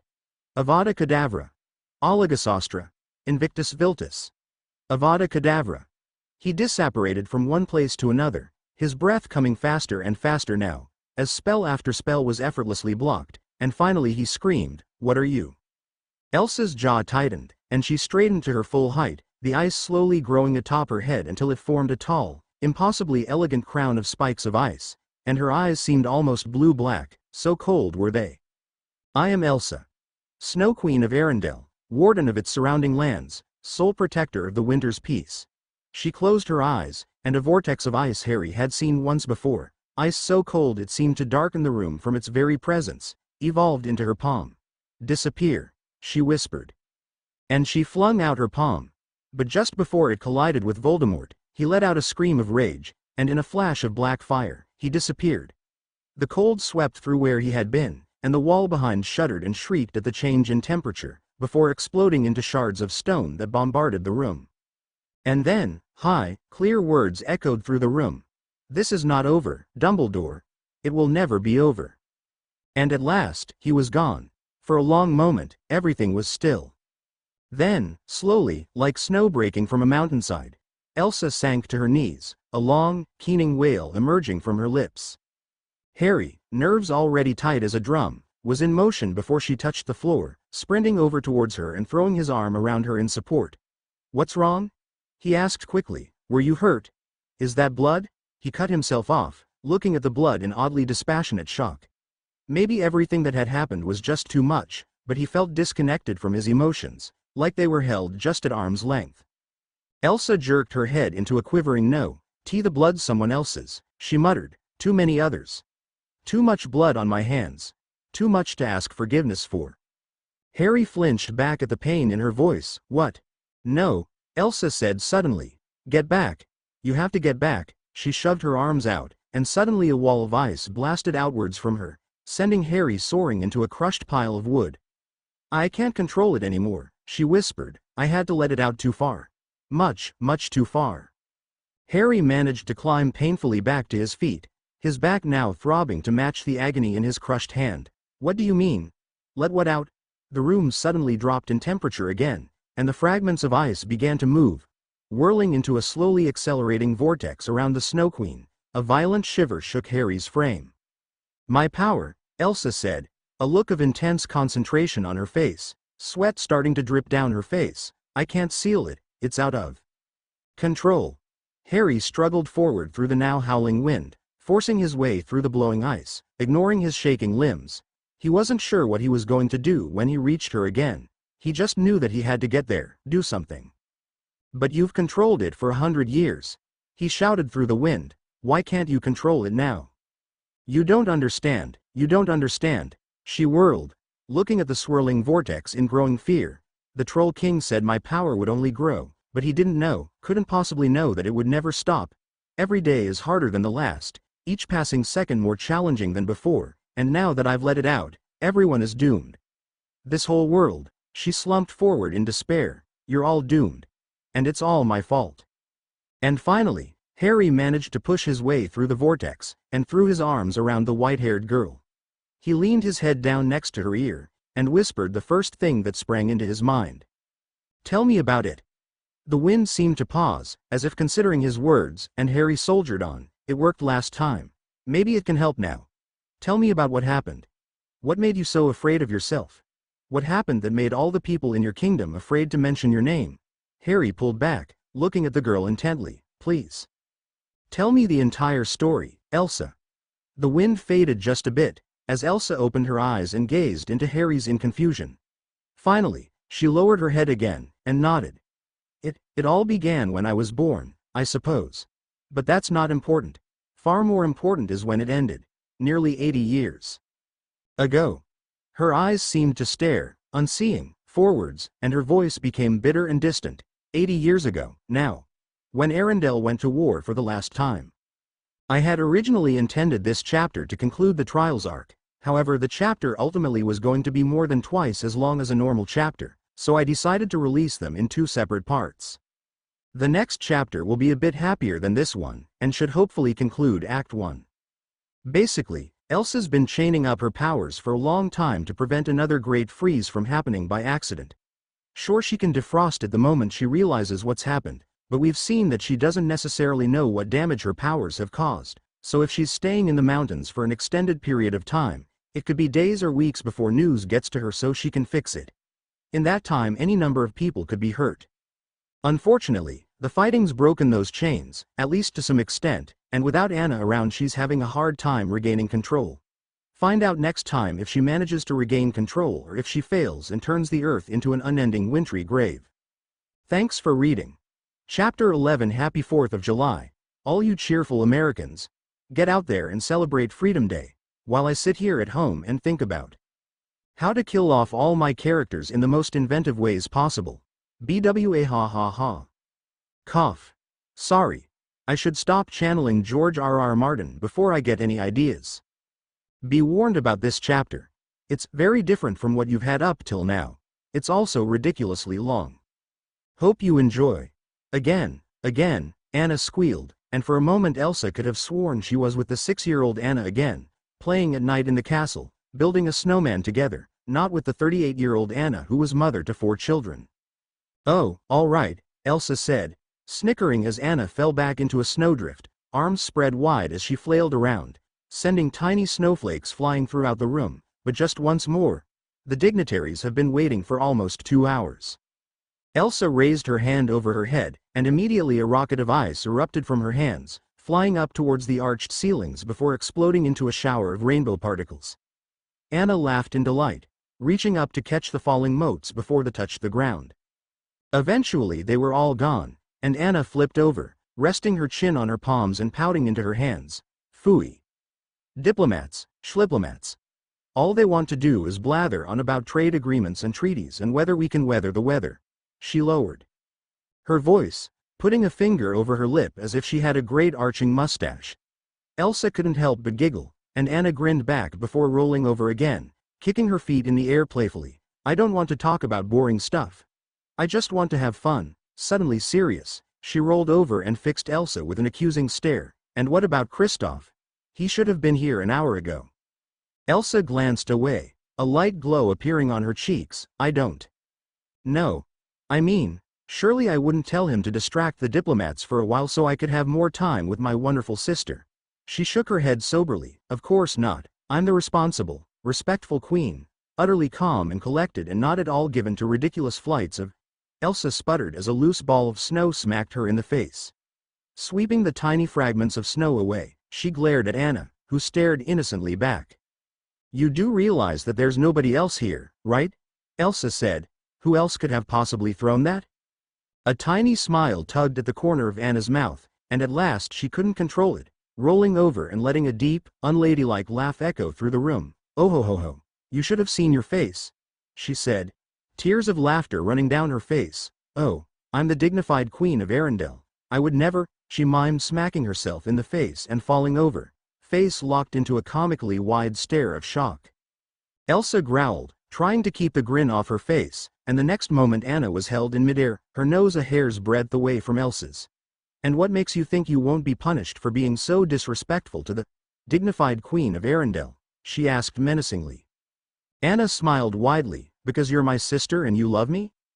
Elsa tried to keep glaring at her, she even managed to succeed for a few seconds. But finally, her grin spread across her face and she let Anna sink to the floor, where she promptly tackled Elsa into another snowdrift. There they wrestled, until finally they managed, unsurprisingly to both of them, to trap each other in identical unbreakable holds. "Truce?" Elsa said, finally, trying and failing for the 5th time to escape from her sister's grasp. Anna growled and struggled, but likewise could not escape her sister's grasp. "I'll never surrender," she yelled defiantly. "Never, you hear me? Never." "I guess we're stuck like this, then," Elsa said. "We'll just have to have all the ambassadors and dignitaries come in here to talk to us both, and have the servants feed yous every once in a while, I suppose. Oh, and when you and Kristoff feel like making a reenactment of your honeymoon, you'll have to do it while I'm right here watching." Anna threw her arms wide, yelling, "How about that truce, hey?" Elsa switched her grip, locking Anna's limbs in place, now with no grasp on her older sister. She grinned, and leaned down to Anna's ear. "Checkmate." The room seemed to warm by several degrees, and the snow was actually slowly settling to the floor. "What does this have to do with a war?" Harry said. Instantly the temperature dropped again, and the snow began to move slowly. "It's coming," Elsa said. "I assure you, it's coming." There was a quiet cough from the door, and the two princesses, or queens, but even now, years later, that fact had never really sunk in, leapt to their feet and tried to look proper. At least, until they recognized who it was. Arton Turius, official advisor to the Queens of Arendelle, was older than ever. His hair was pure white, and his back was bent slightly with age, but his uniform was as well pressed, his huge mustache carefully trimmed. The old man smiled faintly, but it somehow failed to reach his eyes. "Lady Elsa," he said quietly, "the arrangement you made before has come to pass. You wanted to be informed." Elsa's smile slowly faded. "It has?" "But," she trailed off, before glancing at Anna and then back to the older man. Straightening her back, she nodded regally, "Of course. I'll be out to take care of it a moment. Thank you, Arton." He bowed and withdrew through the ancient doors, while Anna gave Elsa a curious look. "Why so formal all of a sudden? We've known Artie for years. And what was that about, anyway?" Elsa smiled reassuringly. "Nothing to worry about, dear sister. Just some, political business that I need to attend to." "Oh, the diplomats." Suddenly reminded, she brought her hand to her temple, her brow furrowed. "You'll have to take care of them. I'm sorry, but this is something I need to deal with personally. I'll talk to you later." She swept out the door, leaving a very confused Anna behind. The door slammed shut, and Anna stared at it in confusion. She'd never seen Elsa like that. And that smile, if it was anyone else, she'd have sworn her eyes were playing tricks on her, but she was sure that smile never reached her eyes. Elsa approached the aged advisor with a look of cold fury on her face. "What did I say about these matters while Anna is around?" she demanded. "I said that she was not to be given any clue, not even the merest hint of anything wrong." Arton did credit to his position by not even flinching, even as his furious monarch approached and the temperature of the room dropped a dozen degrees. "I am sorry, my lady, but this could not wait. There are more raiders on the western border. Wesselton, I fear, we must act quickly." Elsa's anger faded immediately. "Of course. Prepare the guards, save my people." 2 months later. Lady Elsa, another raid has come." Elsa looked up from her desk, dark rings under her eyes. "Are the guards trained well enough to replace those that were lost last time?" Arton simply looked troubled, and Elsa sighed. "I suppose we have no choice. Send them out. We can only pray they will succeed." 6 months later. Lady Elsa, another. Elsa slammed her fist down, her hands shaking with anger. "What do they want?" Arton simply shook his head wearily. "Shall I send out the men?" Elsa stared blankly forward, eyes gazing into a distance that did not exist. "No," she finally said, "you will not." She slowly stood, and the project she had been preparing for the last month took form. Tiny plates of icy armor crystallized across her skin, running up and down her arms and legs, and flying to form a delicate halo across her jawline. No more sending out my people to die. This time, I will attend to them myself. She swept out of the room before Arton could protest. 6 hours later, she staggered back into the castle, sweaty, exhausted, and covered with a dozen cuts across her body. She carefully made her way to the healer's quarters and had her wounds bandaged, and rested there, the door locked fast, until she could at least put up a pretense of normalcy. But deep within her, a warmth glowed. For the first time, they had been repulsed without a single loss of life on their side. The next day, Arton brought her news of the few people that had been killed before she could arrive. That room had to be replaced quickly, before Anna could find out what had happened. 2 years later, once again, Arton, High Court advisor, found himself in Queen Elsa's chambers, a dark look on his face.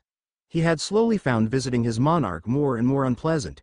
It seemed there was only reason for his coming here anymore. This raid is larger than any before, he continued quietly. They seek to test you, my lady. I fear that, if they are not pushed back with extreme finesse, if we do not meet it with strength, it will only be the first in a new wave of attacks. Elsa stopped cold. Literally. The room dropped another dozen degrees, ice beginning to appear on the windows. Finally she let out a word that had no right to be coming from the mouth of a queen. What do they want? She finally said, tugging angrily at the tips of her hair. I've repelled them time and time again. I've gone out personally and forced their raiding parties off our lands. But they refuse to stop. What will it take, Arton? What will it take, before they give up? Arton turned and wiped off a frosted window, gazing out at the golden countryside. Finally he turned back, and let out a deep sigh. I fear, my lady, that it will not stop. Not now, not ever. Not until the leaders behind the attacks are found, and dealt with, or until the raiders are dealt with more harshly. Elsa closed her eyes. I told you, Arton, I will not kill anyone. Nobody has that right, especially not me. Then what will it take? Elsa's eyes snapped open in surprise. For the first time in his many years of service, Arton's face was white with anger. How many more will die before you deal with this problem? Arton, what? The old man whipped his head away angrily, taking deep, labored breaths. After a minute, his breathing finally slowed, and he turned back to the queen. I am sorry, my lady. It's just, his eyes were watery in a way Elsa had never seen before, and suddenly she knew exactly what he was going to say. My grandson was killed in the last raid. He was only 16 years old. He ran out, the brave fool, to protect his mother, and took a crossbow bolt into his heart. His face was like stone now, ancient and weathered, and it made Elsa's heart break to see it. He was always a good boy. A good heart.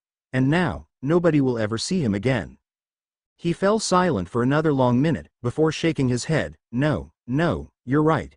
It's wrong for me to ask this of you. I should not worry about revenge, it's just. He fell silent again, and Elsa rested a cool hand on his shoulder. It's all right, Arton. I understand.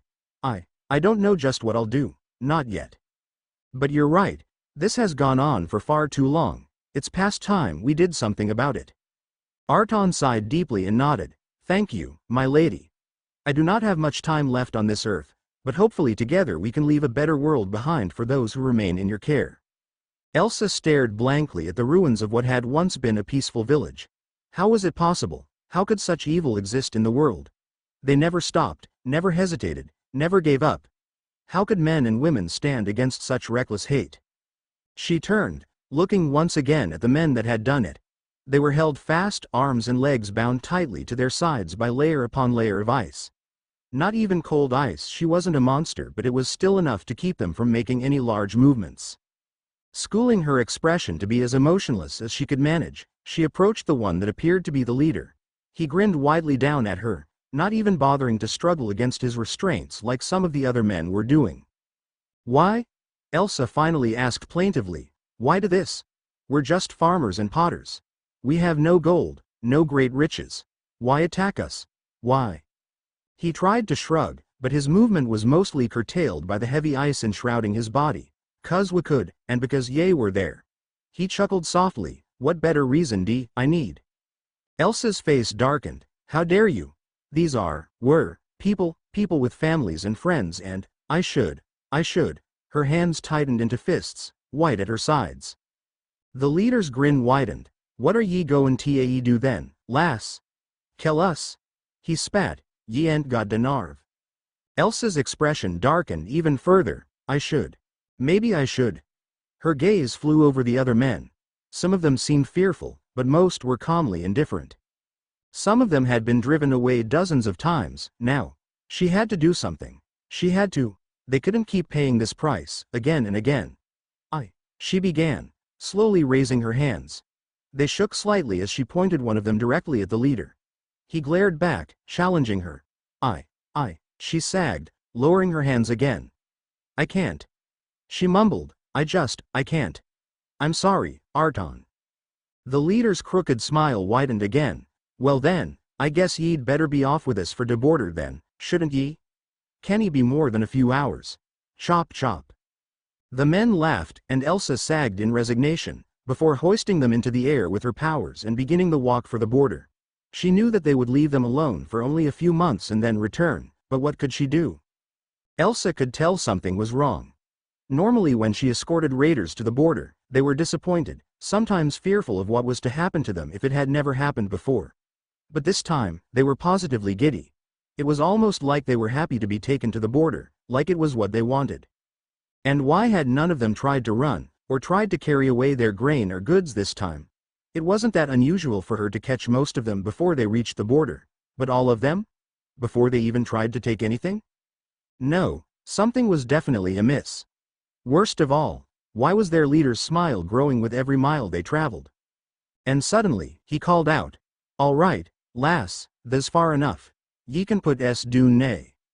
Elsa didn't meet his gaze. We are not yet to the borders of Arendelle. I will not release you within our borders to terrorize my people once again. He laughed loudly, and the other men laughed with him. Ye really daren't get et, do ye, lass? The game's already up. He gestured towards the sun, just touching the distant horizon. We've won. Elsa glanced back at him. In case you hadn't noticed, you're the ones trapped and with no weapons. His horrible grin widened even further, even though it seemed impossible. From now on, ye'll follow the orders o' Wesselton, lass, or her loverly sister will pay the price. Elsa slowed to a walk, then stopped completely. Her eyes seemed fixed on the ground, and the skies began to darken. Explain, she said quietly. Come now, he scoffed. Surely ye don't believe those were really treaty men that came to her doorstep yesterday, do ye?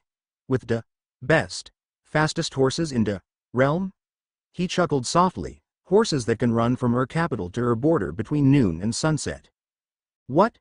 Elsa's eyes flashed back in the direction of the capital of Arendelle and slowly widened. No, why, how could you? His horrible smile turned into a somehow even more horrible scowl. Do ye have any idea what it was like after your great thaw? Our crops had been frozen off at the root, and many had no more seed for planting. We had money, plenty of it, but after Arendelle, great Arendelle cut us off, of course every other nation followed suit. We became worse than the manure in the fields, poison in the mouths of traders. What few visited us charged exorbitant prices for a fraction of what they once would have offered. He raised his eyebrow, and how, do ye think, saved our lives that day? Not Arendelle, with their amber waves of grain and ample farmlands. Nay, 'twas someone else. Someone who had just as much to gain, perhaps more. Someone who has been waiting for all these years to get his revenge. Elsa's face was like polished marble, and the leader's sneer only became worse. We will have what is our right, ice bitch. We will take it from you, no matter how greatly you protest, no matter how loudly you scream. And if you don't comply, well, he leered down at her, I guess we'll get to see how much fun your little sister has in our dungeons, won't we? Welcome, my friends, to my humble abode. The tall, handsome man swept down the long curving stairs, his cape sliding out behind him, each step clinking as he moved in a beautiful set of shining silver armor. I trust your travels went well? No troubles on the way? Hans of the Southern Isles. Kristoff said the word low and dangerously as his hands wrapped around the bars of the tiny cell he was trapped inside, saying it like it was the worst curse he could possibly think of. At the moment, it was. King Hans, he corrected with a quirky grin, of Wesselton and the Southern Isles. It's amazing what one can accomplish when one has a bit of ingenuity and a few goblets of poison. But let's not talk about the me, let's talk about you. How have you been? He grinned widely, eyes flashing between their two faces. Oh, come now, he said cheerfully, running his sword against the bars and smiling as the two occupants flinched back at the sound. Don't sound so surprised. Surely you couldn't have expected me to forget our last meeting. He paused, cocking his head to the side, and from outside the great stained glass windows of the room they were in echoed the sounds of celebration. Do you hear that? He asked. That is the sound of celebration. That is the sound of victory, for all of my people. They rejoice together at your destruction. He leaned in very close to the bars. Just think of this as a tiny bit of payback for past debts. What do you want, Hans? Anna demanded, striding boldly up to the bars. Didn't you get enough last time? Want another taste of the fist? She brandished her hand in front of her angrily. I can't wait until I get out of these bars to oof. She crumpled to the floor in pain, and Hans stared down at her dispassionately, holding up his metal gauntleted right hand. You will never touch me again, he said coldly. You serve one purpose here, and one alone, and you have no choice in whether you will fulfill it. He turned to the guard. Send out the message to Arendelle. Tell them that they will comply with our commands, or their beloved queen will taste the very worst we have to offer before she dies. And tell the people, tell them we go to war at last. He glanced back to Anna, running his eyes up and down her travel-worn dress. You are a bit tainted by the scent of reindeer and filth. But I'm sure you should still give them men below a good time. You bastard, Kristoff bellowed as he collided with the bars, shaking them furiously. Let me out of here, let me out. Hans stroked his chin ponderously. No, I think not. You will remain there until your kingdom is nothing but a blackened husk. And beyond.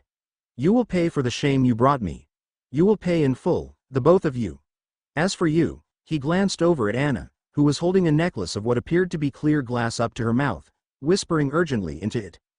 Eyes widening in alarm, his hand darted through the bars, and he yanked it from her neck, eyeing it angrily. Enchanted ice, he snarled to the guards. I told you to remove any ice on her body. Quickly he raised it high, and smashed the tiny orb to the ground, where it shattered into dust. There will be no help from your ice witch today, he said with a satisfied smirk. But Anna ignored him completely. Instead, she yelled at the ice. Please, Elsa, don't.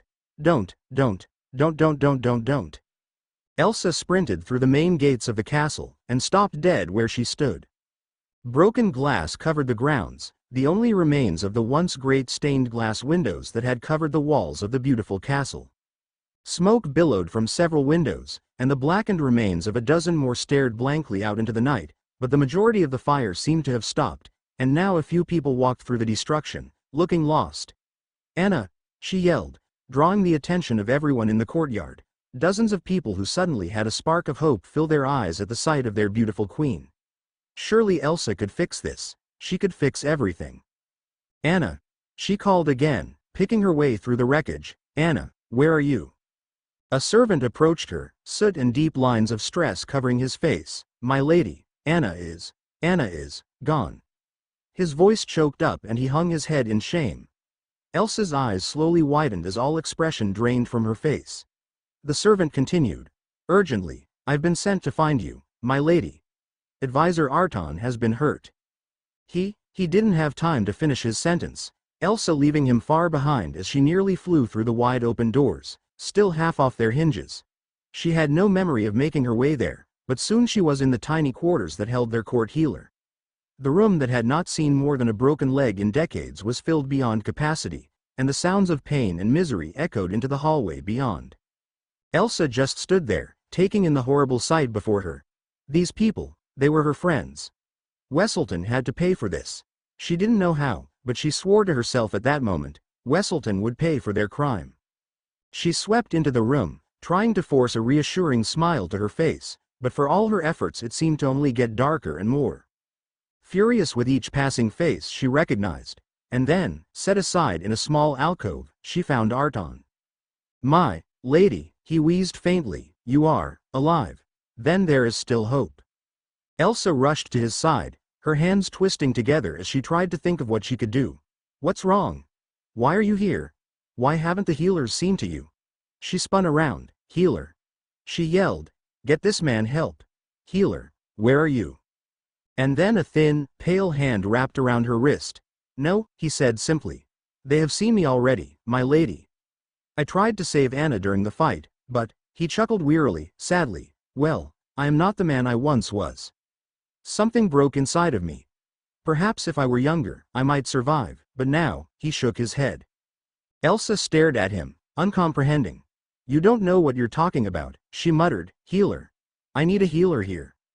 No. He tried to sit up, only to hiss in pain and fall back to the cot. No, he said again, his words labored now, they have more important things to do. May Thomason's little boy. He was struck in the shoulder. If he is to ever use his arm again, they will need to focus on him now. Tears began to leak down Elsa's face, but, Artie, the old man blinked, and a smile slowly spread across his face. You've never called me that before. Always Arton. At least I got to hear that, before I. Arton, no, please, we still need to save Anna, we. Arton's smile abruptly disappeared. That is why I called you here. He grunted in pain, and took several light, steadying breaths before continuing. Wesselton, they will never stop, Elsa. They will never stop. I know. But what can I? Arton shook his head wearily. I do not know. But you are wise. You will find a solution, one that is for the best of all. I am sorry, he grunted again in pain, but forced himself to continue, that I suggested killing them. It was wrong. That is a choice that none can make for another. He reached out and grabbed her hand, his eyes strangely intent. Please, forgive me. Tears ran freely from her eyes, but she forced herself to nod, unable to speak. He held her hand tight, and a strange little smile appeared on his face, as his eyes seemed to stare through her and into some great distance. Thank you. Now I can die, in peace. As his last words slipped from his lips like a whisper, the light in his eyes slowly faded, and then, he was gone. And in the sudden silence, Elsa heard another conversation 100 miles away, each word echoing through her ice and through her power. Each word rang loud in her ears, and everyone still conscious in the room felt the temperature suddenly plummet. If they looked at her face at that moment, they would have seen an expression of such rage, such fury, that they could barely have comprehended it. And 100 miles away, she felt her ice shatter, and, for the first time in her life, she did not create ice, or manipulate it from afar. She dove straight into it, and in an instant, she traveled. Suddenly the temperature of the room dropped straight to sub-zero. The great windows that lined the room shattered as the temperature shifted faster than they could adapt, spraying the vast room with a brilliant shower of rainbow shards, and slowly, Elsa rose from the icy dust. In the distance, Hans yelled at terrified soldiers, ordering them to seize her. Even further away, trumpets sounded, celebrations continuing unaware. But Elsa had eyes only for one person. The bars were between them, and they fell away, shattered. Then guards stood between them, and they too fell away. And then she was there, sheltering her dearest sister, the only one in her life, from all harm. Shush, she whispered, Anna's words echoing on deaf ears, I'm here now. Anna flinched back. She flinched back in pain. They had hurt her. They had hurt her, Anna. She pulled back the cloth on her sister's stomach, showing the deep black and blue colors that already covered her skin. Arton, her people, and now Anna. Her Anna. Deep in her mind, pure, unadulterated rage boiled forth. For an instant, just one instant, she wanted nothing more than to annihilate those people who had done this to everything she loved. And for an instant, that one instant, every bound on her powers shattered utterly. Her powers roared forth from her body like a tidal wave, exploding across the country in an unstoppable tide, ND carrying with it all her rage, all her pain, and all her suffering. Outside the window, the sounds of celebration stopped dead. Silence hung in the frozen air, and all was still. And in Wesselton, summer was no more. Elsa, what have you done? Elsa breathed heavily, drawing in deep lungfuls of life-giving air, too tired to stand, too tired to even raise her head. I don't know, she whispered. I felt so angry. Such rage. I just pushed. And the world gave way. Finally she managed to find the strength to raise her head, and then to crawl to her knees, and finally to her feet. Across the room, Anna was looking at Hans. Hans. Elsa raised her hands to defend herself, hands curling into ice-coated claws, and Hans stood perfectly still. His face was pale blue, locked into an expression of fear and anger, hand outstretched in a gesture of command. Behind him, a dozen guards stood frozen in place, midway through rushing forwards, weapons already halfway drawn. Anna poked him slightly, then a bit harder, and finally pushed with all her might, but the frozen figure of Hans remained perfectly still, stationary as if he were affixed to the floor. Anna glanced back at Elsa worriedly. "What did you do, Elsa? When will they turn back?" Elsa frowned, typical Anna, worried more about her enemies than herself. "I don't know," she said truthfully. "I cannot remember exactly what happened." Anna worriedly looked between her sister and the frozen figures, when Kristoff held up a hand in warning, drawing them all to a halt. "Do you hear that?" he whispered.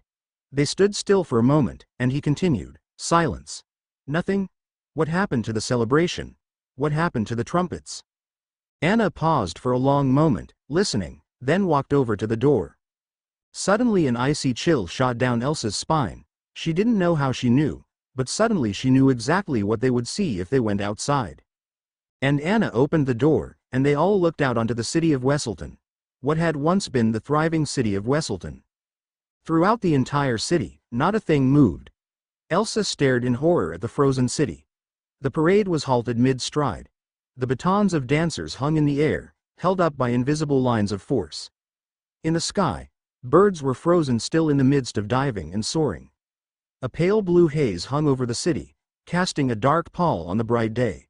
And the temperature somehow seemed to penetrate into even their bones, soaking through clothing like water and burrowing through their skin. "Put them back, Elsa," Anna whispered. "Fix them." Elsa's gaze darted about frantically. I don't know how, please, you have to try." Elsa slowly backed up, stumbling and falling flat, pushing herself from reality. "I don't know how." "The 5-minute war," Elsa said with a bitter laugh, a safe name for a bitter ending. It didn't take long before the other countries found that all of Wesselton, the entirety of that country, was coated in ice. Of course they knew who had done it. Who else had such power? Who else was cold of heart enough to freeze an entire country and walk away, leaving it as an example for others? Who but the Ice Queen of Arendelle? She turned away, staring blankly into the distant darkness of the Hall of Prophecies. "Who cares that I tried to break the spell?" Suddenly she spun, fixing them with a stare. "And I tried. Oh, but I tried. Again, and again, and again, and—" Elsa lowered her eyes bleakly. It was ironic, really. The word spread all too quickly about what had happened to Wesselton. Soon after, dignitaries from every nation were pouring to our castle steps, asking for peace, begging for treaties that would stop any mention of war. I had fought for 20 years to control my powers and my emotions so we could have peace, and the single greatest loss of control I ever experienced brought about the peace all had longed for. She shook her head bitterly, but it wasn't that simple. Those dignitaries were well trained to dealing with hostile empires, to make deals without the faintest hint of emotion. But the common people, they were a different matter. I could see it in their eyes whenever I left the castle. The horror in their eyes for the queen that had killed 100,000 people in a single instant. How can you live with the knowledge that your monarch is the worst mass murderer in the history of the world? How can you act like nothing has happened, when at any moment you could be seconds from death? She lowered her head into her hands. "I tried, I really did. Countless times, one method after another, I tried to save them, to break the curse. You have no idea, but from that one moment, that instant, I had lost all memory of what happened. Whatever it was that I did, it was lost to time.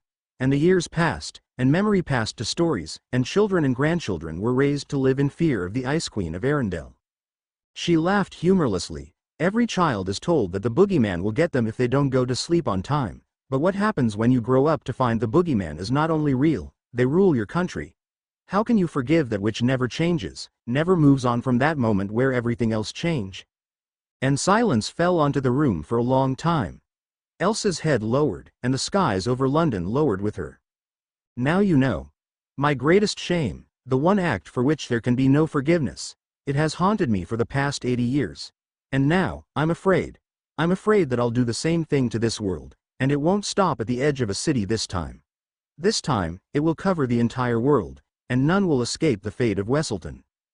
Finally, it was Hermione that broke the silence. But, you didn't kill them, did you? Not really. They're just frozen there. As soon as you figure out how to let them free. Elsa's head didn't raise. Is that really any better? She said quietly, for them, there may as well be no difference. And in the intervening years, I've come to realize that maybe they're right. Maybe I am evil, after all. How else could I have let something so horrible happen? How could my powers do something like this if they're truly good? No, Harry said suddenly, as Elsa looked up in surprise. He smiled. A great man once told me a very important thing. He reached out and took Elsa's hand, ignoring the blistering cold that surrounded it and squeezing it tight. He told me that it's not who we are, or even what we are, that matters. Standing a few paces back, Albus Dumbledore's eyes widened in surprise. Harry squeezed tighter, and Elsa's eyes came up to meet his again. He told me that it's the choices that we make that define us. I made a choice once. It might not have been as big a choice as what you've had to make, but it defined the direction of my life. I could have gone to Slytherin. I even could have been great there. Who knows where I'd be if I'd made that choice. But I didn't. I asked, demanded, to be put into Gryffindor, to go to the house of people who are willing to be strong and good. But the people, Elsa cried, 100,000 people, Harry, in an instant, there cannot be forgiveness for that. Harry paused, his brow furrowing, maybe not, but I don't think giving up is the answer. They might not still be alive, but, to ignore their sacrifice and give up hope only makes their loss even worse every day. Harry released her hand and stood. I've lost people too. My parents. Cedric. I almost have lost others. Ginny. Hermione. He glanced around before meeting her eyes. She smiled back encouragingly, and he looked back to Elsa, but I keep going. I keep living. He stretched out his hand, offering it to her as an invitation. And I think that you do, too. Did you give up when you failed that day? Did you surrender, accept their fate as inevitable, give up hope? No, you returned. You weathered the fear of your people, and you protected people that no longer even loved you. You even went back, time and again, to try to save the same people that had tried to take everything from you. Elsa gazed at his open hand, her face pensive, but her eyes hopeful. What can you hope to accomplish? She finally said, even if I feel better today, what about tomorrow? What about the day after that? What about 100 years from now, when you pass on and I'm left alone again? Harry smiled, and reached down to snag her hand in his. I don't know about that, Elsa. I don't think anyone can. He grinned, but now, you're in a world where wizards have lived and studied for thousands of years. Maybe you couldn't find an answer at home, but here, who knows? Harry glanced over at Dumbledore. He had been frozen in place since the middle of the story, his face unreadable, but when Harry looked at him, he slowly smiled calmly. Of course. If your intent is really to make up for the mistakes of your past, then I could find no better purpose for the many books in my possession. Hogwarts will welcome you with open arms, Lady Elsa. Harry's grin widened, and he slowly pulled her to her feet, and looked straight into her eyes. For now, though, there's something much more important. Something I only realized I needed when I met my first friends I ever had. For now, we can be with you. And in one movement, he pulled her into a bone-breaking hug. A moment later he was joined by Hermione, and then by Ron, awkwardness forgotten in the moment. At first she froze still, her hands drawn up to her chest, but after a few moments she relaxed her muscles, and slowly her hands drew around him and tightened onto his back, and then, finally, the tears began to fall. How long they stood there, locked in a hug while her tears soaked into his robes, nobody knew exactly. But when at last her tears stopped, the clouds had broken. Once again, the sun shone down once again on the snow-covered streets of England. And in the depths of the Department of Mysteries, Elsa could almost feel Anna's arms around her once again. End of ACT1. The story will continue with ACT2, Hogwarts. Epilogue. Deep in the depths of the Riddle Manor, screams of rage echoed. Again. Voldemort raged, whipping his wand around to annihilate a dozen walls in a split second. Again. I am stopped by that blasted, foolish, muggle-loving old man. Damn him. His wand seemed to scream as it bucked with power, sending blasts of black lightning slamming into the quavering walls of the now unstable building. Again, I faced defeat from the ashes of victory. He should have been mine. Voldemort stopped, breathing deeply, his slitted nostrils flaring wildly, before spinning, his wand fixed on the sole newcomer to the room. "Lucius," he sneered, striding towards the blond man with furious intent, "give me one reason why I should not reduce you to dust this instant." Lucius stood calmly, gazing into the glowing red eyes of his master. "Because you know that with this new piece on the board, you will need every tool you can get." Voldemort's lip pulled into an even darker sneer, and he spun, his robes whirling behind him as he cast a dozen brilliant spells that slammed into the walls, crushing them even further into the rock that the ancient house was built upon. "Yes," he hissed, "Dumbledore's new pawn. I see now how he chooses to fight. He has chosen a champion to lead his cause." His eyes narrowed. This must be the true nature of Severus's reports on a weapon they were seeking. He was led to believe it was the prophecy. He was wrong. Lucius took a step closer, carefully maintaining a safe distance from his master, but his face remaining perfectly calm. "He always was a fool, my lord, and slave to his emotions. But that is irrelevant. You know, I hope, that I would not come to you without information?" Voldemort closed his eyes, but for the first time that night, his mouth curled slightly at the corners. "I was right to let you live, Lucius. You always were my best servant. What have you learned?" Lucius bowed gracefully. "Through deep research of the most ancient of tomes, and inquiries from the darkest of magic to the most light and pure rituals, I have found reference to this white-haired demon of ice." In reality, it had taken 10 minutes with his Muggle-born advisor, but he would never tell Voldemort that. As for his keeping of a mudblood advisor, well, no need to mention that either. Now was there. Her name, my lord, is Elsa. She is the queen of a far distant land known only as Arendelle. "Arendelle," Voldemort whispered. "I have never heard of this place. Where is it hidden? The depths of the Indian mountains, perhaps? Or some secret wizarding kingdom rebuilt in the Americas?" "No, my lord." Lucius bowed his head. "I am afraid this country lies far out of reach. It is not from any country or continent we would recognize, for it is from another world entirely. I believe that she was summoned here, summoned by an impossibly powerful magical ritual. And you can easily tell when it happened." Voldemort was already nodding. "Of course. The spell that was cast at his house. The destruction of the Dementor. All becomes clear." He slowly walked over to one of the remaining paintings. So much magic had been released already that the portrait had become accidentally animated, and the person inside was trying vainly to hide behind the chair they had been posed upon. Voldemort casually obliterated the painting with his wand. "Dumbledore has chosen a champion, one whose power far exceeds that of his own or, to my disgust, mine. Now we face not only Dumbledore but also his minion, and our battle has become all the more desperate." He glanced back at Lucius, a sneer pulling at his lips. "I trust you have also brought good news?" Lucius finally smiled, just a tiny smirk, and slowly drew an object from his pocket. It was a letter. On its front it read, "Harry Potter, No. 4 Privet Drive, Surrey." And then, "Mafalda Hopkirk, improper use of magic office, Ministry of Magic." Lucius' smile widened. "It contains the entire details of the spell that was used to summon this, Elsa, to our world. Everything that was involved. Everything that is needed to recast the spell." Voldemort's eyes flashed bright red. "Lucius, I am pleased. You will not be punished for your failure today. In fact, you will be rewarded." Lucius' smile widened even further. "Even further, I believe I know exactly who we should summon to be our champion." He drew an image, provided by his Muggle contact, from his pocket, and held it up to be seen by his master. Then he turned it, gazing at the strong features and the great, black horns that adorned the striking woman's head. "Yes, I believe she will do wonderfully, my lord. She will aid us attain victory, with all the powers of hell itself." Woo! This chapter is one of the darkest, most depressing I've ever written. Sorry about that blatant lie at the end of the last chapter notes. At the time it really was going to be cheerful, but I started writing out Elsa's backstory and couldn't stop. My muse turned into a 350-pound Russian woman with a machete and things went downhill from there. This also explains why it's something like 7,500 words long. Now you see why Elsa carries so much guilt. I was inspired by the Star Trek TNG episode The Survivors. Seeing the guilt carried by someone who had, in a single moment of rage, destroyed something far beyond their intentions is very interesting to me.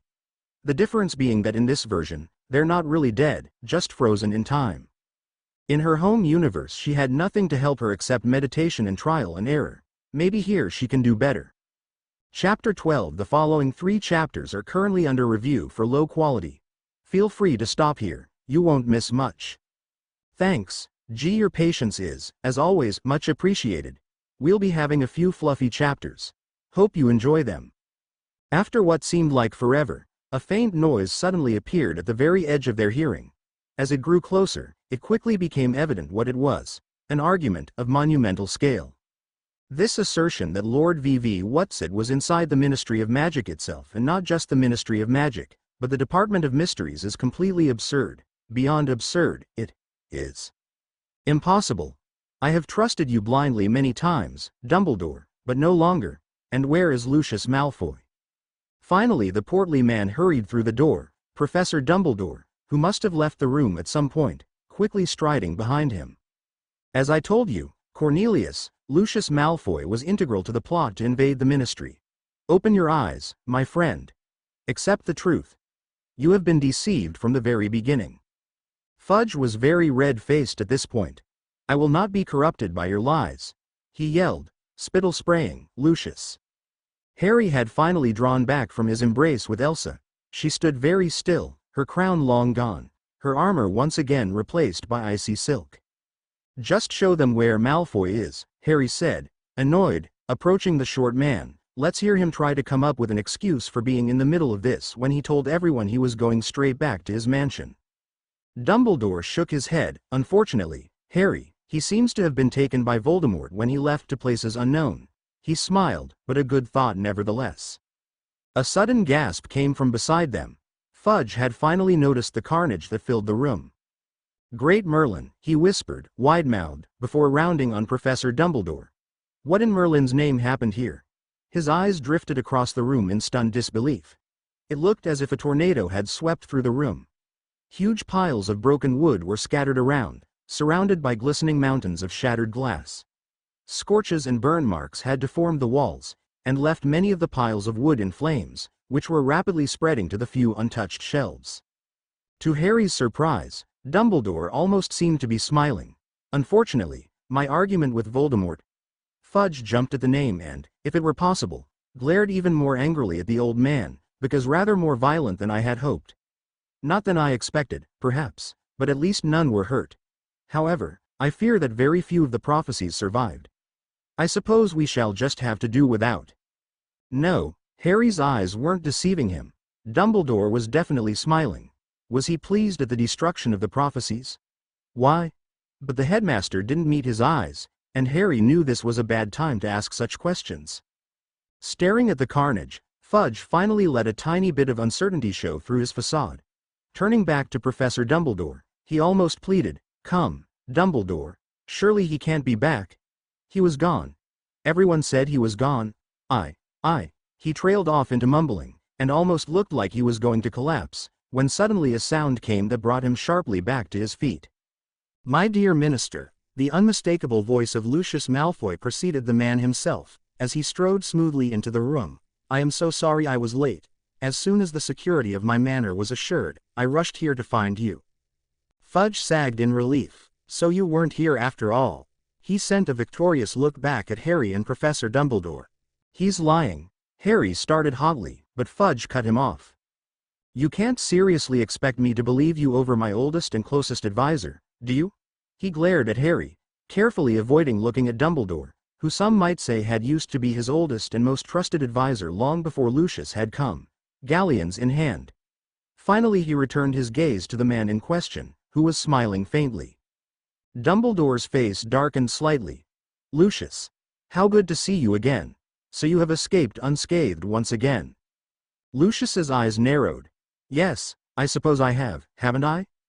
The two matched gazes for a long moment before Lucius ripped his eyes away, forcing a smile to his face as he turned to Fudge, who was dithering, his eyes darting between the two powerful men. "I assume that these people," he said the word as if it had a foul taste, "have been spinning you wild tales of my guilt? Perhaps even claiming that I was here, of all places. The gall, to threaten me in the middle of the Ministry of Magic." He glanced over at Harry and his friends, all of which had wands firmly trained in his direction. "Put those down," he scoffed, before you poke out someone's eye. Do you really think they need you here, in the heart of the ministry? Harry growled, but didn't lower his wand. Lucius ignored him, turning back to the minister. Any number of good friends of my family can assure you I was, in fact, defending my manor at the time of this crisis. As much as I wish I could have been here, my family must come first, you understand. Fudge nodded rapidly. Of course, couldn't expect anything else. I was scarcely home when my worst fears were realized. We came under attack. None of us wanted to be captured and subjected to the Imperius again, of course. Hermione muttered. Again. Under her breath. If Fudge or Malfoy heard her, they ignored it. He continued, it's fortunate that I thought to ask some old friends over for our mutual protection before returning home. Our combined strength was more than enough to drive back these poor imitators. Fudge's eyes widened at this. Imitators? What do you mean? Lucius shrugged. What else could it be? After all the real Death Eaters from before he who must not be named's death have been captured and rest securely in Azkaban. These copycats must have some political agenda. Perhaps some sort of subversion from France.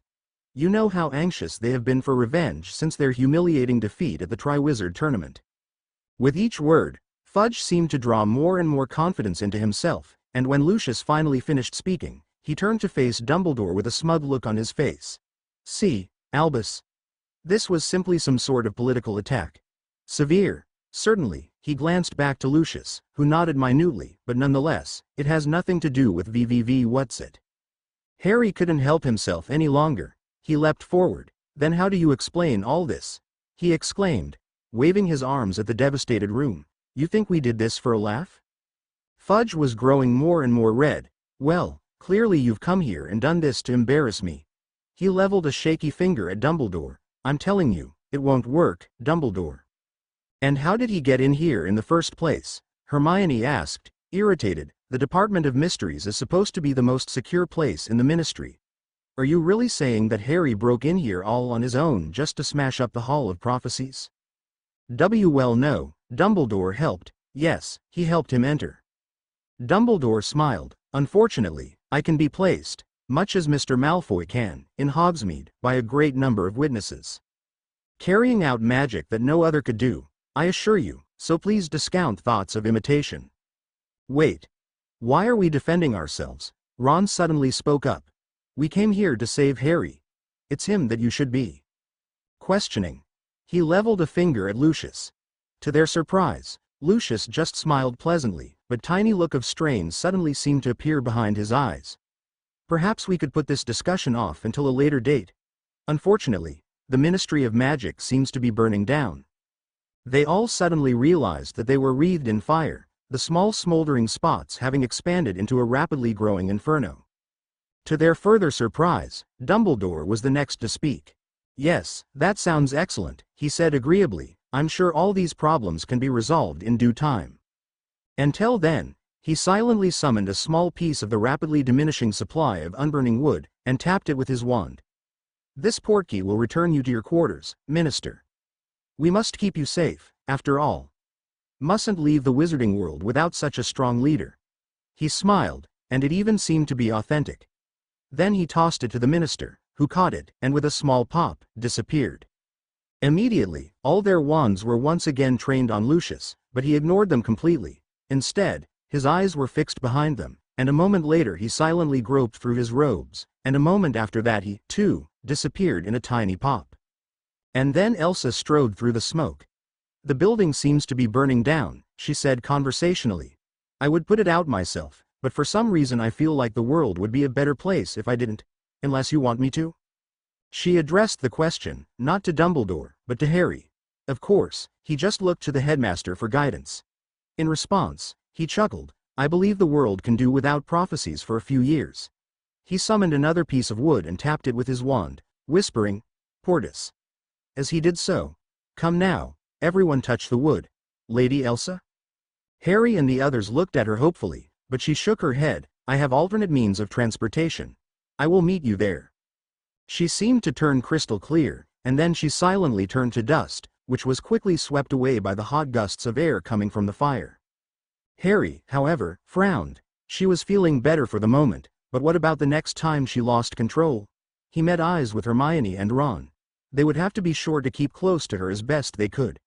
Not just for the world's sake, but for hers as well.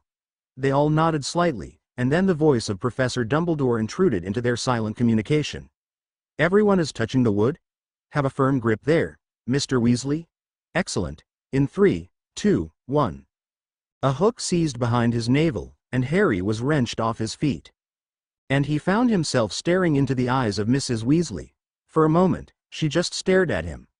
Then her gaze shifted to Hermione beside him, and finally to Ron, who was suddenly looking a very peculiar shade of green. And the next moment, he was enveloped in a tight embrace, crushing all three of them together as if she could hold them there forever. You foolish, foolish children, she muttered into them after. The hug had seemed to stretch on forever. She drew back and looked at them, and, tears in her eyes, swept back in and hugged them even tighter. Ouch, Jareth, Mum. Ron muttered half-heartedly, his face having transitioned rather startlingly from green to red. We can't breathe with you hanging on us. She hugged him even tighter. You had better wish I don't let you go, young man, she said sharply, because it's the only thing keeping me from giving you a smacking like you haven't gotten since you were 7 years old and ate all of Auntie Muriel's tea biscuits. Finally, though, she did let them go, though this didn't seem to make Ron feel any better. I was going to wait for your father to get home, but slowly her face was turning redder and redder, and finally she shouted, What do you think you were doing? Running off to the Department of Mysteries alone. I thought I'd taught you better than that. She stopped, breathing heavily, and turned to Hermione. Obviously I have no hand at teaching you, but honestly, you're both prefects, for goodness sake. You're expected to be better than this. You could have been killed. You're her hand. She turned to Ron, her arm extended straight to the Weasley family clock, sitting on a shelf, has been sitting at mortal peril for nearly an hour. Ron was more red-faced than ever, and Hermione was quickly matching him. Look now, Mrs. Weasley. Molly, she angrily corrected, as if it made a huge difference. Hermione flushed, then continued, Molly. Harry was in trouble. We knew it, and nobody else was here. We couldn't just leave him. Harry felt an odd feeling in his chest, like it was filled with some sort of bubbly glistening vapor. He hadn't really thought about it during the heat of the moment, but it was true, wasn't it? Ron and Hermione had run headlong into tremendous danger without a second thought just for his sake. It made him feel like he was about to swell up and float right to the ceiling, and despite the tense situation he found a huge grin spreading across his face. It's true, Mrs. Weasley, Harry said quickly, trying to force his face back into at least a somewhat neutral expression. Lucius Malfoy had me caught and he knew it. If they hadn't come along, he smiled warmly at his friends, I probably wouldn't be standing here right now. If anyone should take the blame, it should be me, for getting kidnapped so easily. I didn't even see it coming. Now, Harry, there is no need to be upset. Mrs. Weasley abruptly noticed Dumbledore's presence, and her hands flew to her mouth. Oh my, Albus, I didn't see you there, are you all right? The attacks, the ice, was that, she quieted, whispering, was that, you? Dumbledore sighed, I fear not. Those acts were those of one Lady Elsa. Mrs. Weasley's eyes widened, but the power, that horribly cold, could she really? I am afraid so. I fear that many have seen her today, engaged in acts of horrible violence. We can only hope that one day will not predispose them against her. But, Albus, the power, the anger, it was like I could feel it in my skin, in my very bones, she shivered, despite the house being bright and warm. Indeed. Dumbledore's eyes settled onto Harry, but it seems that some have already taken it upon themselves to blunt that power. His ancient eyes crinkled at the corners. Unfortunately, I cannot stay. The attacks have been stopped, but there is much that must be repaired. Good day, Molly, Harry, Ron, Hermione. Ginevra. He smiled faintly, and with a tiny pop, he disappeared. The next thing Harry knew, he had a very angry redhead glaring up at him. You left me here. As one, the trio gulped. Several weeks later Harry dreamed. Elsa walked through the door, and smiled as she saw him. She said something indistinct, the words fading into a warm glow that filled his body, and the dream continued just like he remembered. Somehow, the same dream seemed entirely different. It wasn't that anything had changed, not really, but now, he saw more. Now, he had begun to understand. But soon, as so often happens, daylight came. With the day, memories fade, emotions lose their sting, and reality steadies your mind with a firm hand. In that place between wakefulness and sleep, Harry slowly opened his eyes. Long beams of sun shone through the tall windows, illuminating tiny motes of dust that danced through the air. He could feel his excitement beginning to bubble up through his drowsiness. Today was a special day. Today was the day they returned to Hogwarts. Suddenly there was a loud pounding on his door, and a moment later, a bright red-topped head poked through. "Oh," Ginny said, glancing at him to note his open eyes, and then around at the variety of items scattered across the floor. She raised an eyebrow. "Good, you're up. Better get ready. Mum's on a warpath and it looks like the quiet days are over." Harry blinked blearily and nodded, hunting for his glasses on the bedside table. After the fiasco that had been the Ministry hearing, Molly Weasley had been so focused on making sure that Harry, Ron and Hermione were okay that she had completely forgotten to be furious with them for getting themselves into so much trouble. Sirius, of course, had been an entirely different matter, but either way, judging from the sounds emanating from downstairs, that grace period was long over. Ginny then glanced over at where Ron lay, still fast asleep. "Ron. The Chudley Cannons won the World Cup." Ron sat up instantly. "Wah. Huh. Buh." His eyes slowly focused, and finally resolved into a glare at his sister. "That's not funny." She smiled angelically. "It's funnier than what Fred and George will do to you if you're not up by the time they get down here. They're already picking on you enough for being another prefect," she mimed, gagging, before shooting a conspiratorial grin towards Harry, in the family. He groaned and threw his legs off the side of his bed before badly tossing a shirt from the floor towards the door. Don't remind me. Now get out, will you? We've got to get dressed." She shrugged. "Better hurry if you don't want to get the same treatment Gred and Forge are getting." The door closed and the sound of her footsteps quickly faded away, leaving Ron and Harry staring blearily at one another. Harry wasn't quite sure what to say. The revelation that Ron and Hermione were to be prefects should have bothered him more, but it came the day following the hearing at the Ministry, and he found himself quite unable to care. In light of the attacks, they had decided to put his hearing off until a later date, solicitor speak for, shove it under the rug and hope nobody remembers. It seemed like the Ministry mostly wanted to just forget anything had happened at all that day. Harry blinked and shook his head in confusion. After all that, whether or not he got selected to be prefect seemed almost mundane in comparison. And after all that had happened, Dumbledore had even asked for them to meet with him in his office at Hogwarts once they arrived. He couldn't exactly understand why. Why go there when he could talk with them just as safely, if not more so, here at Grimmauld Place? And in any case, on top of the meeting, he had an entirely different task ahead of him, one that sent shivers of apprehension up his spine every time he thought of it. "Mental, the lot of them," Ron finally muttered, throwing his blankets off himself and looking around in confusion. "Harry, have you seen my robes? I know I had them around here somewhere." Harry began to look, glad for an excuse to distract himself from thoughts of the future. Ron's robes, it seemed, had somehow ended up hanging from one of the rafters above him, the same as with Harry's sneakoscope, still wrapped tightly in a pair of horribly ugly socks he'd received from the Dursleys, and his firebolt, which conveniently answered how the lot had gotten itself up there. How Harry and Ron had gotten down afterward was an entirely different matter. Eventually they managed to collect everything from throughout the room and stuff it into their bulging trunks, just before Molly Weasley bustled through the door. "I swear, if they make me do one more detection spell, I'll Harry. Ron, you're up." She smiled warmly, but there was a hint of tension behind her eyes. "You didn't need to wake up so early, dears." Harry and Ron glanced at one another. Her words said one thing, but her body language was saying something completely different. Harry raised an eyebrow, and Ron muffled a faint snicker. Molly just sighed in disapproval before bustling over to look out the window at the streets below. Traffic moved steadily by, but there was still no sight of the Ministry cars that were supposed to pick them up. Finally she turned away and eyed their overstuffed trunks with a wary eye, as if expecting them to burst open at any moment. When they failed to do so, she let out a tiny sigh of relief. "Well, you'd better hurry up, then. We wouldn't want to be late, now would we?" Suddenly a loud bang echoed from below, and in a flash Mrs. Weasley was back out the door. "Fred, George, what did I just say to you?" Sorry, Mum. A few minutes later, the two of them staggered their way down to the living room, backs bent from carrying the weight of their overstuffed trunks. The instant they stepped inside, the delicious scent of frying bacon and eggs assaulted them.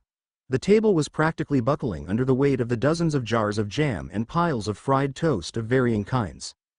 Mrs. Weasley could never quite match the variety provided by the house elves of Hogwarts, but she tried, oh she tried. Sirius was sitting opposite Professor Just Lupin, Harry reminded himself. Or Remus, but he didn't think he'd ever get to the point where he could call the slightly morose man by his first name. Further down the table was a conspicuously empty set of places, with the plates currently charred black, and Harry grinned as he heard the sounds of Mrs. Weasley berating the twins just outside the door. Even further down was Ginny, silently eating her toast. She glanced up and gave him a small smile before turning back to her plate. Letting their bags fall to the floor with a sigh of relief, Harry and Ron sat down at the kitchen table next to the last person. Hermione was sitting at the very end, intently reading today's issue of the Daily Prophet. Ron started loading up his plate with eggs and toast immediately, but Harry's eyes slid over to Hermione, and a moment later she tossed down the newspaper in disgust. Making ridiculous stories up, like usual, she said with a snort. That Skeeter woman should have been sacked ages ago. Can I take a look? Harry said, reaching for the paper, and Hermione shrugged. Be my guest, but don't expect anything of value from it. He glanced down at the front page, barely stifled a snort of amusement. Boy Who Lived Duel's Winter herself in Hall of Mysteries. It's been a summer of strange weather, as anyone who goes outside at all, unfortunately excluding most Ravenclaws, has noticed. These seemingly random bursts of cold, confusing to both magical and muggle alike, have thus far defied explanation. Twice now, blizzards have struck England, and to the Ministry's continued confusion. Somehow penetrated through the wards on Wizarding London, bringing with it the first severe weather to hit the iconic shopping location for nearly 400 years. Last event during the 1600 Goblin Rebellions, CPG 17C. Now, for the first time, our intrepid reporters have been able to discover why. During the attacks that occurred 2 weeks ago, for theories on the cause of these attacks, CPG 2, dozens of witnesses reported seeing a terrifying figure. She was Loic, winner, herself, EY? Froze me roid to me bones to look said one witness, who disappeared before this humble reporter could ascertain their name. There are varying descriptions of this person, but one detail remains the same. This woman, if she really is a woman, appeared, instantly defeated the attackers at varying locations with tremendous bursts of ice magic, declared that they were not here, and disappeared moments later. Reports that she was seen to be accompanied by Sirius Black, notorious mass murderer and criminal, have so far been denied by the Ministry, CPG 6. The ultimate destination of this mystery figure was finally revealed by an exclusive source, who wished to remain anonymous. She appeared inside the accurately named Department of Mysteries itself. What happened following, and whatever she was looking for remain unclear. Some even claim she dueled or resurrected he who must not be named to a standstill, but our source claims that instead she dueled the boy who lived himself, nearly destroying much of the underground facility until she was defeated, her defeat then bringing about the end of the untimely winter. This, of course, only leads us with more questions. Who was this mystery figure? What was she doing in our fair country? And why was Harry Potter inside the Department of Mysteries? Hopefully we will be able to bring you more details to the story in our next article. Harry just blinked. Then he blinked again. Finally he chuckled softly. They're mixing up all the facts with all the rumors. It sounds like they've gotten the Quibbler to write their articles. Hermione snorted into her porridge, but from beside him, a curious noise came, and suddenly a blonde head poked out from beneath the table. Protuberant eyes gazed at him blandly. Of course not. Our articles are much more believable. She smiled dreamily. You really should avoid these sorts of newspapers, Harry. Goodness knows they're unreliable. Harry jumped about a foot in the air. Luna, he said, searching for the right words while Hermione clutched her chest and Ron choked on an overlarge bite of toast and eggs. Luna popped out and patted him on the back helpfully. Harry just stared at her. When did you get here? She's been here since early this morning, Ginny said from down the table, glancing up to meet his eyes briefly. Apparently her father is too busy with all the printing to take her to the station himself, so she decided to travel with us. Ah. He looked worriedly at an increasingly red-faced, choking Ron. Hermione seemed to be busy considering the implication that Luna had been there the entire time, and Luna's soft pats on his back didn't seem to be doing much good. Ipecacuus, Sirius called from down the table with a flick of his wand, and abruptly the food in Ron's throat rocketed out his mouth, flying out the door and splattering on something in the distance. The very irritated voice of the Weasley matriarch rang from outside the room. Sirius. Sirius glanced at Remus, who had an amused expression on his face. Oops. High above them, Elsa took a deep, calming breath, and opened her eyes. Today was the day. The day she was to go to this school they called Hogwarts. She couldn't say it would have been her choice of name, but once again, it reminded her of Anna. It would have been just like her to name the premier school in the world something as silly as Hogwarts. That might have had something to do with Elsa taking over that job after the first few years. 36 landmarks named Reindeer's Spit Point, or So Foggy I Can Barely See My Nose River, was enough. Actually, it was far too many. 36 too many, in fact. Elsa shook her head sharply, clearing her head. Ever since the Department of Mysteries, her old memories had started to come back even stronger and more erratically than ever. On the downside, that meant that she found herself falling into brief bouts of depression several times throughout the day, but she also found herself re-experiencing some of her happiest memories almost as frequently. So far, they balanced one another, and as long as that balance was maintained, she honestly didn't mind. After all, she was used to self-loathing, but this warm feeling of happiness was much more unusual. As long as her chains held, she was content. Speaking of her powers, though, taking another deep breath, Elsa focused her mind inwards, pushing gently against the chains on her powers. Then she pushed harder, and even harder, until they seemed to be creaking with the strain. Finally, chains still holding, she relaxed. Her powers had barely cooled the air. The chains were still fresh, in her mind. The metal still hot from their forging, and unfortunately brittle and malleable, but hopefully that should stabilize with time. It was fortunate that not all of them had broken, or fixing them would have been much more difficult. Turning her eyes from inside herself, she looked out over London. This day would be filled with new experiences. She would finally learn what this Hogwarts was like. What would an entire school where children were taught magic be like? It would have to be phenomenally dangerous. Even when she was barely more than a child, she had managed to freeze an entire kingdom and more, so how much more destruction could an entire school filled with such children cause? On the other hand, that might be why they gathered them all into one place. Was there one kingdom in this world that was constantly exposed to strange weather and random destruction, with a school sitting in the exact center of it? Or had they found some way to contain the devastation? Either way, it would be fascinating to see. Anna would have been delighted. And then there was the mystery meeting with Headmaster Dumbledore.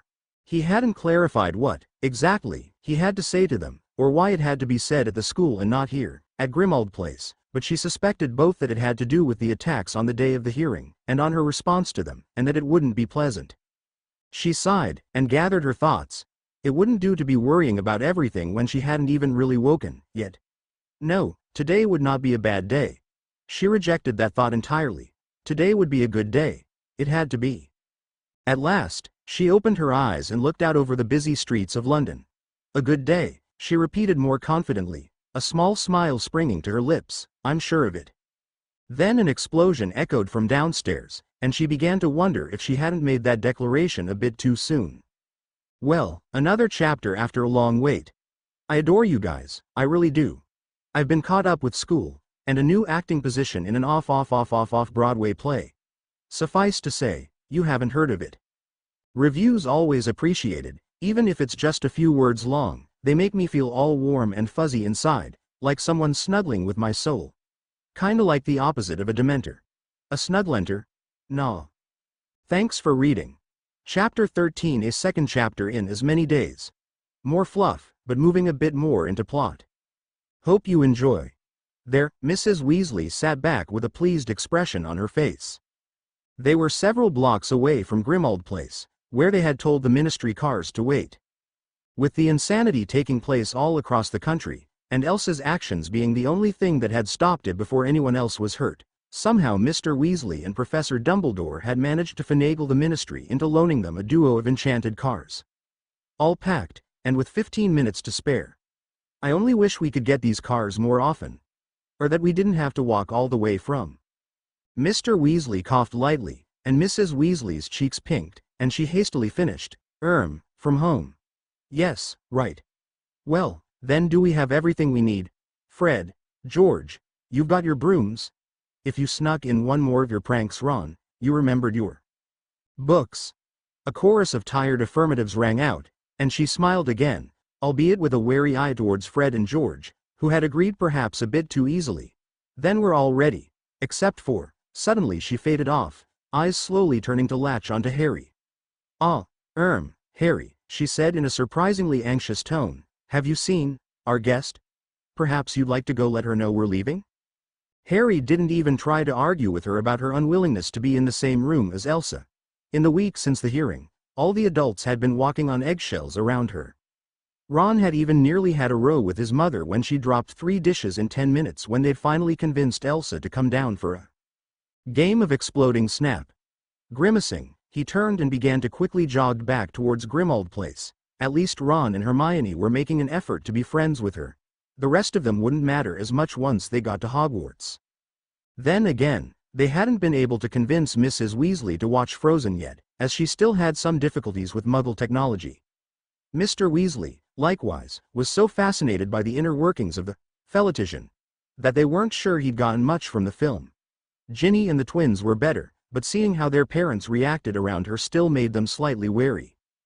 Glancing around to make sure nobody was watching, not that he could see what difference it made. Other people couldn't get inside the house anyway. He quickly walked up the path and inside, feeling the subtle tingle of the wards wash over him. The first person he saw inside was his godfather, staring dejectedly into the fire. He glanced up at the sound of the door, and smiled widely. Harry. His smile faded slightly. Just forgot something, I suppose? Better hurry, then. Wouldn't want to be late. Harry stared pensively at his godfather. Nobody would tell them exactly what had happened, but they'd gotten the general gist of things from the papers and conversations heard around the house. Sirius, at least, had been in trouble with nearly everyone, and while he'd kept his head high most of the time, Harry had noticed him gradually growing more and more depressed, though whether that was because of the continual admonishments from Mrs. Weasley and Dumbledore or whether it was because everyone would be leaving soon, he couldn't tell. Are you sure you don't want to come along? Harry asked, surprising himself. Logically he knew that Sirius leaving the house, even in dog form, was dangerous, but... No, Sirius said, smiling briefly, better for me to stay here. Less danger for everyone. His smile became bitter. Besides, it's not like me apparating Miss Winter around did any good, anyway. That is not true. Their eyes darted to the door, and Elsa strode through. Without you taking me around the world, countless people would have died.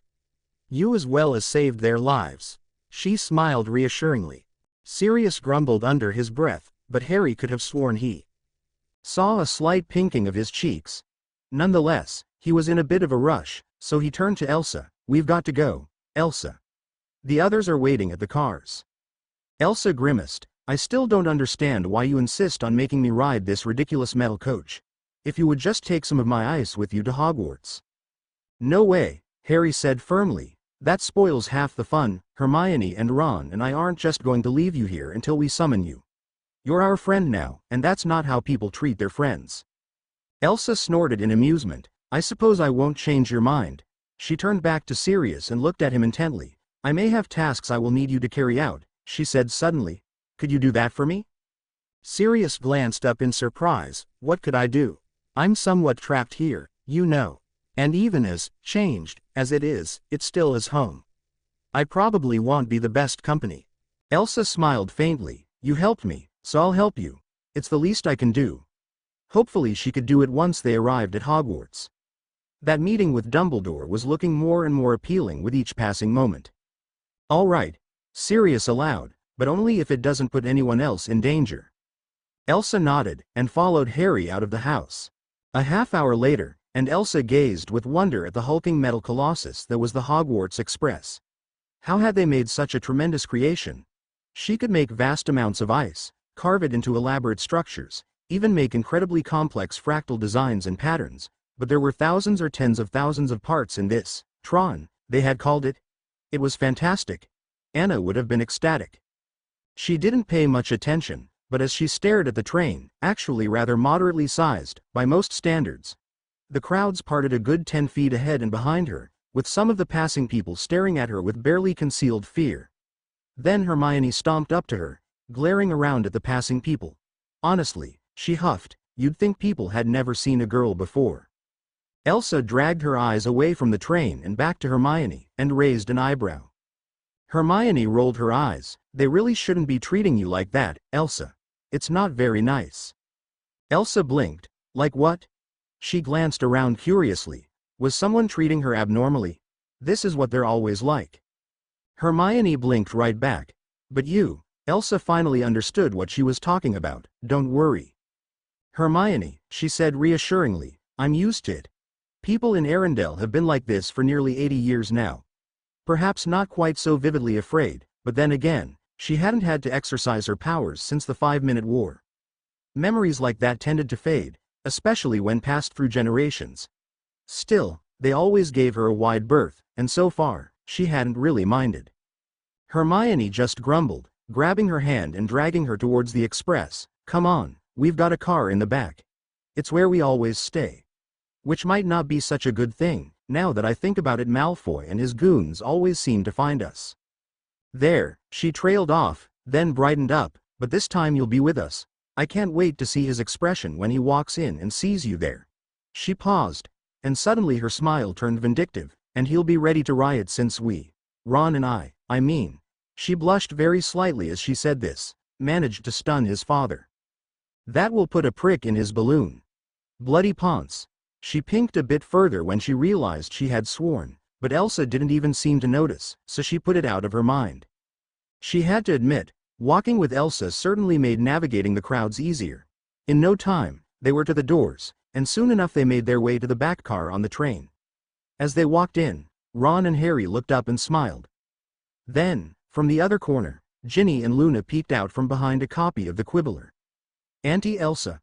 Luna cried, and the next thing she knew, Elsa had a small blonde girl wrapped around her waist. Luna?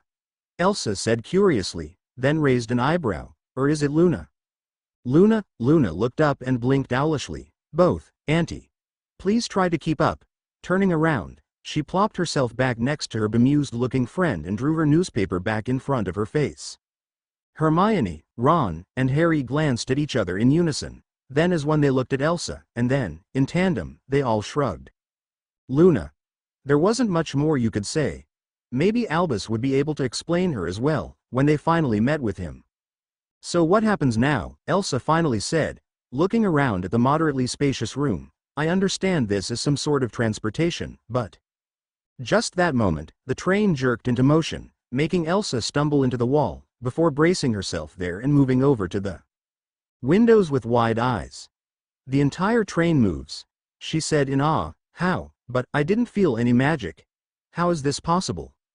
Hermione smiled. The train is actually a combination of Muggle technology and magical enchantments, she said.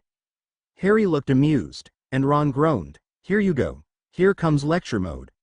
Honestly, you must have memorized Hogwarts. A history by now.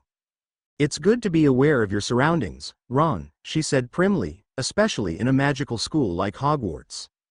He just groaned again, but the bushy-haired witch ignored him and turned back to Elsa. The Muggle technology is actually nearly 50 years old, but that's not much older than most trains these days, anyway. The charms are mostly for convenience.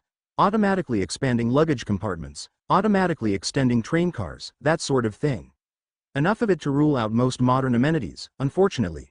Still, it's nice enough, I suppose.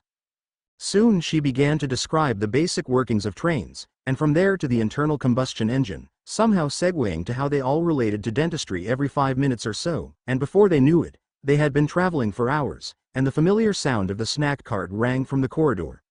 The door opened, and the cheerful old lady's head poked in. I'm not interrupting anything, I hope? Oh, good. The things 7th years think they can get away with. She shook her head, and then, as if realizing who she was talking to, smiled guiltily. Oh my, I'm sorry. Snacks, dears.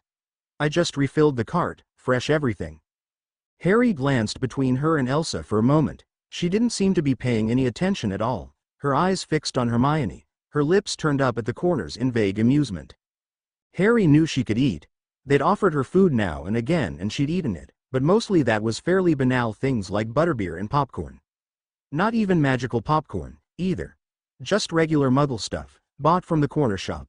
She'd never gotten to experience real magical candy of any sort, and if that didn't sound like an invitation, nothing did. Cauldron cakes for all of us, he said, reaching into his pocket for sickles. Their eternal bubbling contents were certainly interesting, especially when they continued to bubble in your stomach. Oh, and a bunch of chocolate frogs, too, please. Ron glanced up with mild interest at this, years later, and he still had yet to find that elusive Agrippa card to complete his collection. Of course, he had outgrown silly things like collecting cards ages ago, but if he just happened to find the final card while eating a few chocolate frogs with friends, he could hardly be blamed, right? Harry, though, was only getting started. Oh, and some funnel sodas, and some fizzing Whizbees, too. Ooh, and maybe, he began to list all the magical sweets he could remember.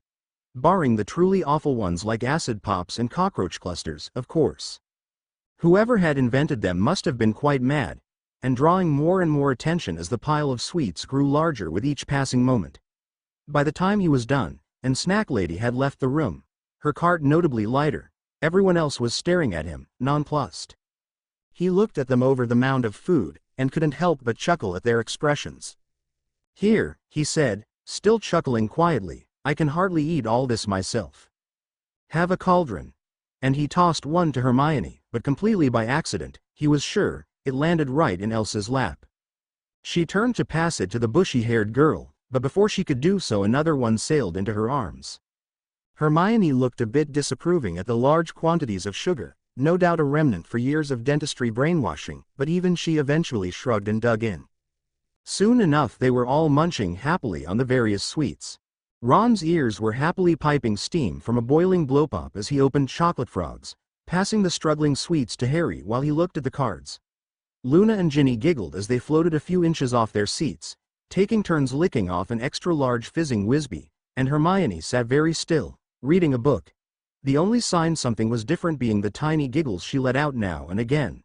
Only Elsa left hers untouched, holding her cauldron in her hands as she watched the others in bemusement. Go on, Elsa, give it a taste. Harry encouraged with a smile. They're good, I promise. She looked down at it dubiously. I don't think that I should. Instantly chorus of voices interrupted her. Oh come on. Don't be such a. Daddy says that. After a moment she couldn't help but snort. Very well, I'll try it. She looked down at the bubbling cauldron dubiously. Finally, she slowly brought it to her lips and sipped. A huge grin spread across her face as the bubbling substance ran down her throat. It tickles, she said, before trying to take another drink and choking, sending bubbling liquid soaring across the cabin, splashing into the door and making everyone else snort in amusement. Her hand flew to her lips and her eyes went wide in embarrassment for doing something so unlike a queen, but somehow that only made the others laugh harder. Soon enough she joined them laughing, before hiccuping as she inhaled even more of the bubbly liquid. Eventually she had to stop and cough for nearly a minute, and by the time she was done she was very glad she didn't actually have to breathe. But by then the tension had broken, and they spent the rest of their time eating their way through the pile of food all the way to Hogwarts. I wonder where Malfoy ran off to? Harry asked as they disembarked from the train. Normally he bugs us at least once or twice during the ride. I've heard about the yearly visits from Blondie, Luna mumbled, her head still firmly hidden behind the quibbler. It's almost become a tradition. Ravenclaws track this sort of thing, you know. Harry glanced over at the rather strange girl in confusion. They track me and Malfoy. Oh yes, Luna replied vaguely, it could be part of the pattern. Harry blinked. What pattern? Luna finally looked up from her paper, a fire suddenly seeming to burn in her eyes, but before she could say anything, Ginny reached over and firmly dragged the newspaper back up over her face. Glancing at Harry, she leaned over and whispered, You do not want to know. Just trust me on this one. She let go of the newspaper, and Luna lowered it slowly, giving Ginny a betrayed glare. But a moment later she seemed to forget what she had been doing. Her eyes went foggy and she shrugged, her gaze drifting back to her paper as she walked, barely avoiding a few scared-looking first years and nearly walking into a tree. Suddenly, the familiar voice of Rubeus Hagrid came ringing over the crowd. Furs years. Furs years. All of ye come over here. Oh, hey there Harry. And this must be. His eyes came to rest on the white-haired girl. Lady Elsa, he said gruffly, forcing his back into a clumsy bow. Well, I hope ye don't mind, but Professor Dumbledore asked me if ye'd come with us across the lake. Said, 'twasn't a sight to miss, or summit like that. He blushed brightly beneath his massive black beard, and coughed. 'Scuse me, I've never talked to royalty before.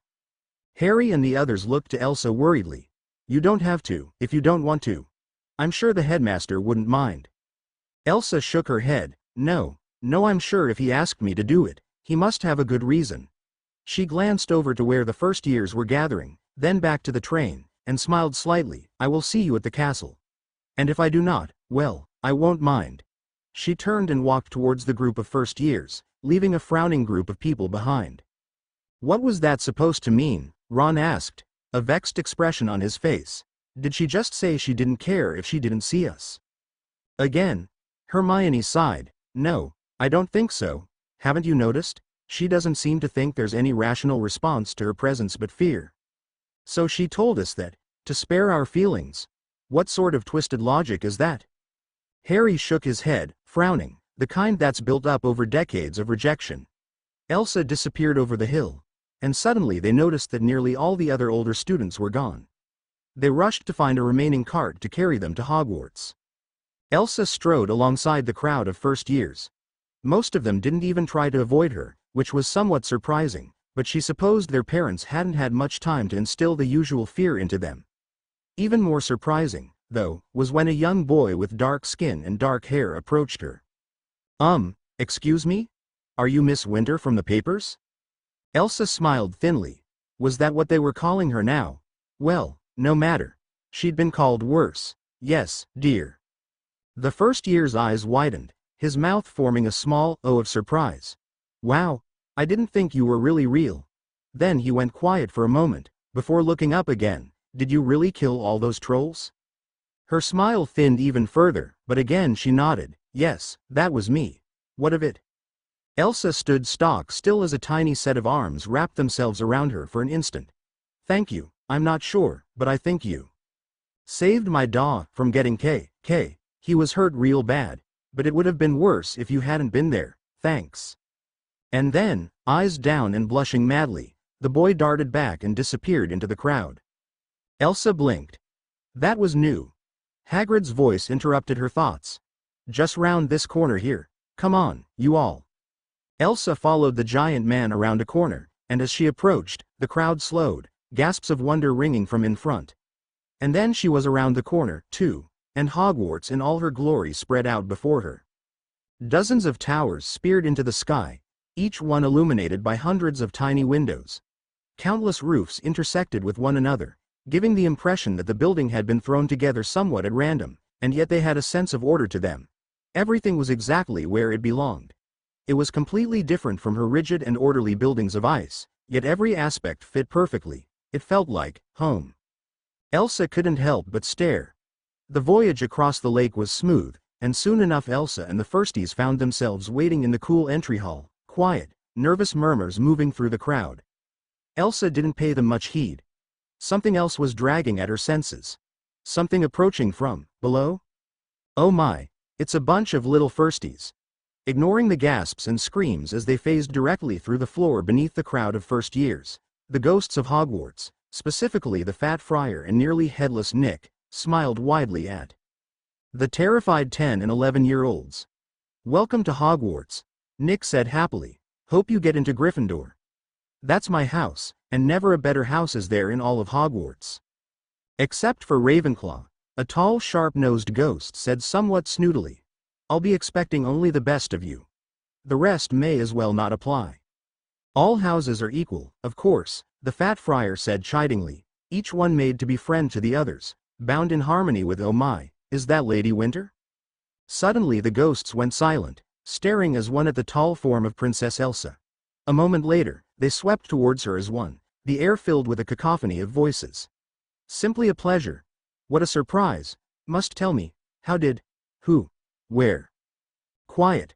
Once again the ghosts fell silent, turning to stare in surprise at the heavily breathing first year, hand clamped over her mouth like she couldn't believe what she just said.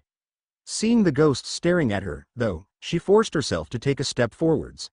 Can't you see you're scaring her? You're supposed to be nice. Nearly headless Nick wiped an invisible tear from his eye. Gryffindor, I just know it, you'll do credit to my house. What's your name, child? Annie Creevey, she said quietly, looking like she wanted to fade into the woodwork. Nick smiled, delighted. Another Creevey. Your brothers do credit to their house. One even took a picture of a basilisk once, you know. He chuckled reminiscently, didn't take, but then, what would? What, are you? The quiet voice cut through the crowd of ghosts yammering like a knife. Nearly headless Nick turned to Elsa in surprise. Why, we're ghosts, of course. Surely you've heard of ghosts before. No, she said quietly. How are you still here? How have you not passed on? Nick glanced nervously at the other ghosts. Normally talk like this was never done, especially in front of fresh firsties. But something about her expression told him to keep talking. Well, we just chose not to, I suppose, he said awkwardly. I'm afraid I don't know much about it myself. Perhaps Dumbledore, yes, he can explain it far better than I ever could. He coughed loudly, a forced smile on his face. Well, I suppose we must be off. I look forward to seeing the best of you in Gryffindor. Without another word, he and the other ghosts swept away through the walls, leaving a very confused crowd of firsties behind. And with them, a silent, brooding Elsa. I have one more chapter nearly ready, after which there might be another break. My cat has pretty bad cancer and it's kinda put me in a downer mood. Your reviews really helped to make an otherwise bleak day happier though. Love you all. Thanks for reading. Chapter 14. Good heavens, this chapter is huge. I wanted to split it up, but it didn't really lend itself very well to doing so. The next chapter will be smaller, I promise. If only for purposes of my own sanity. Anyways, enjoy. Chapter 14. Elsa walked forward in a daze. The world had acquired a strange, sepia tone. It seemed like everyone around her was moving in fast motion, and only she was standing still. In a blur, the children around her zipped up to the stool, had a hat placed upon their heads, and flashed over to their tables, crowds of black-cloaked children applauding for a half-instant. She barely noticed as the crowd around her diminished and, at last, disappeared completely. She didn't notice the slightly nervous look Professor McGonagall shot Dumbledore, nor the encouraging nod he sent back. She didn't notice the worried looks from 3 students at the Gryffindor tables, or the pensive looks from everyone else in the room. And then the professor called out one last name, and everything snapped back into focus. Elsa, of Arendelle. Elsa blinked, and looked around. All the students were staring at her, hundreds of wide eyes fixed on her, unblinking. She stood out here, her white and blue a splash of sunlight against the black of their cloaks. She snorted quietly. What an inane thought at a moment like this. Miss Elsa, McGonagall repeated, please step forwards. Slowly, Elsa made her way to the front of the hall and regarded the hat. Just a few minutes ago it, an inanimate hat, had been singing. Something that would have made Anna so excited Elsa crushed that thought brutally. She couldn't think about that right now. They wanted her to put it on her head. She could do that without destroying the world. She hoped. Suddenly the world went dark as the hat was lowered over her head, and just as abruptly, a deep voice appeared in her head, as if it were whispering into her ear. Well, what have we here? Another student. Late, perhaps. Why don't we have a look? The hat went dead silent for a long moment. Good Lord. The eyes of the entire room widened as a silence of gathering power drew itself to the front of the hall, and suddenly, the hat blinked from black to pure white. They waited for something else to happen, and after a long moment, glanced at each other in confusion when it suddenly changed back to its original color. Thank you for not destroying me, my lady. That would be rather unpleasant. There was a long pause, and the hat finally sighed. What was Albus thinking? Putting me on your head? You need more help than I can give you, my dear. I'm a simple enchanted hat with delusions of grandeur. Still, Elsa was silent. The hat sighed again. Well, if you're not going to speak, I suppose I might as well sort. You. The hat seemed to perk up a bit at this thought, and continued, though I must admit, I've never had to sort someone of quite your impressive age. It chuckled. This should be interesting. Now, let's see. You're quite cunning, I suppose. Enough for Slytherin. Not idealistic at all, not anymore, and with enough power to be respected, but with your power, when have you ever had to plot? Plus, I imagine you've put yourself on quite a number of their bad sides already. No, I'd rather not lose half the house in the first day, so they're out. You're smart and fairly clever, and you've learned quite a bit in your life, but I can't exactly say that logic is your forte. You're no candidate for Ravenclaw. Your loyalty, I'd say to put you in Hufflepuff for that alone, even if you were the most cunning and clever person to pass beneath my brim. But your brand of loyalty, it paused, as if tasting her mind. No 80 years of unwavering loyalty surpasses reason. Something else happened to you there, didn't it? Something that bound you, trapped you. Elsa frowned at this. What was the hat talking about? A flash of something, but no, there couldn't be anything. She was too powerful to have her memory altered. It wasn't possible. Yes, something, the hat continued, pointedly ignoring her thoughts, something you were unwilling to admit even to yourself. No, while such secrets hide inside your mind, I will not endanger the deepest house. That leaves only one house. The only ones brave enough, or, perhaps, stupid enough to be your friends, even with all they know about you.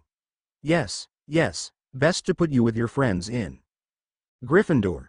The hat was whisked from her head. She didn't hear the whispers as she made her way towards the three figures that were waving to her. Whispers about her, and about the hat, still pale white even as it was ceremoniously shuffled away to await the next year's sorting. Quietly, she sat down.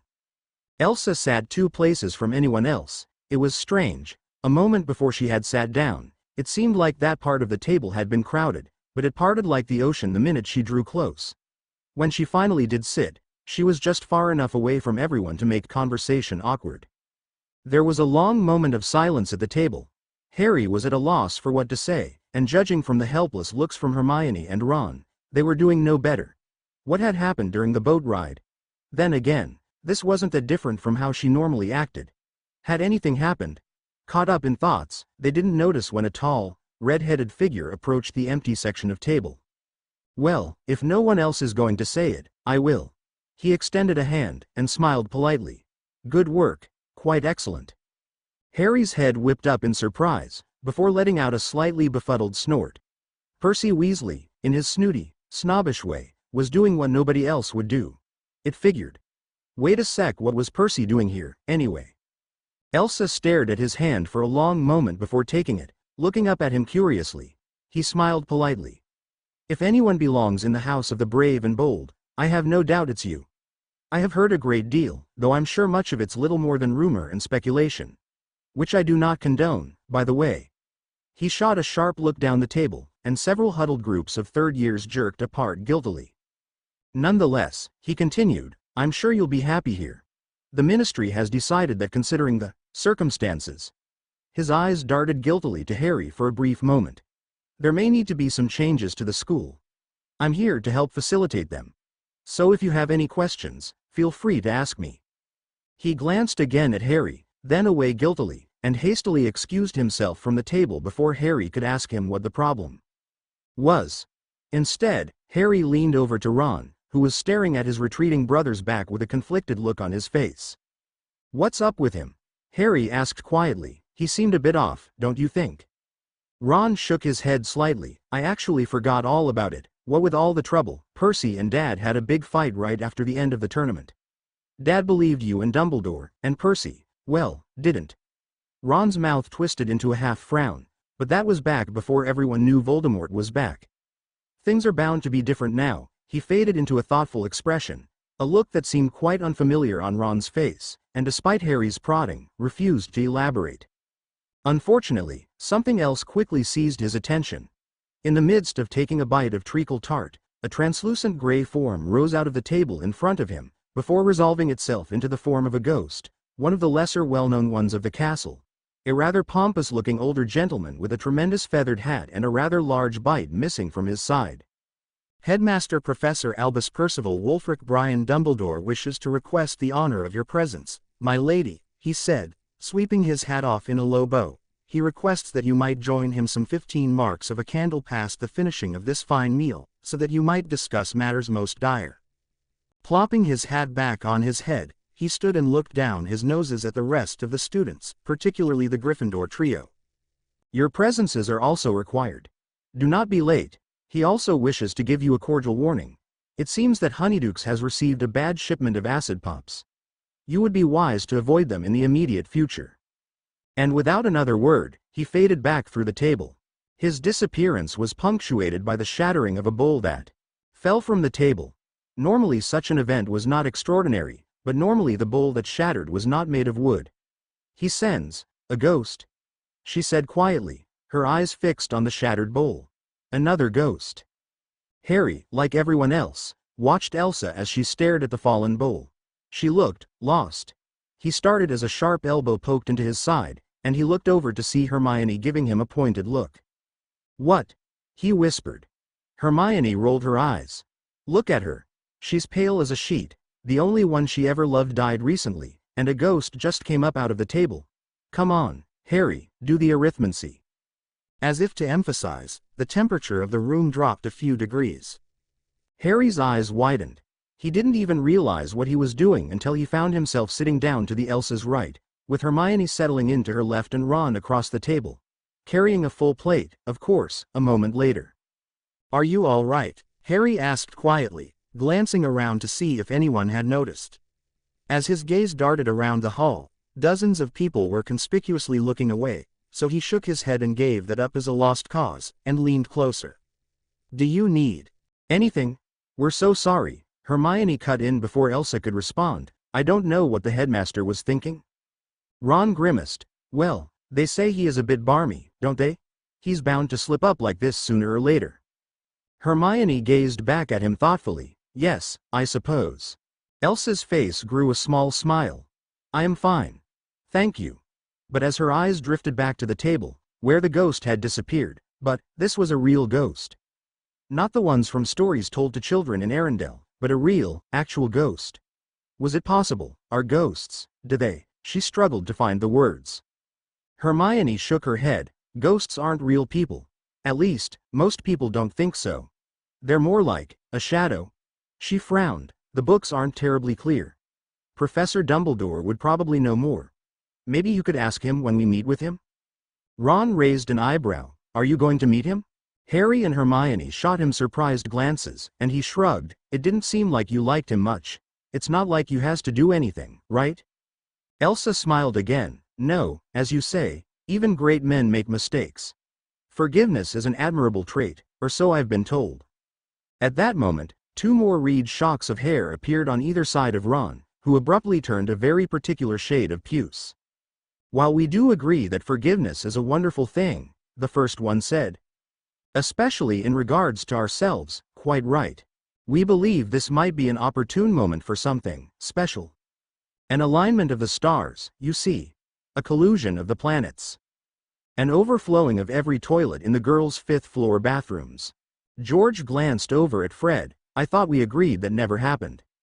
Quite right, brother of mine. Merely fantasizing. Hermione glared back and forth between the two brothers, who smiled back innocently. George shot his brother a look, then turned back to the Ice Princess, who was now smirking faintly. George grinned in response. You must see how this presents us with a unique opportunity. Fred leaned close. You see, we've taken the time to watch your film. Excellent cinematography, you know, though I must say, you look much better in the flesh. Elsa's smile widened slightly dangerously, and George quickly stepped in. Not that we mean anything by that, only, we seem to recall your sister showed some minor proclivity for activities of a humorous and slightly less than legal nature. And we, even as amazing of practical jokesters as we are, can always accept the advice of someone our senior. Fred nodded soberly, shooting Harry a quick wink. Seeing as we are lacking in direct insight from our true mentors, the Marauders, we thought that perhaps you might lend a hand. Or foot. Or any appendage, really. We're not particular, especially when it comes to our beloved headmaster. Fred's smile widened in anticipation. Indeed, up until now, Dumbledore's not shown any weaknesses. But this, This is the proverbial chink in his armor we've been waiting for. Fred grinned, the chance to, as his brother, who we have no knowledge of in any way, shape, or form, says, get his goat, if you know what I mean. He waggled his eyebrows expressively. Fred. George. Hermione said, scandalized. I should report you to Professor McGonagall. No. Elsa held up a finger, then slowly smiled. Pranks? That was something she had experience with. I am listening. Fred and George's faces widened in dangerous glee. Before they could continue, however, the tables quieted as Dumbledore stood up. One additional announcement. As some of you may have noticed, one Mr. Percy Weasley has been making his way throughout the tables today. He wishes to say a few words. Thank you, Headmaster. Percy, who strode up from the tables just then, smiled shortly and turned to face the students. As I'm sure you have heard from the various rumor mongers and tabloids that shame our nation, you know who has returned. The hall grew silent as all eyes fixed on him.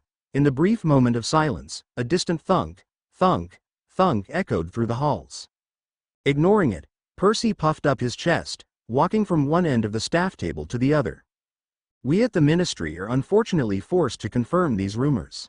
A few scattered gasps from around the hall, but most people showed no reaction at all, waiting for something really new. Percy, disappointed at the lack of reaction, frowned in disappointment, then caught himself and forced a smile that screamed, Ministry approved, to his face. But have no fear, we at the Ministry are going to every length possible to deal with this new threat. There will be no repeat of the events nearly 20 years ago, Minister Fudge wishes to assure you.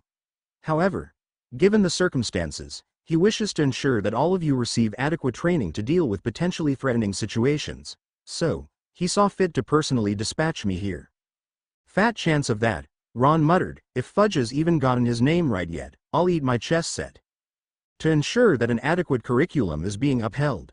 He paused, and in the abrupt silence, a faint noise could be heard in the distance. A faint thunk, thunk, thunk, that only seemed to be drawing closer. Ignoring it or not noticing, Percy continued, with my help and the thoroughly vetted Ministry protocols, you will be sure to gain the skills you need to defend yourself and maintain a peaceful, productive life. He turned to Dumbledore and bowed slightly, the thunk, thunk, thunk even louder now. Percy turned back to the students, his smile now slightly strained. To encourage that, and with your headmaster's, permission, he stressed the word, glancing back at the headmaster, who nodded demurely, his eyes sparkling madly. Percy gulped. I now introduce or rather, reintroduce the other new addition this year, someone ideally suited to train you to defend yourself against these threats, your new defense against the dark arts professor. And with a resounding boom, the doors flew open, and the familiar face of Alistair Moody stepped into the hall. Glancing around, his glass eye drifted over the murmuring crowd, fixing on Harry, then Elsa, but quickly moving on, zipping over towards the Slytherin table. After a long moment, he grunted and clunked his way up to the head table, sat down, and quickly got to glaring at everyone in the hall. Finally, Percy coughed, embarrassed. Anyways, since it seems Professor Moody doesn't have anything to say, I guess I'll just let you know that my door is always open, which you can find on the 5th floor, 3rd corridor. He glanced around, coughed, and nodded quickly, that's it. Remember, the Ministry is on your side.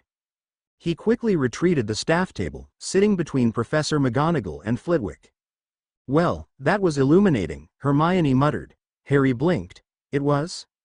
She rolled her eyes. Of course. Obviously it means the Ministry is trying to look productive, but doesn't want to put any actual effort into it. I mean, a first-year graduate. Really? She snorted. Might as well not send anyone at all. I wonder if this has anything to do with Lucius Malfoy's disappearance. Ron spewed food across the table. His what? He exclaimed, rubbing the arm of his robe across his face vigorously. Why didn't you mention that? Hermione raised an eyebrow. I pointed it out to you in the paper. It was just a tiny curiosity piece on page 12. It just says that he hasn't been seen at the Ministry since he last left there right after the Department of Mysteries, but it's fairly obvious what really happened. Without him to say what to do, I imagine the minister is really sweating by now. Interesting news, as usual, Hermione, but let's return to more interesting matters. Once again, the Weasley twins leaned across the table. I believe you were about to say something before we were so rudely interrupted by our broomstick quality challenge. Brother. Ron snorted into his pudding. Elsa shot them a wry look, but a slow smile spread across her face. After spending 121 years with Anna, she had 100 years of pranks to call upon. I think I have just the thing. Acid pops, Harry said, and the gargoyle guarding the headmaster's office leapt aside. Behind it, a spiral staircase was revealed, just large enough for two to walk abreast. In smooth circles, it quickly took them to a dark oaken door ornamented with a simple brass knocker. Harry glanced back at Elsa. Perhaps she would rather be the one to announce their presence, but she was already staring into empty space. He smiled slightly and turned back to the door, giving it a hearty knock. "Come in," said Dumbledore's voice. The door creaked open, releasing a gust of warm air, and they stepped inside. "Good evening, sir," Harry said, Ron and Hermione mumbling similar words as they followed him through the door. Elsa alone was silent. The four of them stopped before the headmaster's desk, and waited, ignoring the chairs clearly set out for them to sit in. "That went as well as could be expected," Dumbledore said after a moment of silence, eyes flickering over them with mild curiosity. "I had rather thought the castle would react with more excitement, but she barely even flickered when Elsa crossed the wards. Though I don't doubt that some elements in the castle are already planning their response, but it seems it will be subdued. A good omen." "Perhaps." Elsa stared back at him, not saying a word. After a few moments of uncomfortable silence, Harry spoke up. So that was why you had Elsa travel separately, sir?" Dumbledore smiled mysteriously. "That is part of it, yes." "Sir, what about Professor Moody?" Hermione cut in excitedly. "How is he able to come back again? I thought there was a curse on the position. At least, that's what everyone says." Dumbledore chuckled. "So they say. However, Professor Moody believes that, given he never actually got around to doing any teaching last year, he might be able to successfully complete a second year.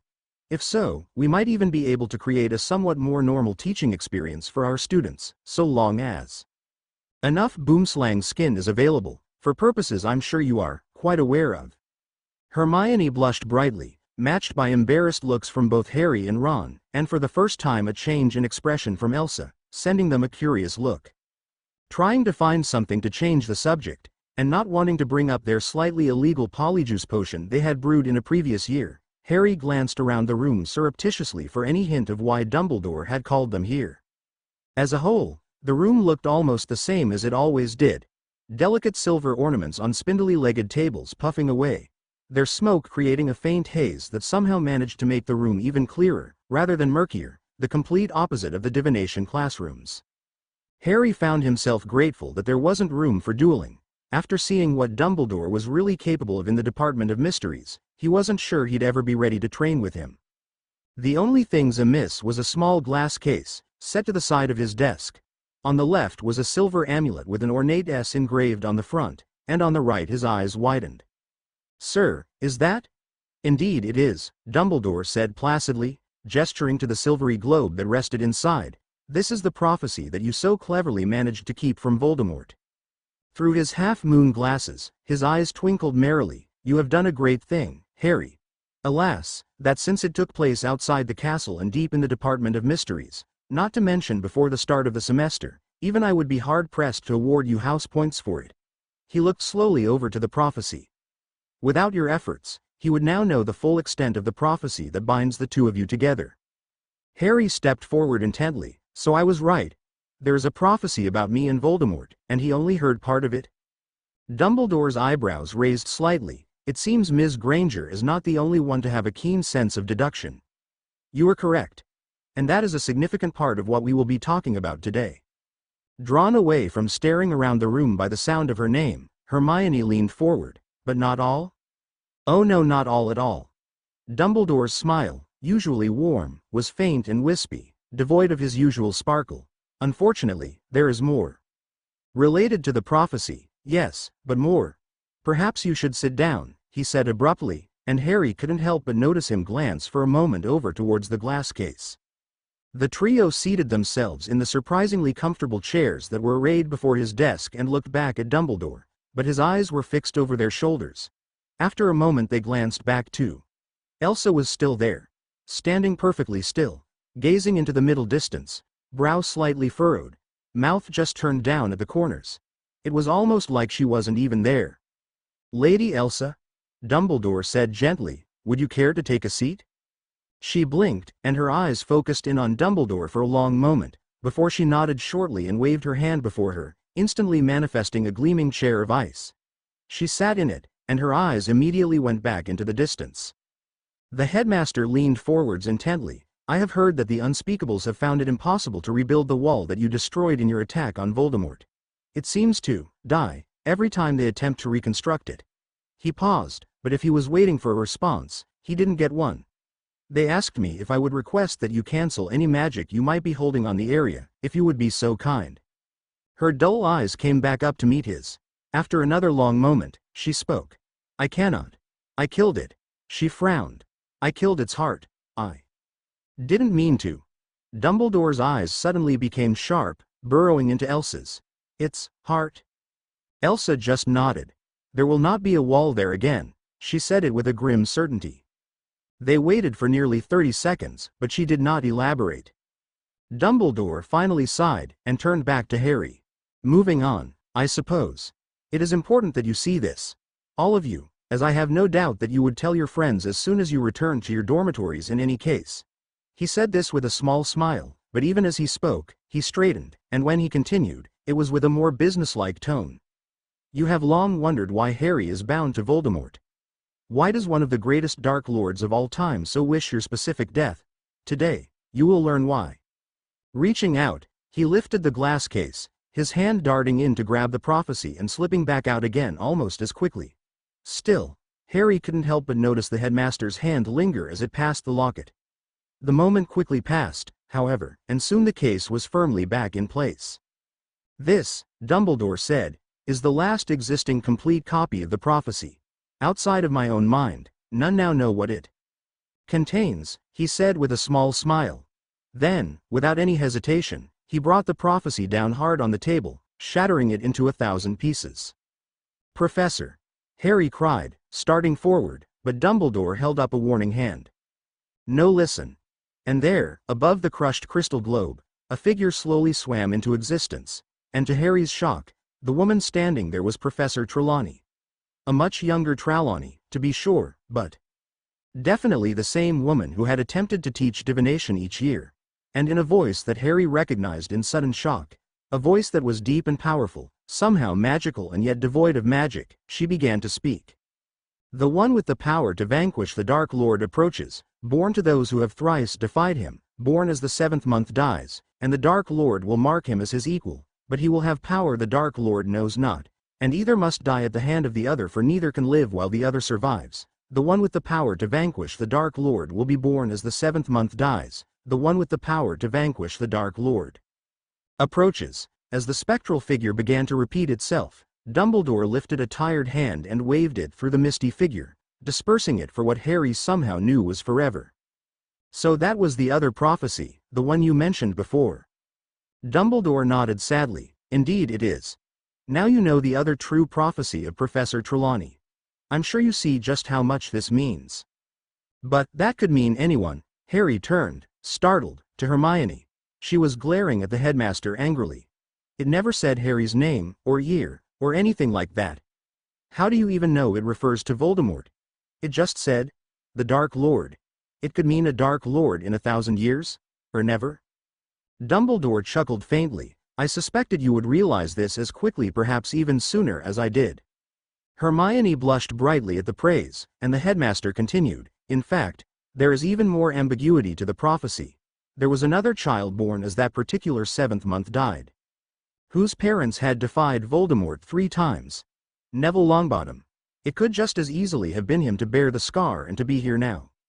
Hermione's brow furrowed. "Then why Harry? Why does everyone seem to think it has to be him?" "The reason why lies solely at Voldemort's hand. Unfortunately, while prophecies are often vague and mysterious, Voldemort did not know that. He believes it to be true, and therefore it is. He marked you," he gestured to Harry's forehead, "as his equal." Harry's hope, growing for the first time in forever, was dashed as quickly as it came. His shoulders sagged, So because Voldemort thinks it's true, he'll be trying to kill me. He fingered his wand carefully. I'll have to fight him even if the prophecy isn't true. Yes. Dumbledore removed his spectacles and polished them morosely, but I am afraid there is more to it than that. His eyes, somehow older when not behind his half-moon spectacles, went to Harry's scar for a long moment, and then locked eyes with him apologetically. Unfortunately, I cannot tell you what, exactly, it is. You told me you wouldn't lie to me anymore, Harry said stiffly. I am not, Dumbledore said sincerely, if there were any other way, if only I could explain. He rubbed his temples. But you will recall, I told you there were some secrets that were not mine to tell. This is one of them. Suffice to say, I am certain that you are the one who must defeat him. You will just have to take me at my word, circumspect as it is. A sad smile crossed his face. But even if I was not certain, tell me. Even if you weren't the one the prophecy referred to, would you really step aside and do nothing to stop him? Harry frowned, looking down thoughtfully. The only thing he'd ever wanted was to live a normal life with his friends. But then his thoughts flashed back to the Department of Mysteries, and to the newspapers showing streets filled with dead trolls and destroyed Dementors. If Elsa hadn't been there, how much worse might it have gone? No, he finally said, looking up resolutely, I wouldn't. I'd want to be in the front. His eyes hardened, and he swallowed intently, not looking at his friends. I'd kill him myself, if it meant protecting the people I care about. Dumbledore smiled sadly. Yes, I thought you might say that. So would we. Harry looked back in surprise to see Ron and Hermione standing next to one another, faces resolutely set. We won't just let you be a hero alone, Hermione said. Just a faint wobble in her voice. If you're going to be defending the people you care about, then so are we. Ron grinned lopsidedly. After all, can't let you have all the glory, right? A few weeks ago, that would have made Harry explode in rage, but right now, faced with the fight with Voldemort, he blinked rapidly. There must be dust in this room, blown off one of the old books. There couldn't be any other reason why his eyes were watering. Hermione, always perceptive, coughed loudly. So, yeah. She coughed again. What had she been planning to say? She looked to Ron pleadingly. The prophecy, he yelled, a bit too loudly. Wait, we already did that. The locket. They all turned to him curiously, and he shrugged. It's under that glass case, it's gotta mean something, right? Dumbledore chuckled. Right you are, Mr. Weasley. Indeed, you may even say it is more important than the prophecy. And it is all thanks to Ms. Elsa here that it came to my attention. He turned to Elsa, but she still stared blankly into space. Ms. Elsa? Her eyes once again focused slowly onto him. She said, still only half focused on the headmaster. It is thanks to you that we know Voldemort's weakness, Dumbledore repeated. By locating this locket and bringing it to me, you may have saved countless lives. It was no problem, she said quietly. Dumbledore blinked, then shook his head, disconcerted. Very well, I guess we shall press on. Turning back to the trio, he gestured towards the glass case. Under this glass, which has been specially enchanted to resist the dark arts, is one of the darkest of all dark arts known to mankind. Only the most evil and twisted of wizards have ever even attempted it, and fewer still have succeeded. His eyes roved over them, as if to impress the importance of his words. I believe that this is a Horcrux. There was a long moment of silence. Then, Hermione raised her hand. Excuse me, sir, but what is a Horcrux? And why would Voldemort want one? How quickly you jumped to the heart of the matter. Dumbledore sighed heavily. A Horcrux is the darkest and most vile of magic, more evil than the darkest of cursed relics. Through ancient rituals and evil sacrifices, as well as the death of another human being, it allows the user to shear apart their soul and bind it into another. Object. His eyes roamed over them again carefully. The soul cannot pass on if any piece remains behind, of course. Harry spoke slowly. So is this the key to Voldemort's immortality? Dumbledore smiled sadly. I believe so. It is this object, or others like them, that saved Voldemort before, and will save him again, if they are not destroyed. He paused, and looked down at the locket again, suddenly seeming very old. Or perhaps more accurately, it is this that damned him, and will damn him again if it is not destroyed. Ron stirred in his chair. What do you mean?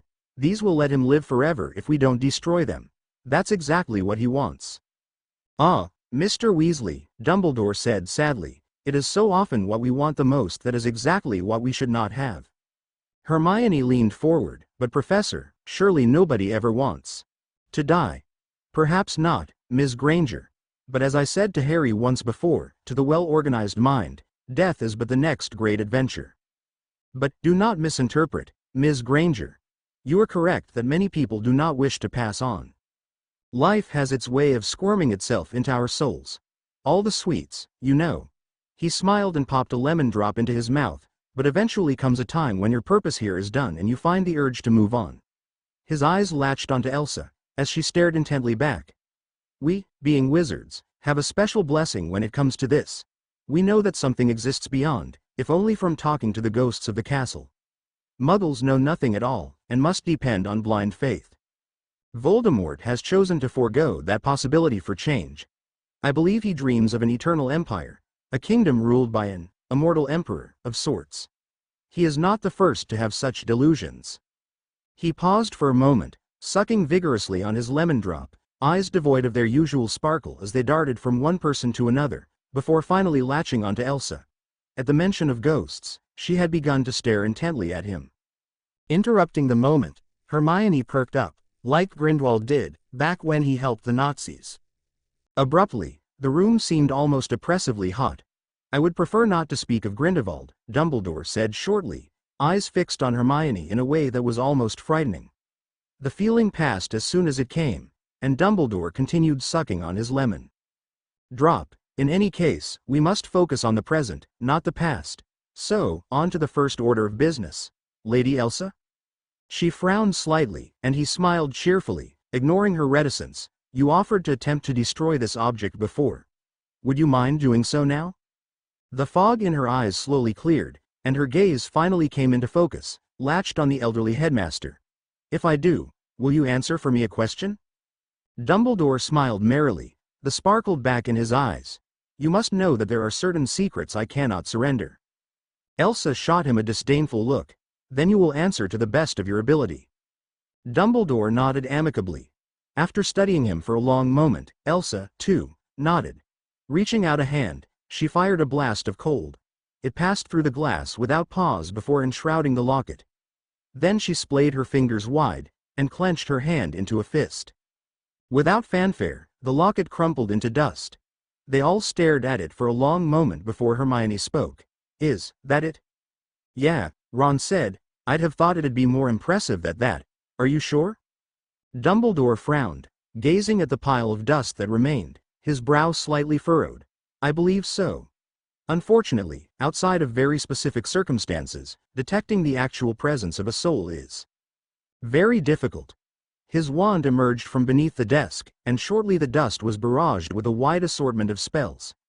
It completely failed to react to any of them, and eventually Dumbledore clapped his hands together in satisfaction, whisking the dust away with a silent spell. So, our lives are simplified once again. You have my thanks, Lady Elsa. So, what now? Ron asked curiously. Are you going to send us on a dramatic adventure across the wizarding world to collect all the soul pieces and learn something about ourselves along the way? Dumbledore's eyes widened. Of course not. I may be insane, or so they tell me, but even I am not so insane as to purposefully endanger the lives of children. The trio and Dumbledore stared at each other for a long moment, before simultaneously bursting into laughter. Dumbledore was the first to manage to contain himself. Oh my, some days I truly do amuse myself. Still chuckling, he wiped tears of laughter from his eyes, but to be serious, no, he sighed. Voldemort is one of the most powerful wizards of the age. Even if he did make the first of his soul pieces while still at Hogwarts, like I suspect, he would not have left their defenses unaltered. He would defend them with each new technique he learns, the better to ensure his immortality. While it may be vain of me, he coughed, it is true that only I have abilities close to his level. Therefore it must be me to hunt them down. His eyes drifted over the three of them, and then behind them. However, I need not do it alone. I have already told you, Headmaster, she said distantly, I will not cause further destruction with my powers. Dumbledore sighed. Why are you so reluctant to help me, yet so willing to aid others? What have I done to offend you? Elsa's eyes sharpened, and now she was glaring at the headmaster. You dare ask me a question like that? Dumbledore's eyes widened in concern. My Lady Elsa. I am not your lady anything. Suddenly she was on her feet. How dare you insult me by asking for my help after such a grave insult? I. Tears began to well up in her eyes, freezing before they hit the floor.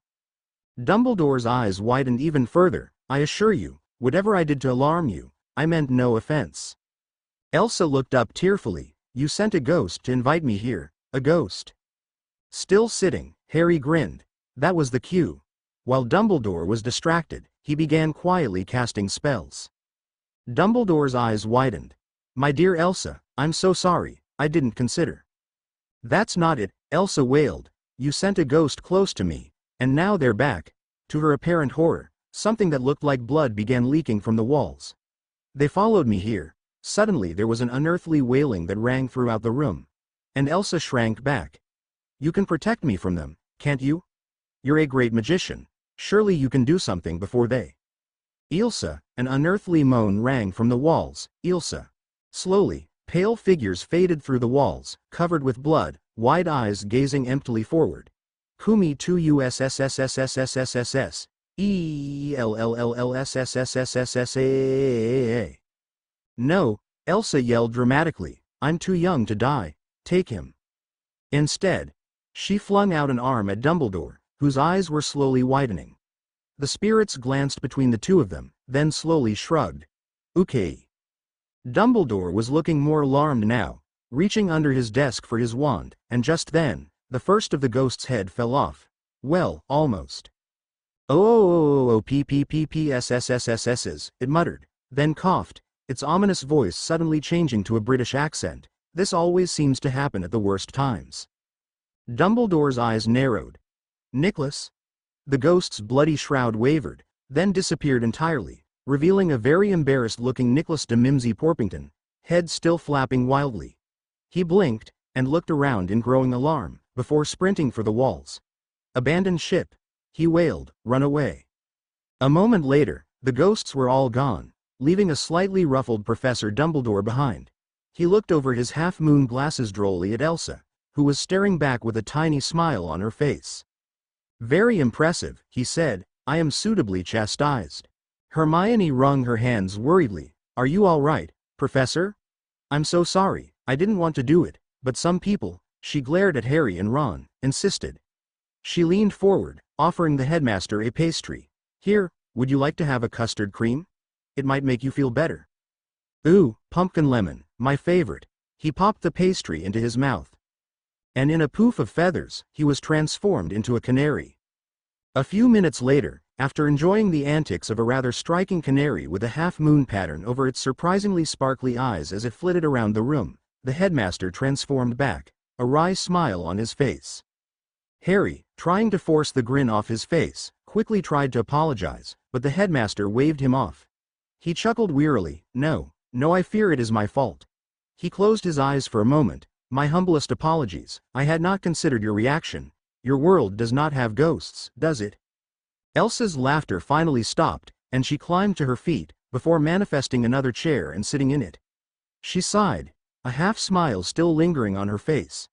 No stories. Yes, many of them, but no actual ghosts. At least, so far as I know.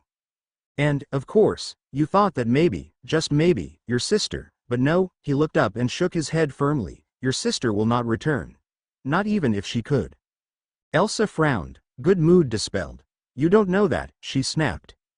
Dumbledore shook his head again somberly, even if she could. Somehow follow you across worlds, she would not wish to remain. Ghosts are not the same person, Elsa. They are but a shadow of their real self, a shadow cast by the light of their soul. Left behind when a person's wants and needs bind them to this world more than to the next. But Anna wasn't bound here, was she? She wanted to pass on. How did you? Dumbledore chuckled tiredly. I find that the older we become, the more readily we accept death. But more than that, she was happy, wasn't she? Elsa edged backwards cautiously, trying to look into my mind again? No, just into your eyes. Dumbledore glanced over into one of the small mirrors that adorned the dark wooden bookshelves that lined the room, staring into his own eyes. the death of one ready to pass on affects us differently. It changes us in subtle ways, and these ancient eyes have, unfortunately, grown apt at seeing them. He gazed into Elsa's eyes through his half-moon spectacles, and sighed. I can see that you will not aid me. I suppose I am not surprised. As you told me once before, you are not bound to me. I only ask one thing. More orders already? Dumbledore rested his hands flat on his desk placidly. For the moment, I only ask that you attend classes with Harry, Ron, and Hermione. He held up a forestalling hand. Do not mistake me. Your issues must be dealt with sooner or later, whether or not you acknowledge this fact. But even so, it takes time. Take that time, whatever you need. Let Hogwarts provide the shelter it was built to provide. He smiled, his eyes twinkling. That is the least I can do. Elsa sighed, and nodded. It would be best if I did not rest near the others. Being near me can be hazardous to your health. Dumbledore nodded genially. I thought you might say something like that. I've had the elves clean out the Gryffindor Tower attic. I'm happy to say they were quite excited at the job. It hadn't been used in quite some time, but I've had them bring in some furniture from the dungeons, and I'm certain you'll find it to your liking. His eyes twinkled even brighter. And please tell your identical friends that if they want their rather impressive potions brewing equipment back, they must tell me how to obtain more of these delightful candies. Elsa smiled. I'll pass on the message. Her brow furrowed. Now, for my question. Dumbledore folded his hands expectantly. When the hat was on my head, it mentioned something.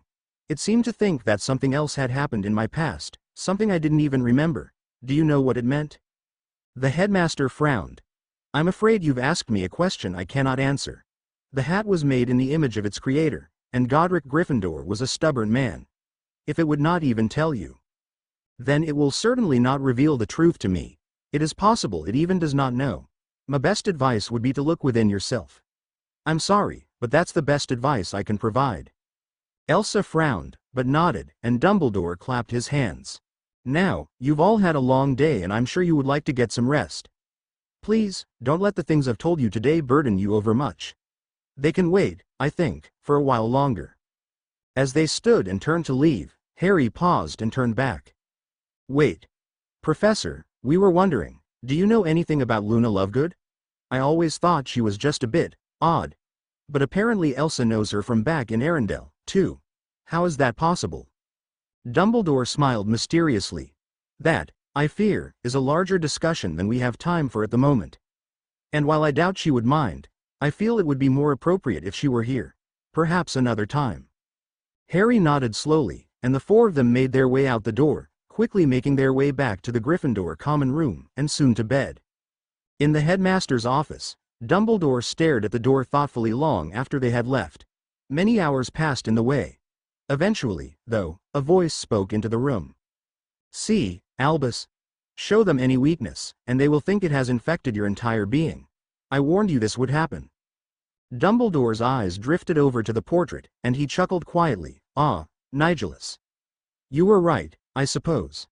Before the portrait could respond, he quickly added, but then again, so was I. Harry might not view me as an invincible figure any longer, but once again he trusts me completely.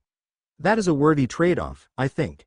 Especially since I have so recently been reminded just how fallible I am, he chuckled, sending ripples through his beard. Not to mention, playing along with their prank tonight was the most fun I have had in a great while. HMPH. You're acting more like a Hufflepuff than a. Now, Nigellus. No need to be rude, even if I take that as a compliment. Dumbledore smiled. I will not lie to them any longer. It has caused too many hurts already. Nigellus snorted. And the way you've dealt with that Elsa girl? Sending her across the lake? Having her sorted? The ghosts? Really, Albus? A child could see a plan hidden there? That is for her own good. Dumbledore paused, brow furrowing. Oh. Yes, you're right. Of course. He sighed, rubbing his temples wearily. Habits of many years are harder to break than I thought. Nigellus sneered. Some habits need not be broken at all. If you are to defeat Voldemort, you will need every weapon in your arsenal. Something I know only too well. Now leave me, Nigellus.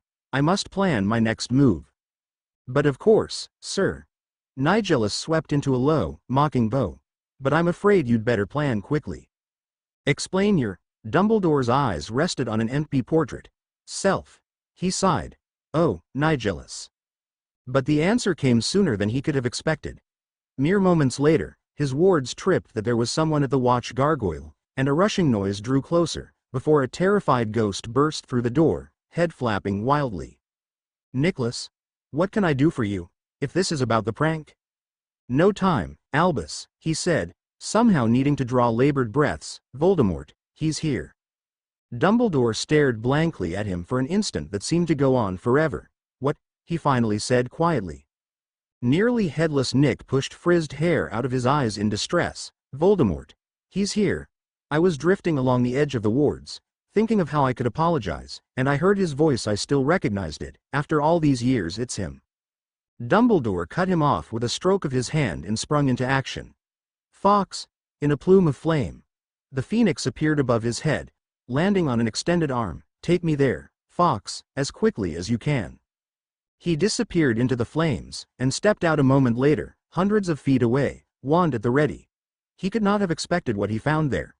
Tom, he began, and then stopped dead. Dear Merlin, he whispered quietly. Tom. A wet, half-choked laugh rang over the forbidden forest, and Tom Riddle stood in the pale moonlight. He swept long hair out of his eyes, revealing his face. His perfectly normal, human face, broken and stained with blood. Albus, he whispered, how very typical. He drew in a painful breath, and spat out a thick gob of blood. Once again, you win. And yet, you lose. And he collapsed to the grass, red slowly pooling around his body. Thanks for reading. I've gone ahead and fixed a few typos in the story, and other errors. The math problem, for example. Thanks to Zealot of Reading for pointing that out again. To my credit, it was like 3 a.m. when I wrote that. Still, not fixing it for like 6 months is totally my fault. One word. And it's all better. I'll continue to fix typos like that as I come across them. Thanks to all reviewers. You guys are great. No, really, you are. You've got no idea. All my love. All of it. Thanks again.